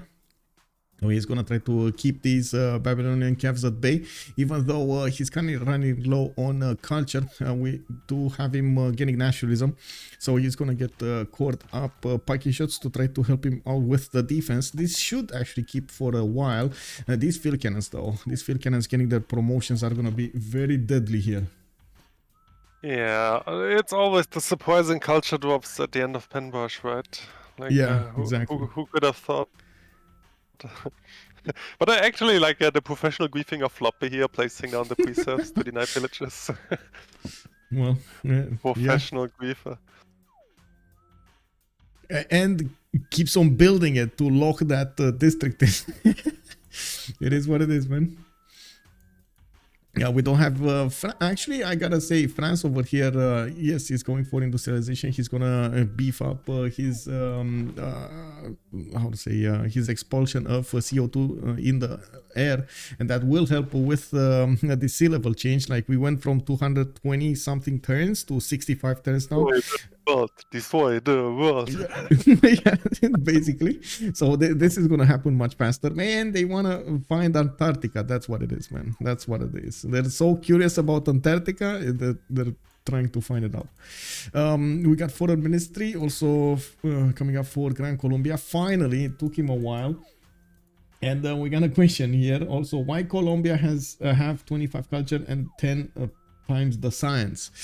Well, he didn't. He kind of banked on his Pan-Russian voice coverage, and he didn't really follow up with a lot of theater squares. He has a few of them, don't get me wrong, but he doesn't have a lot of them. But this is a prime example of commercial into campus, and then Penbosch ends. Yeah. And then Pikachu face. Pikachu! And well, we do have Cossack armies coming up from Russia with that extra strength over here. These Cossacks will be able to defend the Llaneros even if they do get promotions there. Now that we did get into the next World Congress, that also means the great generals will get to be acquired here, and Russia is making 18 great general points. How is he making 18 great general points at that? Did he actually go crazy with encampments here, or are those projects? I see 1, 2... Oh, projects. Okay, there we go. Encampment training projects. Okay. Yeah, also Moscow projecting. Yeah. Moscow. Wait. Oh, this is from Moscow, not Kazan. Okay. Yeah, also Moscow has double Pingala and Oracle, so... Yeah, Oh, and all the buildings in that. All of them. so, Stable, armor, yeah, military academy. Very yeah, nice. so that's actually probably natural points, the 18. Okay. So, okay. I mean, makes sense. That's going to allow him to recruit Amina or one of these, because I'm pretty sure Babylon is going to want one for himself, which is going to be very hard for China, though, to get one. His other encampment is actually next to Xi'an, and it doesn't look like he has a third one, which does mean he might actually lose the ability to recruit those great generals just because of the proximity to the front line. Yeah, the guy's just dead. Like, there's no way he could even hope to project out the general. He has a medieval renaissance one. He actually has one. Okay. I mean, I guess it's a bit too late though. It doesn't have the number of units to actually core them up and make them stronger. And as you can see, Babylon is not really giving him any kind of time to breathe. He's going as soon as possible against his units and taking them down before they get to position, before they get to fortify and get all of those extra bonuses in. I'm pretty sure we're going to have upcoming tanks from Babylon. He's starting to put down multiple encampments. I think 1, 2, 3, 4 encampments coming up from him. And we do need to see him building up his military academy count so he can get the oil generation going. Very important. I'm not sure if we had any oil throughout his land. I guess I totally forgot if he had any, but it's fine. I would need to remember this for the next one. Also, Commander Keen asking us a question. Is OnSpot chairman of CivFR when we still have a chair? I'm not. Canuck, so I cannot take the place of Canuck Soldier, man. He's the man. He's the only man over there in CPL, bro. Also, does China have Volin? Is there Volin? I think he does. I've seen +7 general points. So yeah, he probably has. Yeah, he does. He only 3 in there, but he's getting some general points. That's good. That's good. I do have to point out these units, after they're gonna get the general, they're gonna be quite a bit stronger than these Chinese units, even with a general. They're already very strong, like the field cannon 65 strength against the pike shots 58. You can see they 2-shot these pike shots quite easily. You can imagine after they get the second promotion and do get the general +5, that's just a bit too much for the pike shots to handle. The correct counter for the pike shots. We do have finally some frigates coming around from France. He will try to help this out. I don't know what this is doing here. Durkurigazu. What is this doing here? Is this just to make China come against this city? Is this like a bait? It feels like a bait, a big bait. Anyway, England. We haven't talked that much about England, like other than his denying of great writers, getting the culture up, and of course we do see Statue of Liberty coming up in 4. Do you have any thoughts on what England is gonna do late game? I actually did talk about a bit of England while you were away, and like basically I said I do feel like his main role here should probably be the cleanup force after the Laneros, but for that he's kind of a bit too slow. Okay. Like I feel like over here somewhere, like he would need to follow needed this. To have I feel like he needed to have a bit higher stats and or especially like generally just a bit more infrastructure. Yeah. Like especially in encampments and stuff like this, to be able to do like maybe something like air tanks arty or helicopter bomber or something to do some real damage after that to Russia. Well, but I don't know, maybe he is just content to defend against France and Babylon later on. But like generally I do feel like Eleanor should be like their main simming influence for late game. Because this was pretty isolated and he definitely will need to fight Spain. So yeah, I do feel like as a main late game insurance, he's a bit too low. Yeah, but other than this, I don't see much purpose for him. Like I guess he will just keep simming and will try to be the late game hero, but I don't know if he is up to it. Well, I do have to mention something, and we're back again on the production screen here. We do have 358, 411, 369, and 530 points for each of the members of Freritos here, while on the other side, just the numbers, right? 123 on Floppy. He's definitely having a hard time keeping up with everybody else. He's trying to get out of there. Alexis Krempp is 258, but that is still lower than any member of Freritos. And then Mikado is 455, and Distoria very high up on 603. Even if he did manage to well, he did stay on 7 cities, he is managing to keep up with his necessary stats here. Now he didn't really war against anybody, and there is a possible invasion for him knocking on his doorstep. And we'll see how this is gonna evolve. Looks like Spain is more than happy to just go research labs in the meantime, rather than go full in commit to go against Scotland. Maybe he is well, he's right on this. Oh, hurricane! Unfortunate, but it happened. We do have we got Cuirassiers here defending against the Llaneros. The Gran Colombian pillage squad is not gonna get anywhere, and it does look like Russia did manage to recruit Amina. He did get 2 projects in. He's actually gonna get Gustavus Adolphus as well, while he's gonna need also modern era giving bonus giving general. I want to point out that just by the nature of audience and Scotland in general, like, he's kind of at his high point right now. Like, he's pretty much at his peak. So well, he needs Spain is kind of all right to be passive here, because Spain will simply outscale him. Well, looking at, wait, did Distoria lose a card or something? Oh, he finished Potala, so he needs to put the cards back in. He just dropped to 241. There we go. He's back on 353. He's gonna be pushing 500 science really quickly here with the research labs, and of course we do need to see who's actually gonna pick up Einstein.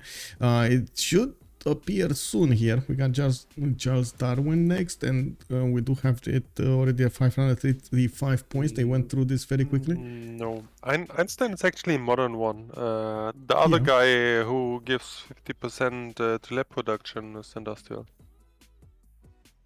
Yeah, but they're pushing modern one. Anyway, we'll see. I was just saying soon. I'm not saying it's the next one.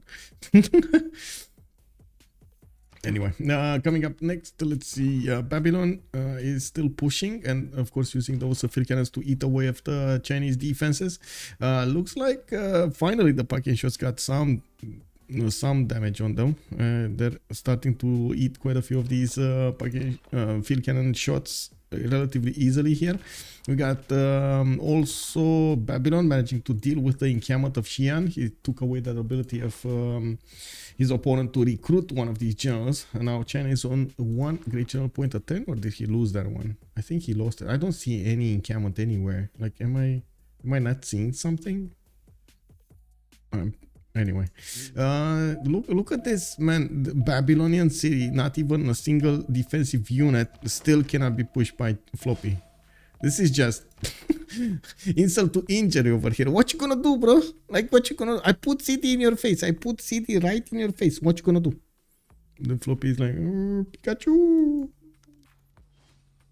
And we got Tidube coming up over here with his own frigates, and I do see a few of these courses are also coming around.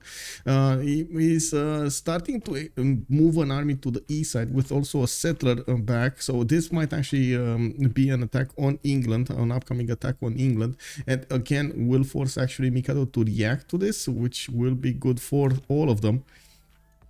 Almost nuke time, and Sasu calling it out. Yes, we actually are very close to nukes now.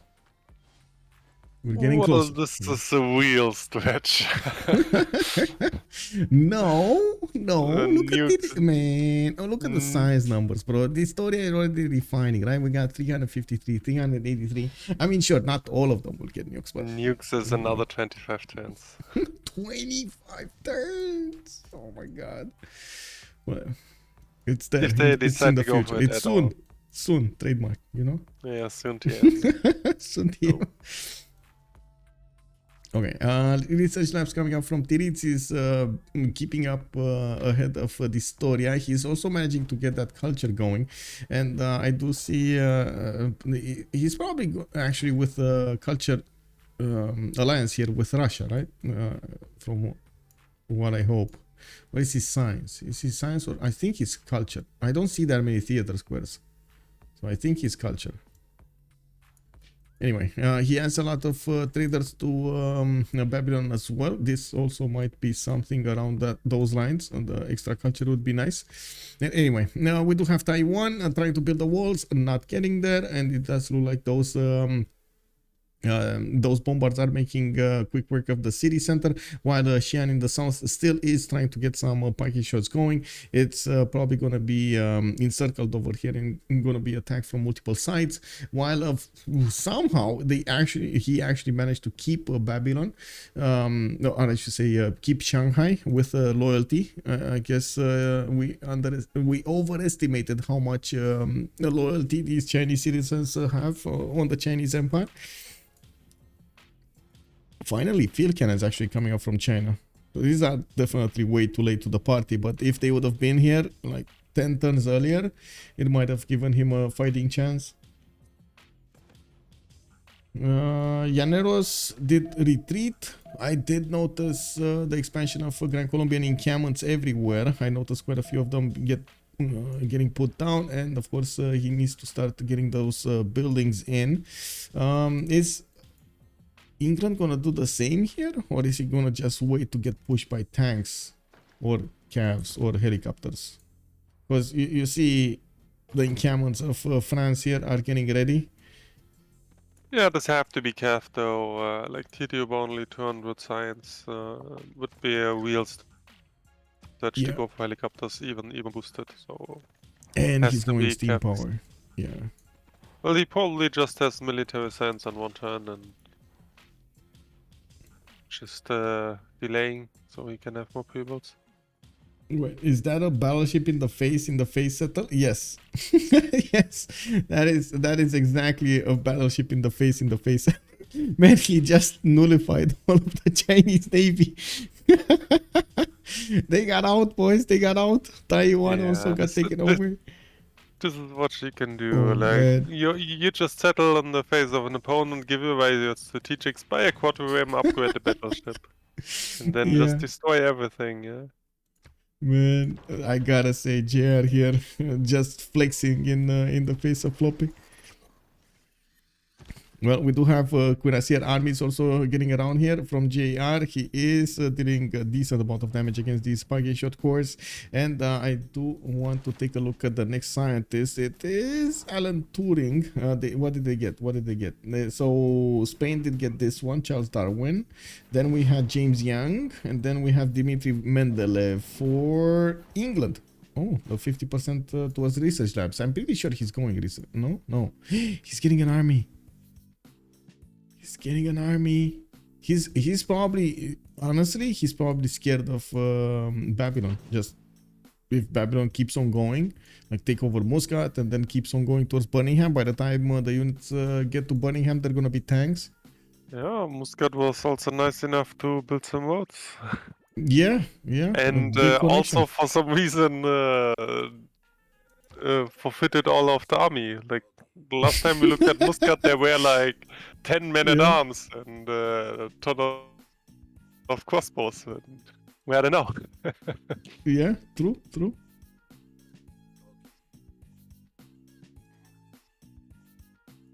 No, city states always let down.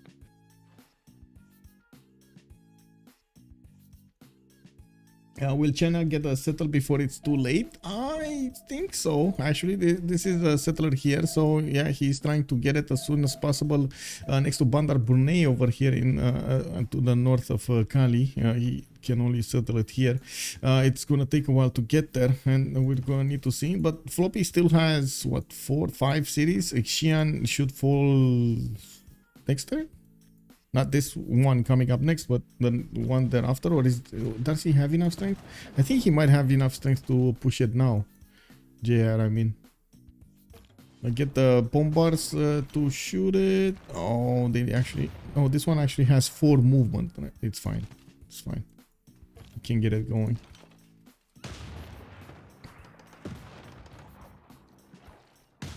Yeah, there we go. There we go. And can he two-shot it? Oh, he would have. Okay, he would have needed this one extra bombarder to shoot it. It is well, what they it is. also Next could time. have promoted the accuracy in front of the city. If he really wanted it, he could have just moved away the accuracy. Yeah, I guess. Moved it out, move the new one, or a cab or something. Yeah, true. There were multiple options, but I guess JR's not in a hurry. Yeah, it doesn't look like... well, they are prepared, especially on the Highlands map, to go very late in the game, so it is what it is.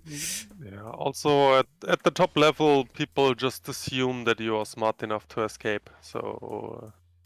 like, it barely ever works to rush down someone and full kill someone, because like pretty much everyone knows when he dies, so people will just escape in time.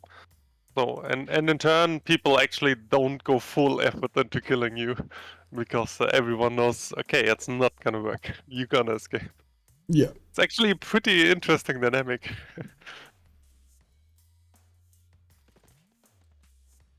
Well, there's still that mental factor that a lot of the times we've seen being played out when you're like 3.25 players going against full, very, very big ones. You always have that mental pressure behind, you know, your thoughts over there, thinking that you're not gonna get that, you're not gonna get this game. Oh yeah, definitely. Like generally, this really goes as far as I do know some people keep standing there with an escape settler and not settling because they want to make the other guy commit more because he thinks he can full kill you. So he some will just safe settle last second, so you just don't see the city. Yeah. And kind of bait you into putting in more effort to kill you. As being said, pretty interesting dynamic going on there. I do see something happening over here. Titiits, first of all, is getting planes. We do have Distoria going for his own steam power. Still no settler over here, but I do want to take a look where is the next sea level in 2010s. Okay, so we went from 60 to 20 now, and I'm pretty sure more of these coal power plants are starting to come online. Okay, we do have a lot of these research labs also coming online with Titiits now not actually getting the same amount of science of Distoria, but he's not that far away, and in the total tab he's also very, very close. A big advantage for Distoria to have that extra culture from the beginning, so he can get to possible fascism. We're going to see if Spain is going to manage to match that. Still needs a decent amount of culture of his own here. I did also notice, there we go, Xi'an got taken down. Babylon needs to go towards Beijing, that's the capital city of China. And we do have them probably winning the next Congress as well. It looks like they still have quite a bit of Diplo favor on their side. Still 12 turns to go until then. I did notice this army coming up from Tidube in the city of Marseille. He didn't quite upgrade it, even though he does have the button for the calves, nor does he have a general for it. We do have him going for more banks. And another thing that I also noticed while we were speaking there, FloppyFlong is basically making like what, 25% of the total economy of BlackPitre. If he's gonna remain out of without these cities, it is gonna be a problem for his team because of that lack of gold, eating away of the opportunities to upgrade units, to get those units upkept, and so on and so forth. We're gonna need to see how this evolves. Yeah, I talked about that earlier. The only quote-unquote economy zone they have is between Bolivar and Scotland, and both of them are not really the prime traders. They only have a couple each. Like, they make some gold, but it's definitely not comparable to what Freritos does.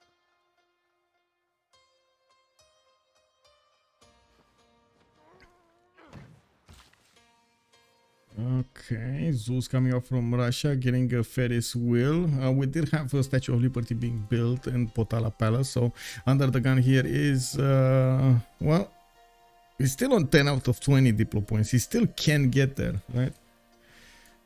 but it doesn't look like that's gonna be the way to go here. And okay, we got Mikado realizing that of course that army might come against him. There's a spy here, Dalton, in the city of Marseille, giving the vision for England to actually know what's going on, while France is putting a few more cities there. We do need to see if the Babylonian battleship is gonna manage to help out the other Babylon. Oh my god, never mind, it just got hit by one of these hurricanes. I guess France will need to move some of those units down there, or just forget about it. I'm pretty sure the Babylon army is more than more than aptly equipped to handle Beijing, Chengdu, and Jiaodong and Changsha. They're just not fast enough to stop the extra settlers. It's fine. It should be fine. I'm quite a bit concerned also about Alexis Krempp in the upcoming part of the game. He didn't quite finish his full encampments here. He still needs to get his tanks technology, and of course we do see armories coming online. He's also trying to get the oil going. He's still one turn and right next to Russia here. Russia, which does benefit from combustion in 2 turns. Now, we don't actually have a big army from him in terms of tanks. He does have cuirassier armies here in this. Oh, I see where the army is, next to Novgorod. Yeah, he does have a few of these like running around. They just need to get back and upgrade, and I'm pretty sure that should be the way to go there. Does he get a general though? What's this? This is Gustavus. Okay, not a good one. Do we get Jose de San Martin? Okay, Martin. There we go. Russia coming up, 28 regional points a turn. Alan Turing still is up next. Very expensive to get, by the way, 840 points. Oh, that was fast. Beijing got taken down. Yeah, finally the infrastructure and the general, etc., arriving. This. Yeah, artillery is also. We got steel walls for the extra defense. Yeah, this is just gonna be faster and faster here. Also GR on combustion. So we might actually end up in a situation that they try to triple attack England. That's gonna put a lot of pressure on England. A lot of pressure.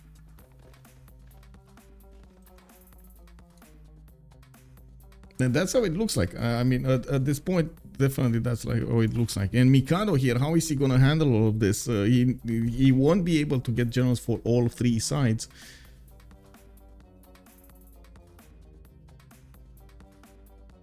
Oh well. Yeah, I agree. This it looks really dire for BlackPitre here. Yep. Also, we already talked about the GPT difference, which obviously makes a big difference when it comes to tank upgrades, right? Like even if Mikado now goes full war economy and has a lot of cuirassier peoples, he will not be able to have a general on any side, like on every side, even if he gets one at all. Plus the team simply lacks the goal to upgrade tons of peoples. And not to mention upkeep them. Like Mikado is already on 28 gold per turn. We do have Alexis, yes, on 170, but he's also gonna need to build up an army of his own. Floppy is 113. He's gonna lose the majority of that gold when these cities are gonna be taken out, and that's happening soon. While Distoria is only on 88 gold a turn. Yeah, I don't think they can keep up with the needs here. We do have him getting planes though. That might help him defend a little bit better here. Getting also Alhambra for an extra slot. Again, a good wonder to have. And we do have Titiits getting his own aerodromes down. You know what sucks about defending? No. You don't get pillages. Like the GPT is already a very big difference, but also I'm sure JR pillages every tile of Floppy, which gives him just additional gold. You would say that? Well, I guess he did pillage as much as possible. Yeah, I'm just generally saying, like usually when people say we won't have enough gold, people always reply, but we have pillages. When you defend, you cannot even hope for this. Yeah. Well, we do have Tidube also putting down a wonder. Looks like Babylonian tanks are already starting to make their appearance in Beijing's territory. And we do have tank armies coming up from him as well, with artillery armies helping out to deal the damage against the cities much faster and take them over extremely quickly. And now it does look like he's gonna inherit all of this territory here with 3 more of these cities remaining. He's probably gonna need to go towards Muscat, take that city out, and then move forward towards England. There is quite a bit of gold banked up on Alexis Krempp. He's on 1300 gold right now in the bank, but like that's what, 3 tank armies, maybe 2. That's it. Yeah, 3 tank armies, and that's like, if you're even thinking tank armies, that's like 2 units over here, and then this is a core. That's it. So England effectively has 2 tanks on the west side, when we have multiple artilleries with a general, with tank corps coming up, with cav corps coming up against him. This is going to be very hard for him. Now, I'm really curious what's happening here. Is Russia going to push? Because if Russia starts pushing, that's going to be worse. And not to mention France from the north. Maybe France doesn't really want to push here. It feels like he's more like forcing as much as possible England to build an army and keep his goal per turn low, dedicate as much as possible effort to defend the possible courser attack in the north. Yeah, it's just a positional threat, really. Yeah, there's like no, how to say, no negative about this fact, this army of France over here. He's not paying that much for it. It generates a lot of negative penalties for your opponent, and it creates an avenue, an opportunity for your ally to go against your opponent much easier. Or if your opponent doesn't actually defend properly against your units, you can just go and pillage. There's like no exactly. downside, you know.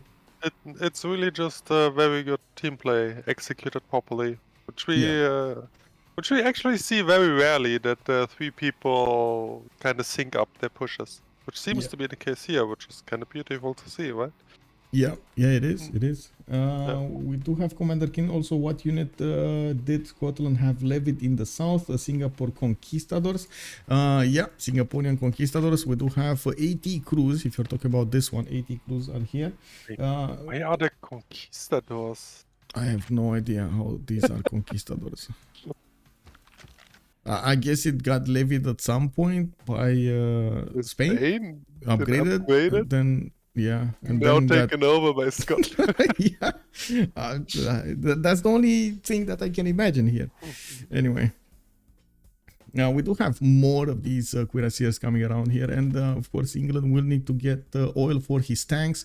Looking at his tech side, he did manage to get steel, and I do see Mikado is 2 turns away from getting combustion. The gold situation is getting quite critical here, with Floppy about to lose his cities over here. It looks like Babylonian army did spend a little bit of time to reposition here and get the artilleries going, but now look, these artillery armies will make such a fast takeover of Jiaodong. Yeah, they will one-shot the city probably. Let's see it. JR, do it. Can do it. Fun guy, thank you so much for the raid over here. Much appreciated, sir. How have you been doing? What game were you streaming? Thunderius, also good evening, sir. Got here is Big Ben incoming on Alexis. That's a good question, actually. We do need to see that happening, but I do want to keep the screen over here so we can see the takeover of Chengdu. Cities are getting taken over. Chengdu just died. We do have Jiaodong coming up next on the chopping block here with 2 artillery armies able to shoot. We're gonna see that taken down quite fast. Also, let's take a look. Alexis Krempp, is he actually gonna get Big Ben? Big Ben? I don't even think he has economics, to be honest. He would full battery. Yeah, he's not. He doesn't. Tank wars coming up here. Russia is getting his own tanks, and I don't see him actually upgrading, but I do see him moving a bit his army towards the north, trying to force England to realize that he needs to get something going on the southeast. I do see also England trying to get the great general points here.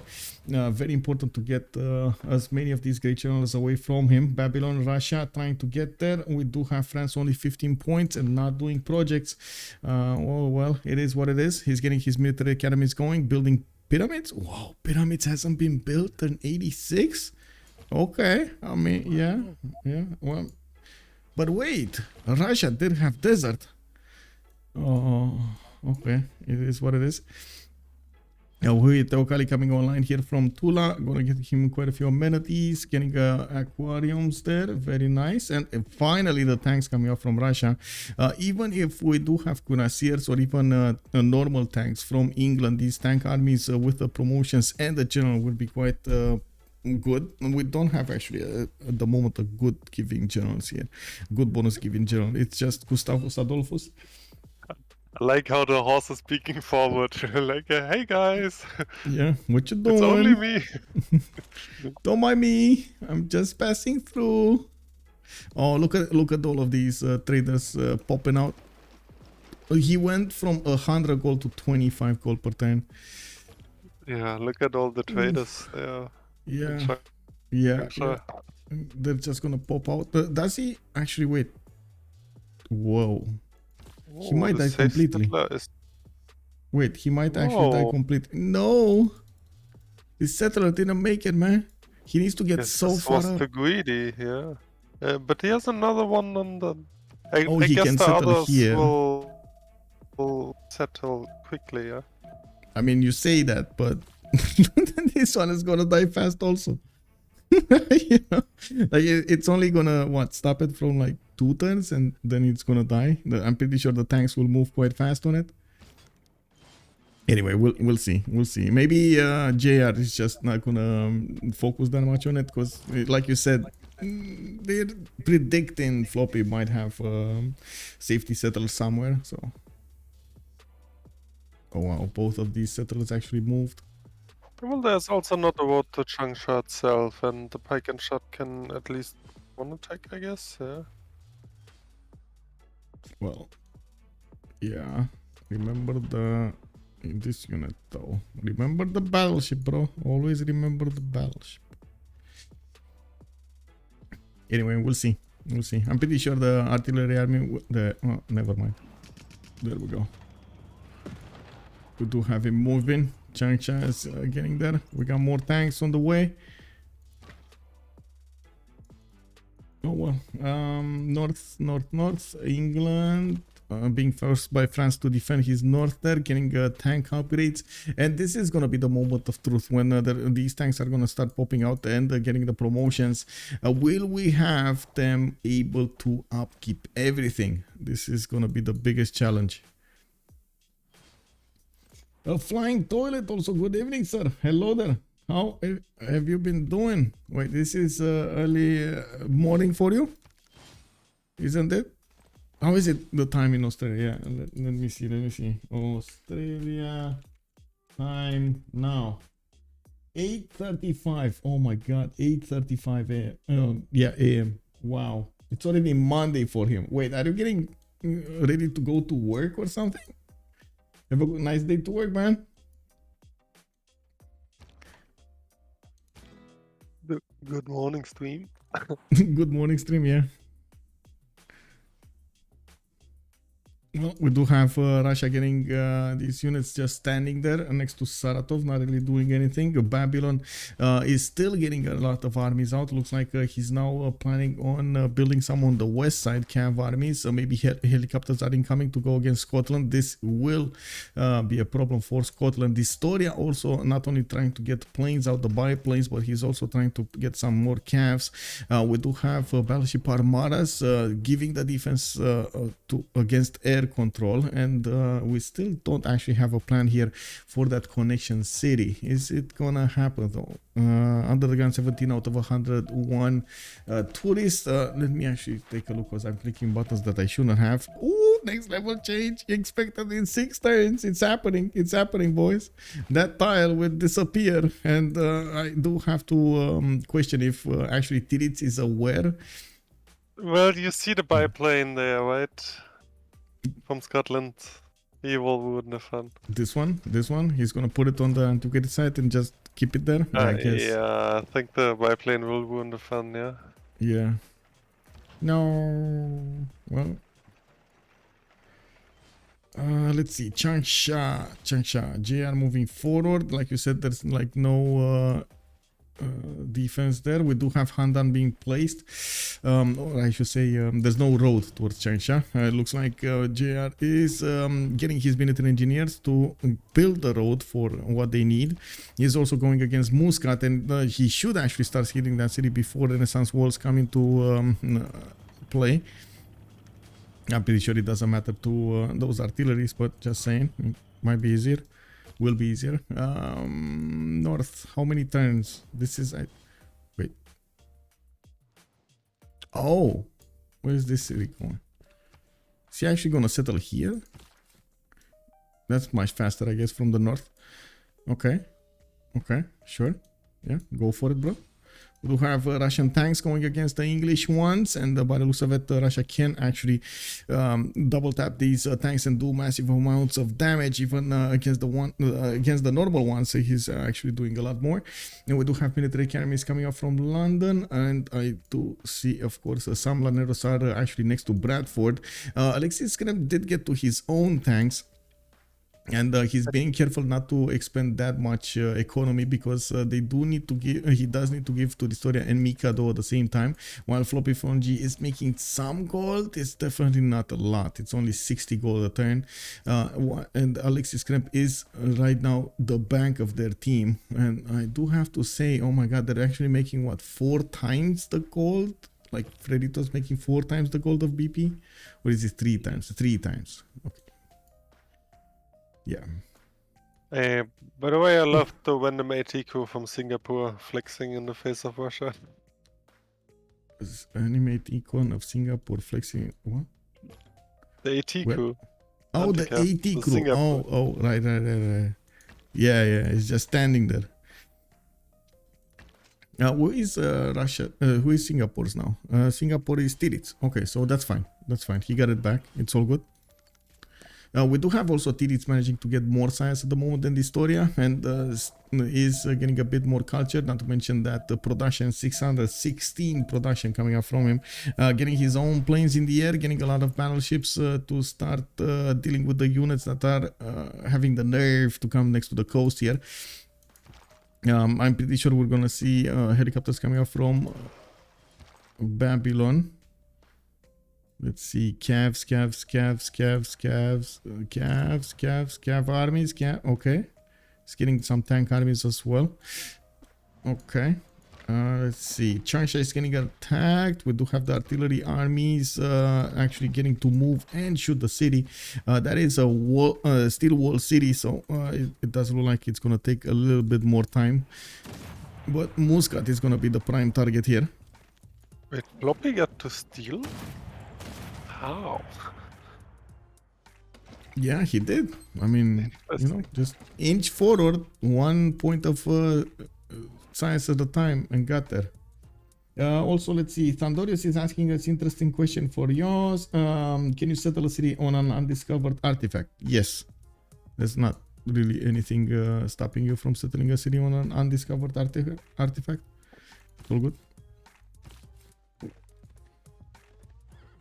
I don't think you can improve the tile after you got the artifact though. Like you can't do anything after the artifact did get discovered there.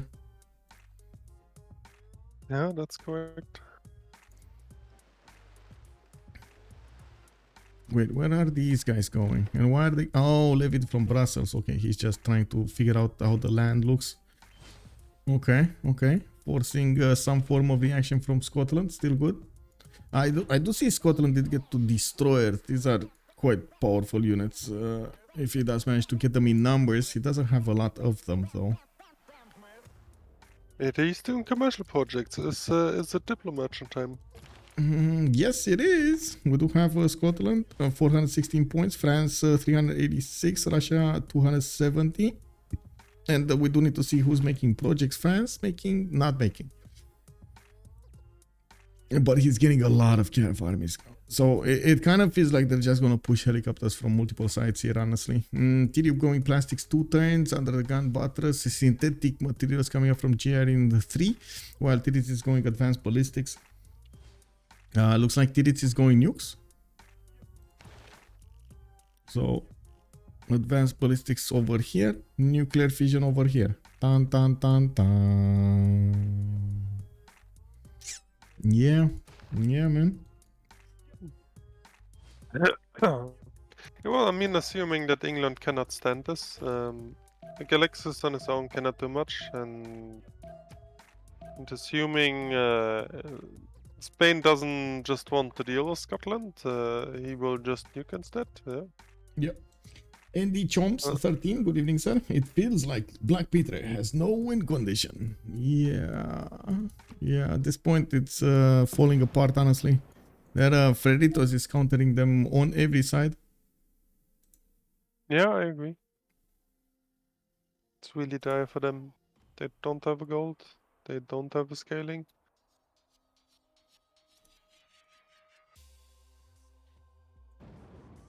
Okay, Muscat almost taken down. I don't think there is a unit to actually take it over right now. And I don't think actually Babylon did get a city of his own, did it? Oh, never mind. He actually raised it to the ground. Why though? Did he get a city? He didn't get a city, right? No. Okay, I guess he didn't want that city anyway. You know, one of those things. Okay, Chang coming up next. Artillery army can shoot it down. Tanks moving in, getting the city, moving towards Handan. We'll probably need to take it over quickly, but I do believe that we got already Guangzhou settled. A bit too late to take over the main cities of China. Still, that economy has poofed up in the air. Floppy is only on a 6 gold a turn, and he's gonna need to reposition all of his traders from now on. It will take some time to recover. Mikado is a negative gold per turn. We do have Distoria also actually managing to get 193. That's much better than before. Getting his stock markets up from what I can see. Stock exchanges up from what I can see. Rule Valley for that extra production, 746 production. And he's getting his fighters in the air. The fighters basically die against the battleship, so not a good idea to actually fight mano a mano with the battleship. We do need to see how Titiits is gonna try to make this work here. Nukes definitely seem to be winking at him. Yeah, honestly, I don't see much what this two can do against Spain just parking nuclear submarines south of him. Yeah. Like, he can block the choke with the plane, sure, but first Spain does have planes on his own and can put up a fight for it. Or he can just, yeah, pretty much ignore this door and just wait for nukes, yeah? Yep. Well, let's see how that develops. We do have Russia also upgrading his tanks next to Saratov, and by the looks of it, UnderTheGun is gonna try to inch forward towards Gran Colombia, forcing him again to spend gold per turn. Not only gold in the bank, but also gold per turn. It's very important to dwindle that economy down. In the west side, where is he? Oh, he's actually breaching the defenses slowly of England. I do see England only has a few tanks, and now that he's going to get pushed by Babylon from the west side, he's going to have a hard time splitting his forces up. From the north, we're going to see France getting those helicopters soon. Synthetic materials coming up in 4, and Diplo Merchant is, yeah, not on France. It's probably going to be picked up by Scotland, but that's good. It's not going to be on England, so it doesn't matter. Did we have Alexis actually getting synthetic materials? Let me see. Yes, he did. He did manage to get the helicopter upgrade. I guess the biggest question is, can they afford getting when this? gold. Yeah, one gold. Well, helicopters are starting to get upgraded next to Bradford, and you do see them one-shotting the Cossacks. Now, I guess I do need to check them against the tanks here. Yeah, the tanks are much harder to take on. Russian tanks actually are able to push through the English tank armies with the promotions. Mikado doesn't really need to wake up. Yeah, Russia also has the general there. Oh, fascism. Oh, I see. Fascism. He got to fascism and he has the +5. Okay. Yeah, fascism that's and the general, yeah. That's more than enough. I was thinking maybe this is how to say fortified, but it's not actually. Mikado's it is what it is.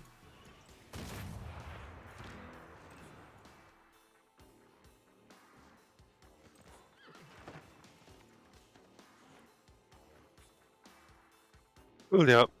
And I mean, in the end, people talk a lot about the fortified bonus, but in the end, it's quote-unquote only all.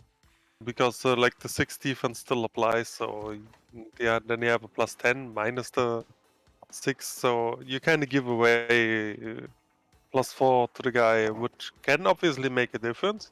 Yeah. But it's not like that deciding as people make it out to be. Yeah, I agree. But in some good scenarios, like for example, you're on Genghis Khan, it is amazing.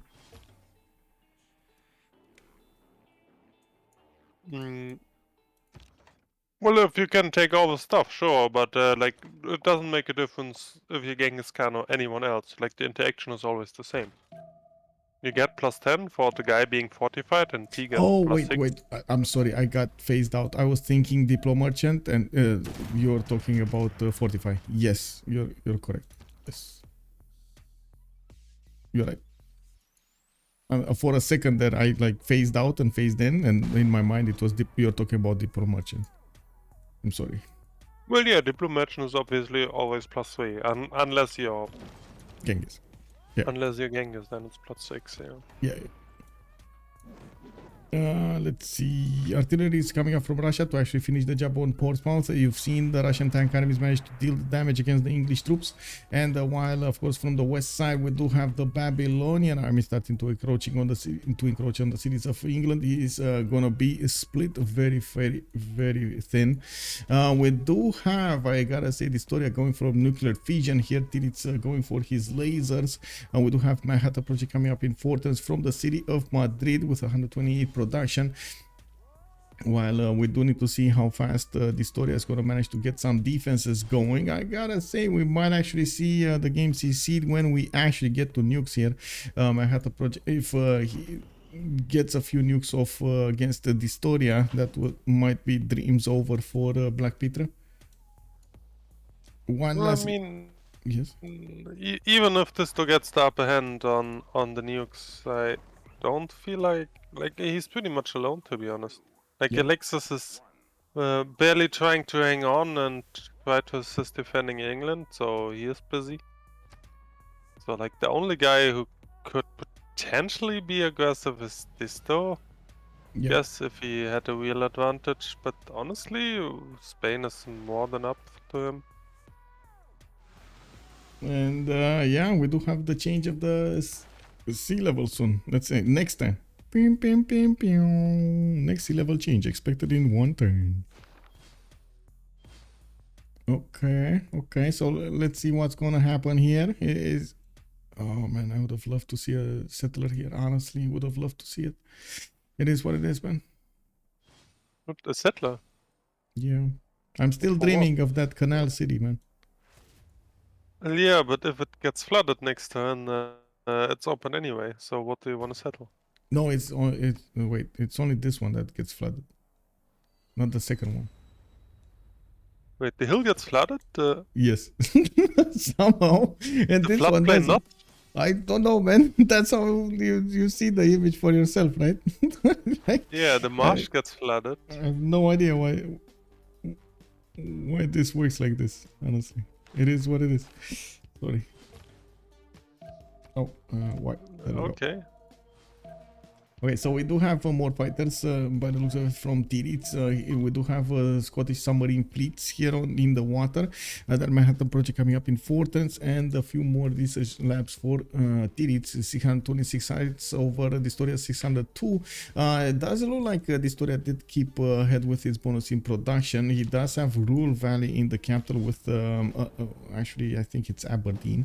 Yeah, it's Aberdeen, and I do see a lot of very good industrial zones. The fact that he's also getting 2 more cards to work, it does give him a significant 3 more cards. Oh my god, Forbidden City, Potala Palace, and Alhambra. 3 more cards to work. How does this government look like? Let me see. I love all the lake battleships. Look, this is monarchy, by the way. This look how many cards he has, man, in monarchy. Amazing. Yeah, your single player dream usually. Yeah. You did say something about battleships here. These ones. No, Scotland is building all the battleships in the lakes. Oh, yeah. They will turn into missile cruisers for nuke defense. Yeah. Well. Which, by the way, is the second best you can have after GDS. Yeah. Well, we'll see if that's actually gonna help him survive the rest of the game here. We do need to see what's going on here. So Babylon starting to push through. Got one more tile. He couldn't get to upgrade his helicopter cores here. In the north, no movement from France going against England, but we do have this disembarkment movement from Babylon going towards Sheffield now. He's gonna try to open up the field here, force Mikado to defend with a few more of those units. While Mikado is definitely losing his south with artillery armies coming around to shoot at the city of Portsmouth. It looks like he's in a very bad position at the moment. Very bad juju. We do have helicopters trying to come to the rescue, and I guess we will need to see if they're going to manage to actually push back these artilleries. They can do that. Oh, actually, we got quite a few of them next to. Okay. UnderTheGun doesn't have more faith to buy anything. Okay. Cutting the supply lines. Good tactic. Yeah. Yeah, very nice move. He actually cannot. No, he can enter Singapore. Why they are at war? No. No, they are not. Yeah, Singapore is Distoria's. Oh no, Disto took it again. Oh, yeah. Well, it is what it is. This actually kills England. He can't touch these artilleries. Bombas. Oh no. Sad. Yeah. Maybe they're actually gonna declare war. Maybe they're actually gonna. Anyway, let's see. Let's go for. Oh my god, for this worked, right? Wine tile. I didn't see that many wine tiles. Nuclear and. Okay, so it's Congress time. I actually wouldn't be too surprised if they CC here. But we will see. So this is the time that they get to talk a little bit of what's happening. Yes, have a look at the map, have a thought, and not spam click. Yeah. Which is, yeah, so... This is yeah, usually a time where people realize, okay, it's actually going down, we don't have a chance, let's see. A lot of the times the players, to keep other players from actually feeling the negativity or something like that, they don't say exactly what is going on in their lands. They're just saying I'm getting attacked, and then you, for like 10 turns, they don't say anything. So unless you actually take a look at their lands there, you don't know the full impact of what's going on. And when you do have a little bit of time like this moment, that's exactly the revelation, the big reveal.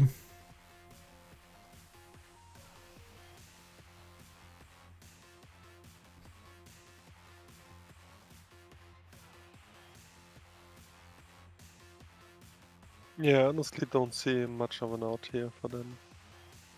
I don't know, maybe Disto thinks he has an advantage on the nukes, which he does not, but he may figure.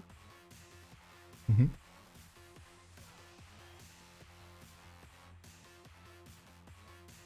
But yeah, like from a spectator point of view, I don't see much chance for them.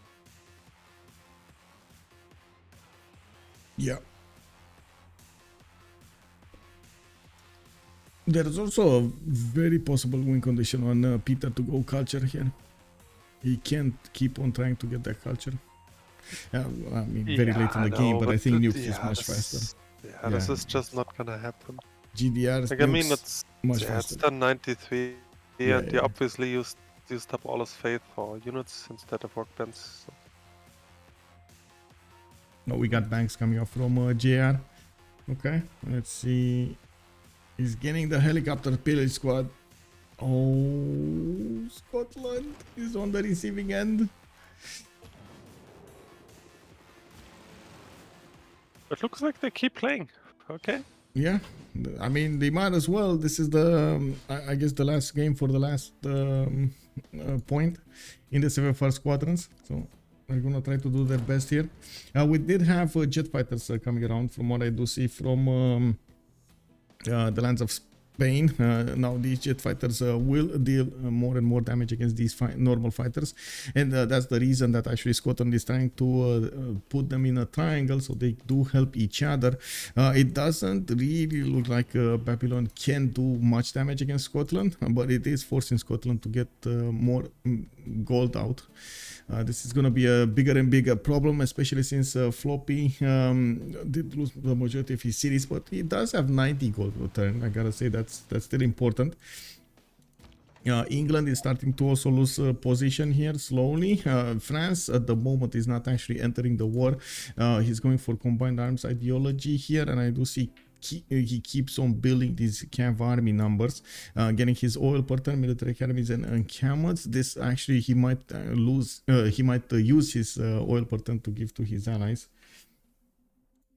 Let's see over here. Singapore got taken down. Wait, why? Man, Singapore was protecting your artilleries, bro. Yeah, that might be a mistake. These helicopters are extremely fast. They can get to the army really quickly here. I guess we're going to need to see what's going on. Russia is also pushing through the main defense of Gran Colombia, trying to go to Panama, forcing Gran Colombia to put more defensive units here.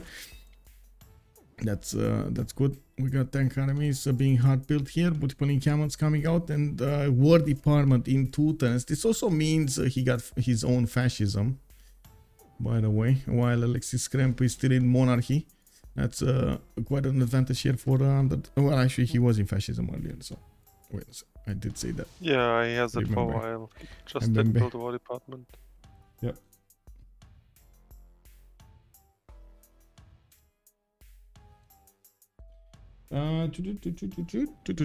Okay, banks coming up from Sheffield. What happened in the World Congress? Citrus duplicates. Okay, Cole getting it, and I do see UnderTheGun still got those 2 extra Diplo points. They kind of won all of these, honestly. He's on 14 out of 20 points here, UnderTheGun.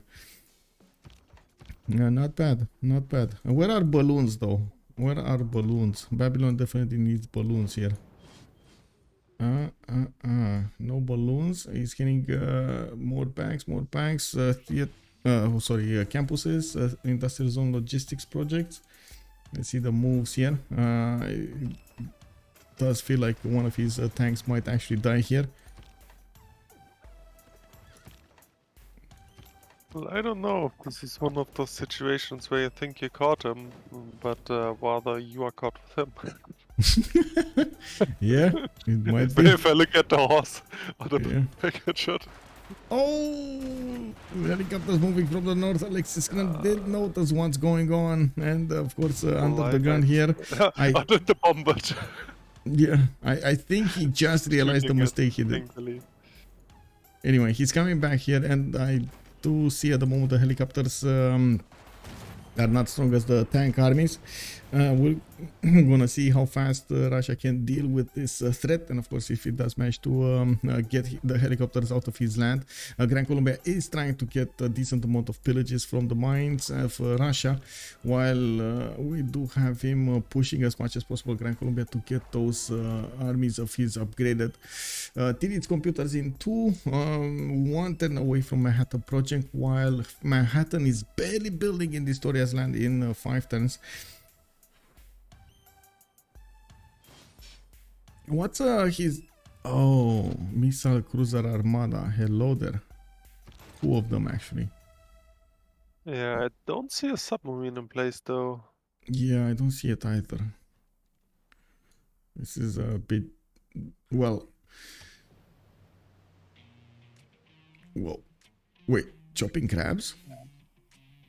Okay. I guess that's a Well, I mean, it's 4th wing. Yeah, yeah. Why not? Oh, there we go. Submarine armada coming up from Valencia.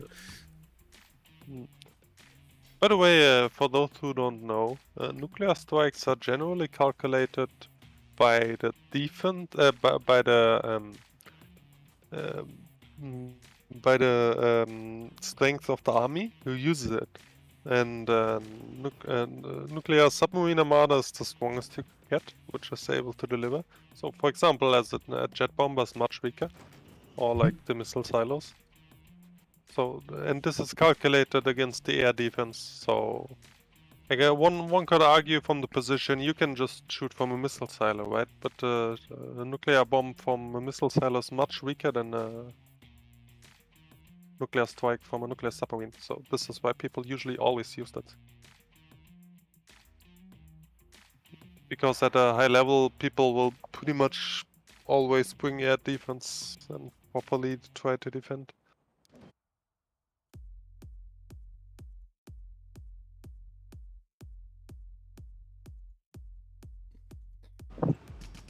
Okay, let's see. We do have, by the way, the tunneling. We do have a mountain tunnel over here by JR, pointed out by chat. Thank you, Commander Keen. We do have JR managing to get next to Birmingham, and he's gonna start shooting down the city, while Russia is still trying to take care of the helicopter corps. Looks like he will actually manage to deal with both of these this turn. We do need to see what's happening on his eastern flank. Like most of the reinforcements that were needed to be sent to the south to help out England are being kept over here by the Russian tanks on the east side. In the lands of France, he's getting his cav army upgraded, but not really going for helicopters here. He just got those, and of course we do need to see if Babylon will just keep on pouring armies towards his opponent. It looks like we did have a major pillage squad coming around here. It looks like Babylon is starting to split up his helicopter armies, get them next to the fighters of Spain, and I do see jet fighters coming up from Scotland. They are outmatching each other when it comes to strength, especially with the double strength of the battleship over there. It's just way too much anti-air strength to make good use of them. Missile cruiser fleets and armadas coming out from Scotland. He built them relatively fast, and this will help him defend significantly. I guess the hardest city to take out is Dundee, which does have Victor in it. I don't know if it does get how do you call it, the extra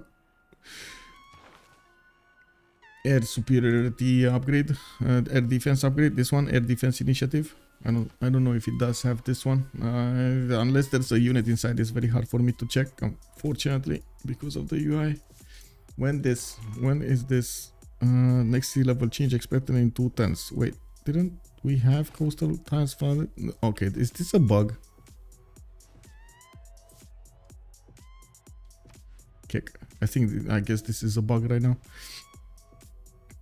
Pretty sure you can, yeah, we can move.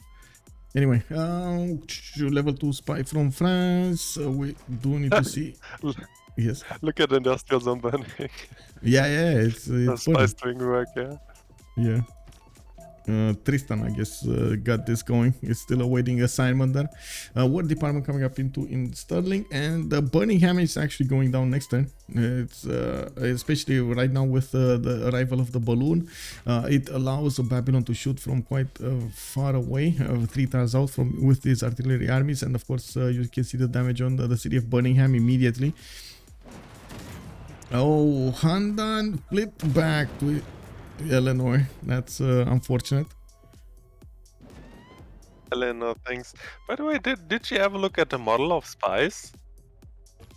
Like these are actually the most suspicious ever. The model of spies? Yeah, the model. Like if you click on the spy, as you just did, like the Tristan guy. Beep, beep. Yes. Yeah, no. Look how the guy looks. Oh, this one. Oh, this. Like, yeah. I mean, okay. I get he's medieval and a bit out of the time, but like even in medieval ages, like, would you ever trust a guy like this? I guess not. Yeah. So like the spy are the most suspicious looking guys ever. So like I don't know. Isn't the spy supposed to be like invisible?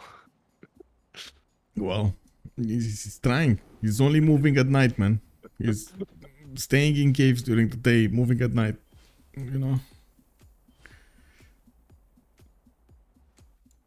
What's happening in the south here? So it looks like Russia keeps on pillaging this territory. Titiits is also 2 turns away from telecommunication. He's 4 turns out from actually getting a submarine armada. Yeah, 2 of them actually, and I do see nuclear devices are also 4 turns out. Okay, not bad, not bad. Now there are major defenses from Scotland, even though I mean sure the cities are gonna get defended, but he can try to level off everything else, like destroy the mines, destroy the production, destroy the tiles with the industrial zones and so on and so forth. There's still quite a bit of damage that can be done with those nukes. I'm actually wondering if you nuke the wonders, do you actually lose the card? You do, right? Like if you nuke Potala, Alhambra, and Forbidden, Scotland loses the card, right? That might be the case. Honestly, I don't know about this. I know the wonders need to be repaired, but I don't know if you lose the bonuses of the wonders. Yeah. I was just thinking, like, this is such a beautiful thermonuke there in the middle. Yeah. Okay, we do have France starting to get his helicopters, and he does have +9 intel on opponent's movements against Eleanor, and that's major. We do have, let's see, what was that? Oh, he did pick Mary Catherine Goddard. He did actually get the extra diplomatic merchant. That's so good for him. Okay, Handan gonna be taken down now. Artilleries will need to split their attention, and it does look like even. Wow. Okay. Well, that tank army, man, is the boss. Yeah, I guess JR was just looking somewhere else. He doesn't care about you know, pedestrian things like this, like tank armies. What is he doing here? Yeah, I guess so. Man, he already has helicopters in the air. He's about to get I mean, you know, he's like all over the place, man. You know, big things. I do have to say he really needs to take care of the cities, by the way, to get more loyalty, because Eleanor is just gonna be so annoying to keep the cities with. Yeah, we do have the tanks of Russia starting to pound on the city of Portsmouth, getting that down. More Russian artillery is making its way there. And yeah, it's going to take a while to chew through. Well, I guess I say that, but then I see the damage counters. It should be much faster now. Oh, England moved its tank out of there. I see. Why did it move its tank? Oh, I see. So to protect this tile so it doesn't let the other tank in. Still going to get in, though. Wait, Russia got actually modern armor? No. Well, I guess, you know, somebody should have done it, so he did it. It is what it is. production capabilities here. Alexis Krempp, we haven't seen him in quite some time, but now he is starting to get more of his tank army is going. 541 production. Under the gun is 722, so I wouldn't really say that 541 is that big, especially if you take into account the faith generation of Under the Gun. That is massive. We do have Mikado actually having a hard time keeping his not only his borders but also his competitiveness. How is Handan still alive? Hello? Battleship? Attack! Attack! I don't know how the city is still alive. Yeah, you just talked about the pedestrians, right? So yeah, I guess he doesn't need to. Yeah, doesn't care about mere battleships. Yeah, I mean, it is what it is. Okay, 3 turns for nukes, soon 2 turns for nukes. We got the submarine armadas coming in here. Titiits did move away from actually finishing telecommunications, or is it? Yeah, telecommunications, right? It's this one. So he doesn't actually get nuclear submarine armadas to pop out of his cities. That will significantly increase the necessary production to build them. So he just wants to handle them properly. What's happening here? Oh, I see. JR is taking down the helicopter.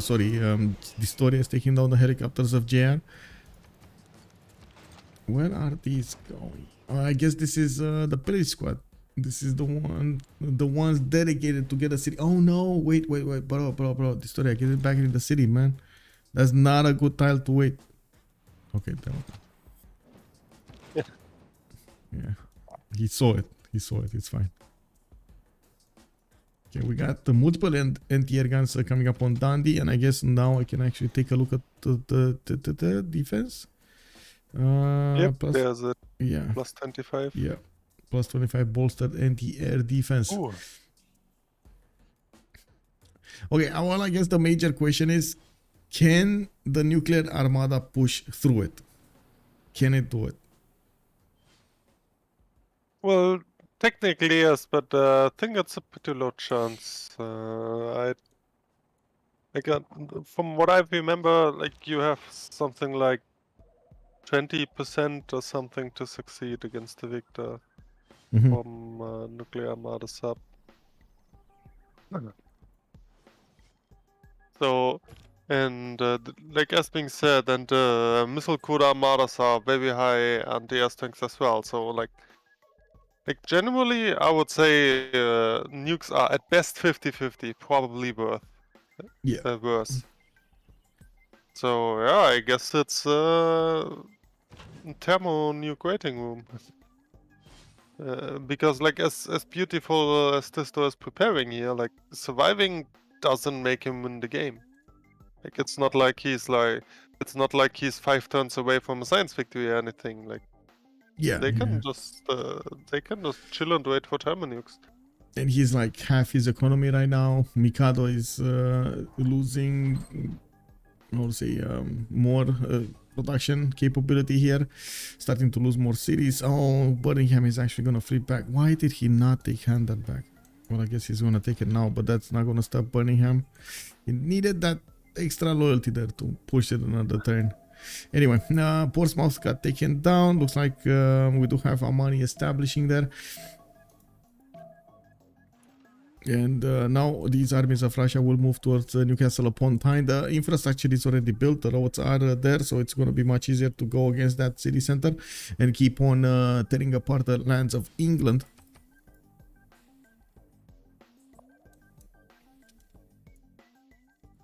I'm actually really curious how France is going to also do this.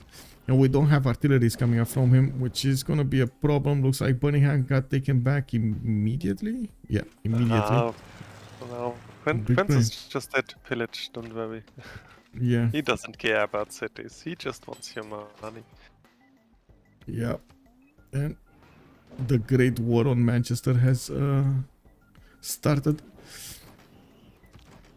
It looks like France is just starting to pillage also as many of these tiles as possible from the north, while we do have the Russian army repositioning towards Newcastle upon Tyne, doing the initial shots there. Nukes are us coming up next turn. And we do have mobile SAMs actually coming online. Very hard to get a nuke through all of this. Nuclear submarines actually do manage to push a lot of strength through, but I guess this is gonna... As being said, I think it's 50-50 at best. It's probably worse. Yeah. With the nukes.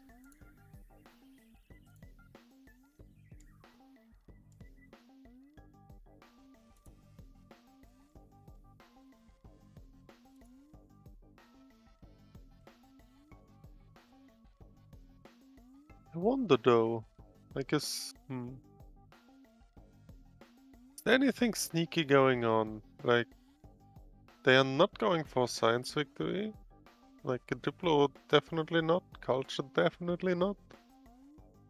Like, I mean, they must have a reason to play, right? Like, I mean, just sitting there, delaying, doesn't give them the game. Yeah, but maybe it annoys their competition a lot that they make mistakes and they throw the game or something. I don't know. But it is, I mean, at some point you gotta play these games out anyway, right? You gotta try until you have no more chance. I'm not sure what he's planning on, but I guess the only thing that might do something are GDRs here.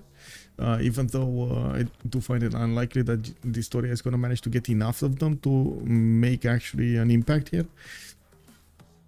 Yeah, but he's also building Manhattan, and generally speaking, if you go for nukes, you will not have that much uranium for GDRs. So like, he kind of already made his decision. Yeah, but it's quite common to actually see the players transition from building nukes to GDRs. Right. Building some nukes and throwing some and then switching full on to GDRs. Yeah, maybe, but like everyone sees the science numbers, right? Like Spain will have GDRs at the same time. Yep. Yeah, I'm pretty sure. And the production to build them, and the gold and everything. Like, but I do have to mention Titiits did drop quite a bit in the gold per turn. We do have JR getting up, and we do have still Tidube up there with 313 and 136. Now in the bank they're doing quite well because they're pillaging as many tiles as possible. Manchester got taken over by France, and it looks like we do need to see Sheffield and Brighton taken down. It just from now I do see it starts to get faster and faster. Yeah, according to Gold, one has to mention that they have over 5,000 military on the field, so... Yeah. They are doing work. We do have banks, more banks, French helicopter armies coming online. Hello, Gran, thank you so much for the raid, sir. How are you doing? And welcome everybody. We're watching a game from the Francophone community. It is one of the last games, I think actually is the last game of the double round robin they played, and now we're coming up to the end of this. We do see Freritos de la Vega having the upper hand. We do need to see if BlackPitre is going to manage to pull something out magically out of their hats and manage to get this back on track, the game, while we are just waiting a few more turns for those nukes to come out. We do have over here the possibility, for example, for Spain to do quite a bit of damage against their opponents there in the north. Gonna need to see if he's gonna manage to actually push these through. I don't see anything happening here at the moment, but maybe there is. Oh wait, submarines. He needs telecommunications. Next turn he's gonna get telecommunications. Next turn he's gonna upgrade the submarines, and then he's gonna need to shoot the nuke the turn thereafter. So he's still 2 turns away from seeing this. Over here we do have the Russian armies moving alongside the Babylonian armies and the French armies to tear apart the English territory. Looks like London is having a hard time keeping his cities. This is Eleanor, England, and yeah, even if we do have planes in the air, they are not well equipped to defend against the tank armies. I just played 18 hours some teamers, but more casual, and wanted to hand you some people. Thank you so much, sir. Much appreciated. Much appreciated. Also, who do I think I will? Who do you think I will win and why? Well, Freritos de la Vega 100% has the advantage here, keeping first of all the Diplo victory, second of all the stats in the game. If you take a look at the yield stat, they do have the production, they do have a much more balanced approach to their empires, while BlackPitre does have, you know, a beacon over there. Distoria, good stats on Alexis, Krempp, but then Mikado with Floppy are not up there, and the gold generation is going to be a problem, the production will be a problem overall, and so on. So we got 4 nations working side by side to take out basically like 2 of their opponents there, because the other 2 are not managing to keep up with what they can and what they need to do. Also, Tab Borlin, the Great, hello there, sir. Will there be a tiebreak game if Freritos win this? I believe no. They will go into the playoffs, and I believe it will matter towards the seeds opening up in the playoffs. So I guess we're going to need to see them separate and take the slots over there. I do have to mention Freritos de la Vega kind of has the slot, for example, the winning slot from the last season of the CWC, so they don't really mind that much where they will be on the score table. But it is, you know, it is for their soul over there. They do need to win everything. So yeah, I'm pretty sure that they're doing their best. Manhattan project coming out from Bogota. Let's see, in Russia's land we do have no, we don't have actually Manhattan project coming out from him. I don't see anything like this. Gran, Babylon maybe, no, he's also getting a lot of these helicopter armies moving around, and we do have jet fighters coming around here. Maybe they can do some damage, but not that much. Titiits is having a hard time actually finding a weakness in Scottish territory. And still, this one did not. Oh, did it? Wait, it did. It submerged. Wow. This is so weird, by the way, how it looks. This one and this one are submerged, but it doesn't, for some reason, I would say that. Oh, it is water, right? It's 1 food and 1 gold. It's water. Kick. Yeah, this must be a spectator thingy. I don't know. Yeah, I don't know, man. Very weird. While you think we are the only ones seeing that's a hill, well, everybody sees that's like a flat tile. I don't know, man. I find it unlikely. Okay, 2 nuclear submarines armadas did get upgraded, and we do need to see how he's gonna try to use the nukes against his opponent here. How many nukes does he have? One. Only 1?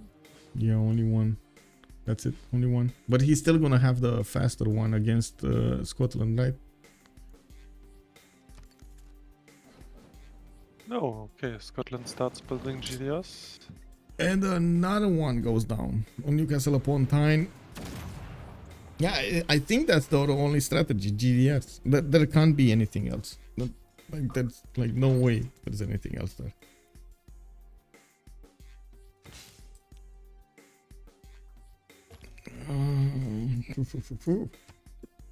Okay, guidance systems, ideology. He's going for fascism. He's also trying to get to robotics here. Robotics, guidance systems. He needs satellites. Does he have satellites? I don't know. Anyway, he does have lasers though. So robotics it is. Pretty sure Spain is gonna try to use that. Is he bombing with the Tomahawks city of Dundee? I think he is, right? At least I'm doing it once, yeah. And I guess he has nothing better to do, so why not? Yeah, I guess. The casual far-range missile cruisers. Okay, Sheffield is gonna be taken down. The armies of Babylon are moving towards London. Already that city is taking hit. We do have Russia pillaging the majority of the lands of England, reaping the benefits of those pillages and of course sending it back to his allies. We do have France also moving against the helicopters of Gran Colombia. Gran Colombia did manage to get a spy in there, and it does look like it like France only has a +6 against him. But I guess that's enough. Yeah, that's enough. It is what it is, man. I love how the helicopters make the sound of whooping. Like, what is it called in English when you make a noise with the car? Oh, honking. Yeah. Yeah, like how the helicopters always honking when they fight. Meep, meep. Honk, honk, honk. Yeah. Doesn't make any sense. I think at some point somebody was saying that it's like actually an emergency sound, but it sounds really, really close to the honks and stuff like that. Well, to some honks. It is what it is, man. It's funny though. Now we do have, by the way, jet bombers coming off from JR. I do see one normal bomber and one jet bomber, and he's gonna start shelling the city of London soon. Oh, these 80 crews might come a bit too late to save the day here. And I gotta mention, England didn't actually get the safety settler out. He might die entirely, and even like you see over here, China just doubling his empire immediately. Oh man. Okay, London's going down. Yeah, London's going down. We just need one more shot with an artillery to get in there. Sheffield got taken away. France repositioning his helicopters on the east side. Gran Colombia retreating to make space. We do have also Spain over here keeping his nuclear submarine armadas in his borders, getting robotics in 2 turns, while Distoria is getting his telecommunications. We did see the first GDR being built here in Sterling, and we're going to need to see if it is gonna be enough to deter this Spanish invasion. I don't think so, but oh well, we'll see. I guess Spain could actually just nuke for jet fighters. I was thinking of that, but I guess he's thinking he wants to nuke multiple, like he wants to throw multiple nukes at the same time. Otherwise, I don't know why he's delaying this so much. I see actually a vision there. Like jet fighters have a radius of 6, right? Yeah, he knows everything. He knows everything. Anyway. Yeah, I think he should just nuke for the jet fighters. Yep.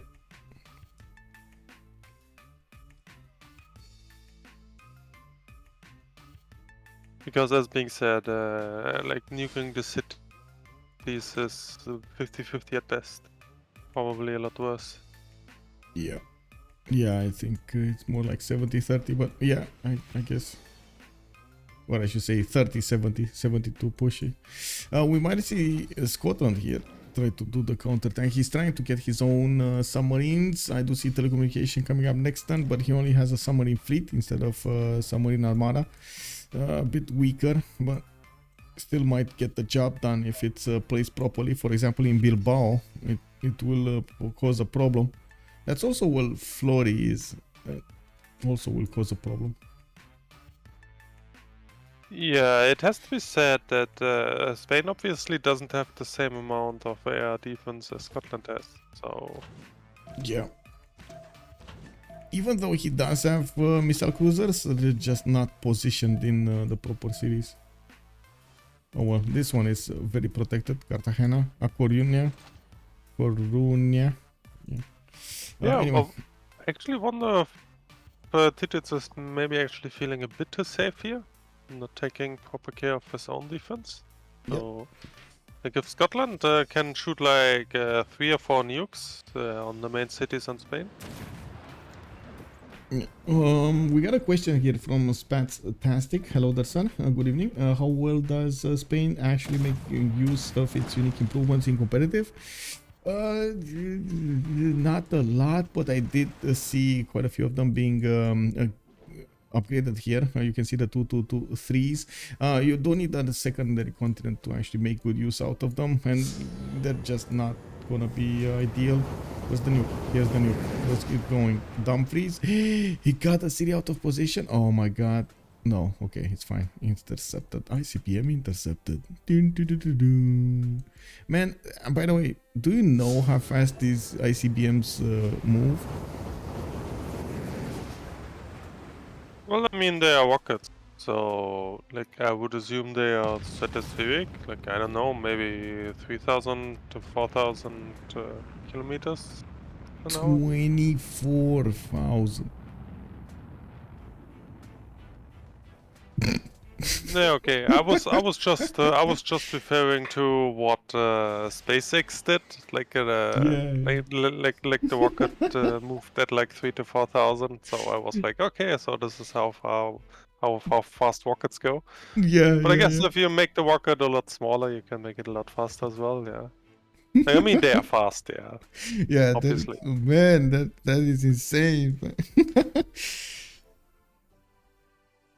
So fast, so fast. Yeah. Yeah. Like I mean, obviously, I completely underestimated here, but like, I do feel like at this point it's really only numbers. So like, it's fast. I don't fast, need to know yeah. more. Yeah, I know. Yeah, to be fair, even over 5,000 is just fast, very fast. Yeah. So, yeah, it's just really very fast. Yeah. Like the difference between like 5,000 and 10,000 is not really graspable for a human, I guess. Yeah. Well, we do have, by the way, the fish getting blown up here to smithereens. I don't know what that fish did, but it did take out the ability of Scotland to get that nuclear submarine out. I'm not sure if it ever got revealed, but I guess it's not there anymore. Grey Frost already calling it out. Oh, take that fish in particular. Bam, bam, bam. Also, Floxy, Galaxy Rim, Frost Galaxy Gamer does call out the fish. Rest in peace, bro. Rest in peace. No. This is our plan. Now Scotland. Now Scotland gonna have these three-eyed fishes, you know, from The Simpsons. Okay. Like there's also the three-eyed fish, and they will eat up Spain. Like the genetic mutation fish. Yeah. Wait, Oh, I actually, the Tidube did manage to get some units next to the cities of Floppy, and did take out his city here. He's gonna take that other one down. Military alliance will fall for one of the players, and I'm thinking Scotland is gonna have that loss. While he's also calling it out, like I think he's also calling it out that Mikado should die before him. Wait, counterattack? Nuke? Counterattack! We do have the counterattack on Coruña, or is it here? Oh, Cartagena got bombed! Oh, that hurts. Oh, man. the city actually had a missile cruiser inside, right? Yeah, it went through That's really lucky, yeah. GDR strength nukes, maybe? Oh, yeah, GDR strength nukes, right? Because nuclear, yes, missile silo. Is it a city strength? This GDR is range strength, right? It's 120. Yeah. No, Yeah, but I it's mean, city strength. It's city the strength. missiles. Yeah. City strength attack, range strength actually. City range strength attack. But anyway, what the biggest issue is, can Distoria keep up with 4 of them while everybody's getting GDRs on the map? Don't know about that, bro. Floppy calling out the sad G. Is it? Yeah, he died. GG Floppy. You tried, man. He bullied JR and then JR bullied him back.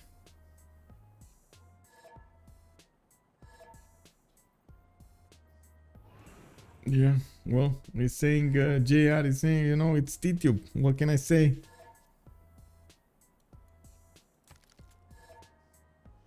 Oh, it was Tidube raising the city, so Yeah. Yes, no, it was UnderTheGun that managed to get there, but it was coming anyway. You know. Anyway, yeah. I think he also has the host, right? So maybe he's just sitting here. So he needs to keep the host up. It's fine if it flips to me. It's all good. Fish is indeed always the biggest. I would actually assume that it's Alexis who lost melee. Wait, can we check? Wait, nope.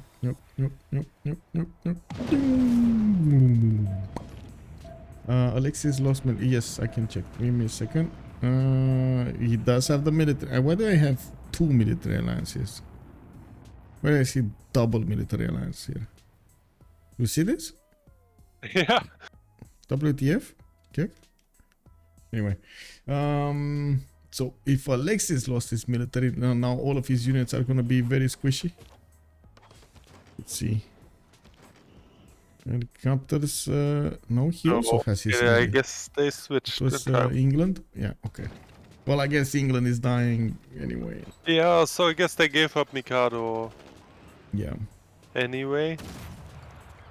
And Floppy anyway. And, yeah. But yeah, I would assume initially Floppy was melee ally from Alexis, but I mean that just guarantees the Diplo victory. Yeah, sure, sooner or later. Yeah. But it has to be said, Titiits was feeling a bit too safe. Got nuked on 2 cities now. And one of them went down. Yeah. And another one goes down next turn. We do have a plane here. Where is this plane going? Bam! Another one goes down in Seville. Oh my god, Distoria is actually coming out to fight over here. He's not letting Titiits go.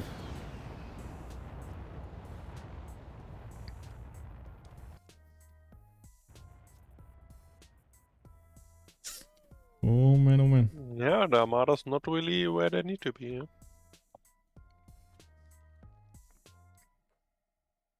A bit weird that he was keeping them in the middle of the land there. Well, I guess it is what it is. He didn't have missile cruiser armadas that many. He only had the fleets. Well, also I guess the logic was he reveals himself when he nukes. So he wanted to protect the nuclear sub. And then forgot that the cities are actually open to nukes. Yeah. Well, we do have GDS coming out in production, and in the capital he does have a missile cruiser armada that's going to help out. He also has quite a few more cities to the southeast here, able to do the production necessary. And looking at what's going on, I do have to say, even losing the members, Distoria should start losing his stats because of the amenities. But I do see only 1 city is on 0, the rest are on +6. Keeping up quite nicely. Let's see what's gonna happen. Okay, this was quite a split, by the way. This was a beautiful maneuver going against Eleanor from 3 sides and managing to tear it apart. Everybody got a piece of Eleanor here, and we do have Bradford coming up next. England going down does change culture victory. Technically it does, but no one was going for culture victory anyway, so... Yeah, it does. You do lose the tourists you acquired from that particular nation. Wait, nuke? Where's the nuke? Oh, hello, Caracas. Well, he found the weakness and he's gonna... Wait, did he just buy a GDR there? Kick W, bro. This is really interesting. Yeah, like last second, the GDR just popped there, right?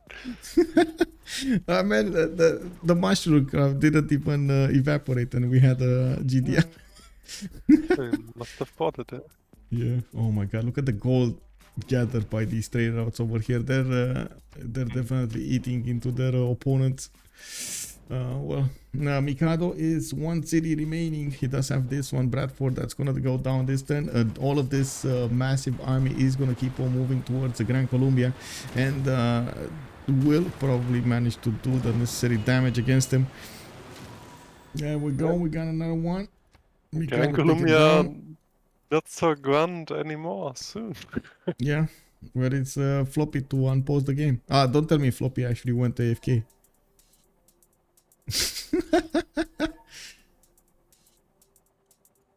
Oh no. Well, this would be quite a problem. Floppy, okay.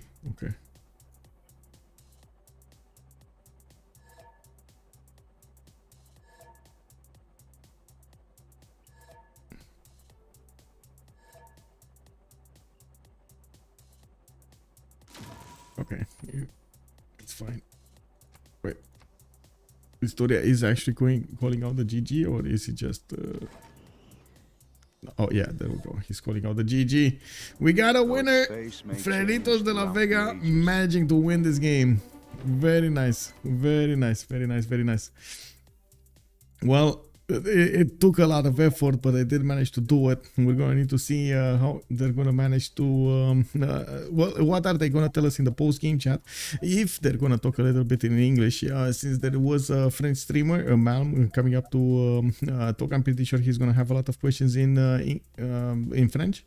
And they do...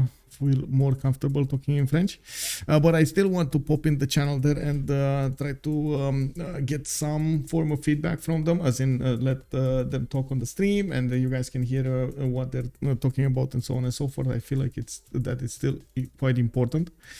So thank you so much, Justice. If you don't want to join me over there, thank you so much for joining me. Thank you so much for the analysis and of course your thoughts on this. You did how to say point out a few mistakes that I was making. It is what it is. I do need to pay more attention to what I'm talking. Sometimes, man, my mouth just keeps on talking without me. It is what it is. Yeah, but obviously I'm also very nitpicking. So it's good, man. It's good. That's how we get better, you know. but they definitely have to join up for my boy UnderTheGun over there. Yeah. UnderTheGun, definitely quite big. Yeah, so let's move forward. Ok, let's go. Moi, je suis à plus 6. Oh là là, le bonheur d'aller chercher les petits colons de Floppy là. Bon alors, c'est vrai qu'il est bien. qui a dit venez les gars on joue la France sur Island? Bah, Tidube, hein. Non, c'est pas moi. Non, c'est pas moi. T'as vu ce que j'ai écrit dans le chat ou pas, Tidube, avant le début de la game? J'ai dit, ah tiens, Tidube qui teste une nouvelle civ. Oh gros, mes deux premières maps sont bien, et alors là, celle-là, putain. J'étais en mode, Gros, oh les gars, j'ai besoin d'acheter une de deux, et là je fais, bah je peux pas en fait. La première map c'était insane, hein. T9, j'ai 4 scouts. Non, mais surtout qu'on avait 1 milliard de nukes. Et j'avais un émissaire, j'avais un Godland, genre j'avais des campus plus 6. Deuxième map, c'était nous. C'était insane. Hein. Moi, deuxième map, c'était vraiment nul. Vous avez vu, tour combien j'ai eu mon Panthéon? Dans cette game? Ouais. Moi, j'ai pris Dieu de la mer, genre tour 50, un truc comme ça. Ouais, bah, j'ai dû faire un truc dans le même genre parce que je me suis dit, vas-y, je mets pas la carte de foi, j'ai pas beaucoup de prod dans mes villes. Et là, genre, y'a rien à piller en foi, je fais le seul. Moi, j'avais pas de Panthéon qui m'intéressait plus que ça. Bon, ça m'a fait chier qu'il n'y ait pas eu étincelle divine quand j'arrive, mais bon. Bah, c'est ton pote qui l'a eu, quoi. Ouais, je sais. Mais du coup, c'est pas grave, j'ai pris Dieu de la mer, c'était ok. Ton pote qui a pas défendu, là.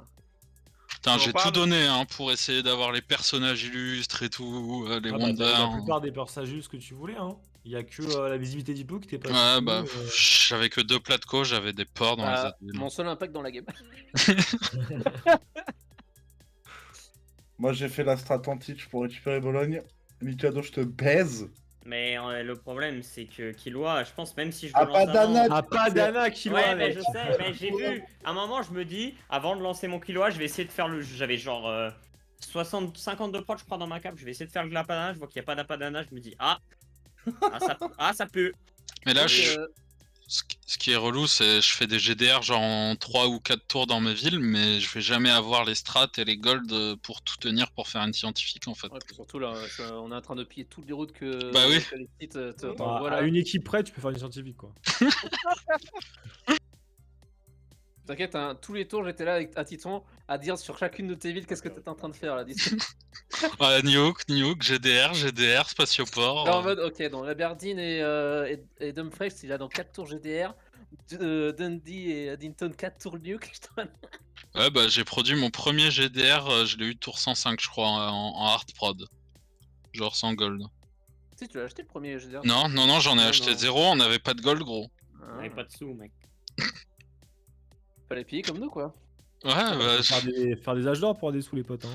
excuse-moi, j'étais occupé à protéger mon land, Tidube. Mais Floppy, tu penses pas que de faire 800 de militaires de coursier, tour 50, ça soit une erreur dans cette game? Bah, tu veux que je fasse quoi? Mais là, tu es une friandise, en fait. Bah, bien sûr que je suis une friandise, mais frérot, dans tous les cas, tu viens plus tard, je suis une friandise aussi. Genre, je suis une pute dans cette game. Ça part Non, mais pour là, un là tu es mort en cavalerie, mon pote. Ok. Et donc? Mais donc, t'es pas censé mourir au cavalerie sur Island. Ok, JR. Bah, c'est vrai, c'est bien vrai. Bah, c'était soit si tu grides et tout, bah, je te passe dessus, je te pille et je te sors un peu de la game. Soit, bah, tu défends et très bien pour toi, tu vois. Mais j'ai un match-up naval et terrestre et j'ai un land de merguez. Alors, le match-up en parlant du match-up naval. Oh, ça, c'était marrant, par contre. Alors, Tidube, il était terrifié par toi, hein. C'est comme ça, terrifié. Frérot. Enfin, j'étais terrifié par Bologne. Ça, c'est un. Bologne m'empêchait de passer, j'avais que une case. D'ailleurs, t'as aimé Ça, c'est à cause de JR qui fait à Padana Kilois. Hein. Si JR avait laissé Bologne à Mikado, tu aurais pu passer. C'est vrai, ça. En plus, Bologne, elle a viré ma caravelle et la Floppy, il a juste défoncé ma caravelle. À Mikado, t'envisageais pas de mettre une petite ville sur l'océan là avec Bah, on en a parlé après, mais bon. Alors, Ça avait l'air pas mal hein, avec tes amiraux et tout. Bah ouais, mais en fait, il avait pas le contrôle de ce côté, donc faudrait que je pose ma ville, que j'amène un bat pour chop des galères. Ça reste une France, tu vois, j'ai pas oligarchie, il aurait peut-être plus, je sais pas. Et oui, il y avait peut-être Non, mais un moi, truc à faire, au mais timing bon. où j'ai mes caravelles, je débois, donc si t'as des unités de range, Ouais, je suis mais ok. est-ce que ça sert vraiment à Mais quelque j'y chose, suis pas quoi allé, parce qu'on a Bah, on a ça plus sert froid. que en fait vous foutez la France dans la merde de ouf quoi. Bah, on lui enlève 2 villes, et puis moi, Et- je passe en négatif. Mais c'est j'étais en surtout négatif, bon. qu'est-ce que ça te coûte? Ça te coûte de poser une ville et de transférer tes amiraux et c'est tout. Surtout que Ouais, j'avais mais pas là, la vision, déjà, j'ai j'étais fait en trop de mode. villes, Ça donc libère ça Floppy, va ça libère la pression de Floppy, parce que le fait que Floppy doit vous défendre terrestre et naval en même temps, c'est chiant de ouf. Surtout que Titiits. T'avais un giga early en plus, Mikado. Ah, mais j'ai super bien joué mon early, mais en fait, j'ai fait trop de zones indus, donc j'avais pas de stats T'as en fait fait. trop de villes aussi, je pense. Ouais, On je l'a fais joué 2 sur- T'as fait une 2 villes de ancestrale ou trop. quoi? Non, j'ai fait audience. Faut J'ai être fait 2 8 ou villes. 7 villes, etc. En fait, je fais 2 villes de trop et trop de zones indus. Donc en fait, Mais frérot, tour tu 60 ou tour 70, j'ai pas gagné de stats. Tu n'as pas d'ancestral, tu n'as pas de lion de tournant, tu perds la game, c'est pas étonnant. Titouan, Enculé t'as de- fait imprimerie quel tour? Je suis curieux de savoir. Mais non mais Disto, tour 75, il nous dit les gars, Bart il va m'engueuler, j'ai pas la tête des adultes. Mais au final, c'était bien parce que Galilée m'a fait gagner 3 techs, donc ça me permet de catch up. Ah non, mais ça. Mais non, mais c'est moi que Galilée. Non, pas c'était Galilée, pas l'autre. l'autre. Le Darwin. Et- Ouais. Mais ça m'a fait rire parce qu'à un moment, genre, j'ai un spy level 2, je le mets chez toi, et puis je regarde le trade et je vois plus 9 de visibilité diplo. Mais genre, tu vois, tu sortais déjà tes labos et j'étais en mode, mais attends, on est d'accord, si j'ai un plus 9 sur lui, c'est qu'il a pas imprimerie, genre, ça me mettait le doute, tu sais. Tellement t'avais Non, pas égalisé. C'est le compteur commercial Disto, t'inquiète. Oh, c'était dramatique mes stats quand je suis rentré en âge d'or. Hein. Oh lolo. Bon, t'étais en deuxième match d'or là, t'étais en 80-30 je crois. Non, quand j'ai perdu l'âge d'or, j'étais en 39-39 déjà. Mais t'avais beaucoup de villes. Ça restait mieux que moi. Je pouvais niveau aucune de tes villes là, c'était trop frustrant. Tu faisais le Colisée ou pas Disto ou t'en avais rien à foutre? Non, j'en ai pas besoin pour être en plus 5. T'es en plus 5 là? Ah, ok. Là, je suis en plus 5 depuis le début de la game, Putain, ouais. j'ai même pas touché le plus 3 une fois dans la game, putain. Ah, Bah, putain. terrain de golf, Liang et mais- complexe de loisirs aussi. Dis-toi, je suis en audience et Liang. Non, Ouais, bah audience aussi. Hein. putain. Et tu disais quoi, Titiits, sur les nukes? Ouais, je peux rien nuke. Ouais, bah j'ai essayé de me setup pour me défendre parce que je me suis dit que t'allais rush les nukes, donc... Si, tu peux le nuke, Titiits, mais... Non. Ici, il faut que t'aies les deux cartes. En tuant démocratie et l'héritage fascisme. Ouais, mais déjà, il a pas de. Et j'ai Victor 4 aussi dans la seule ville où je peux pas avoir de croiseur lance-missile. Et là, Ouais, maintenant, bah, je suis en train de prod des GDR, quoi. En Victor 4. Et à Dumfries, ça passe pas la Titiits, même avec les deux cartes? Dumfries Non, il a essayé, c'est pas passé. T'as pas les deux cartes, mais tu prod là. Mais j'ai touché des mots il y a 2 tours, Ah, GG, well played, guys. Sorry, GG. Michael, we are speaking French. No, no worries, man. No worries. I do have to ask about FloppyFlong G's harassment of you, and then what happened with that city that you put on his coast, man? The city that he could never take, just in his face over there next to his capital. Me? My city? Yeah. I got Quadrium. I was basically I was his bitch. That's what happened. I just couldn't do anything. Oh my god, man. Like pouring salt on the wound over there. Yeah. I mean, Very the fun problem was you fall too fast, and Mikado has no time to prepare himself. It was too hard. 3 people on Mikado, my je t'ai ass. fait. If you hold, at least if you hold like cavalry and you die at tank, you have a few more turns for Mikado to prepare. Mikado, je t'ai fait un petit tunnel, mon pote. Bam, bam. Bon, ça change rien. De toute façon, Je sais. passer quand même. Et le problème, c'est que t'as des artilleries niveau 2, tu m'encules ma mère. Genre, c'est. C'est niveau 2, général fascisme. Bah ouais, et en fait, t'as fascisme super tôt, t'as fascisme avant moi, alors que j'ai plus de culture que toi toute la game parce que t'as fait Payton Brush et pas moi. Alors, Et je en t'ai plus, boosté t'as un tout. Mikado. Ouais, non, mais je sais, mais il s'est fait boost aussi, tu vois. Je dis pas que c'est un problème. Titiits, t'as pas voulu mettre tes bateaux dans tes villes pour les nukes, ou c'est juste tu pensais pas j'allais en faire? Okay, so I'm gonna stop it here. I'm pretty sure they still have a lot to discuss, but again, this should be majorly like an English stream, and I do understand they do want to talk a lot in French over there. It's much easier for them. They're all French players except UnderTheGun, and we do need to see what's gonna happen in the other communities as well. I do want to get some R&R. Tomorrow is another day, and I do need to well, let's see what the schedules are and so on and so forth. I do have to thank you everybody by the way for joining me. I do hope you enjoyed the show. Thank you so much, Justice, for also being here on the stream. I hope also you're gonna throw this a thumbs up if you're watching this from YouTube, and I do thank you so much for the follows, for the subs, for every little bit of help. A big shout out over here to I want to say anonymous gifter, and of course the man, the only. Oh man, Angie Chibi, man, thank you so much. Thank you so much for the 10 gifted sub, much appreciated. So, I also will need to take a look at what the schedule is going to be in the next few days. I didn't actually see if there are any games on Monday, but I would definitely want to pick one on tomorrow, of course, Monday, or maybe start off from Tuesday. We do have the majority of the qualifiers started over here for the CWC, and hopefully we're going to find the teams soon that are going to participate in the next CWC. So have a good evening, everybody. I do hope we're going to see each other in the next stream. Take a look on my Discord, Discord. You can check it out in the YouTube video description as well. And you have over there a few channels that do have all of the information that you need. So have a good evening. Bye.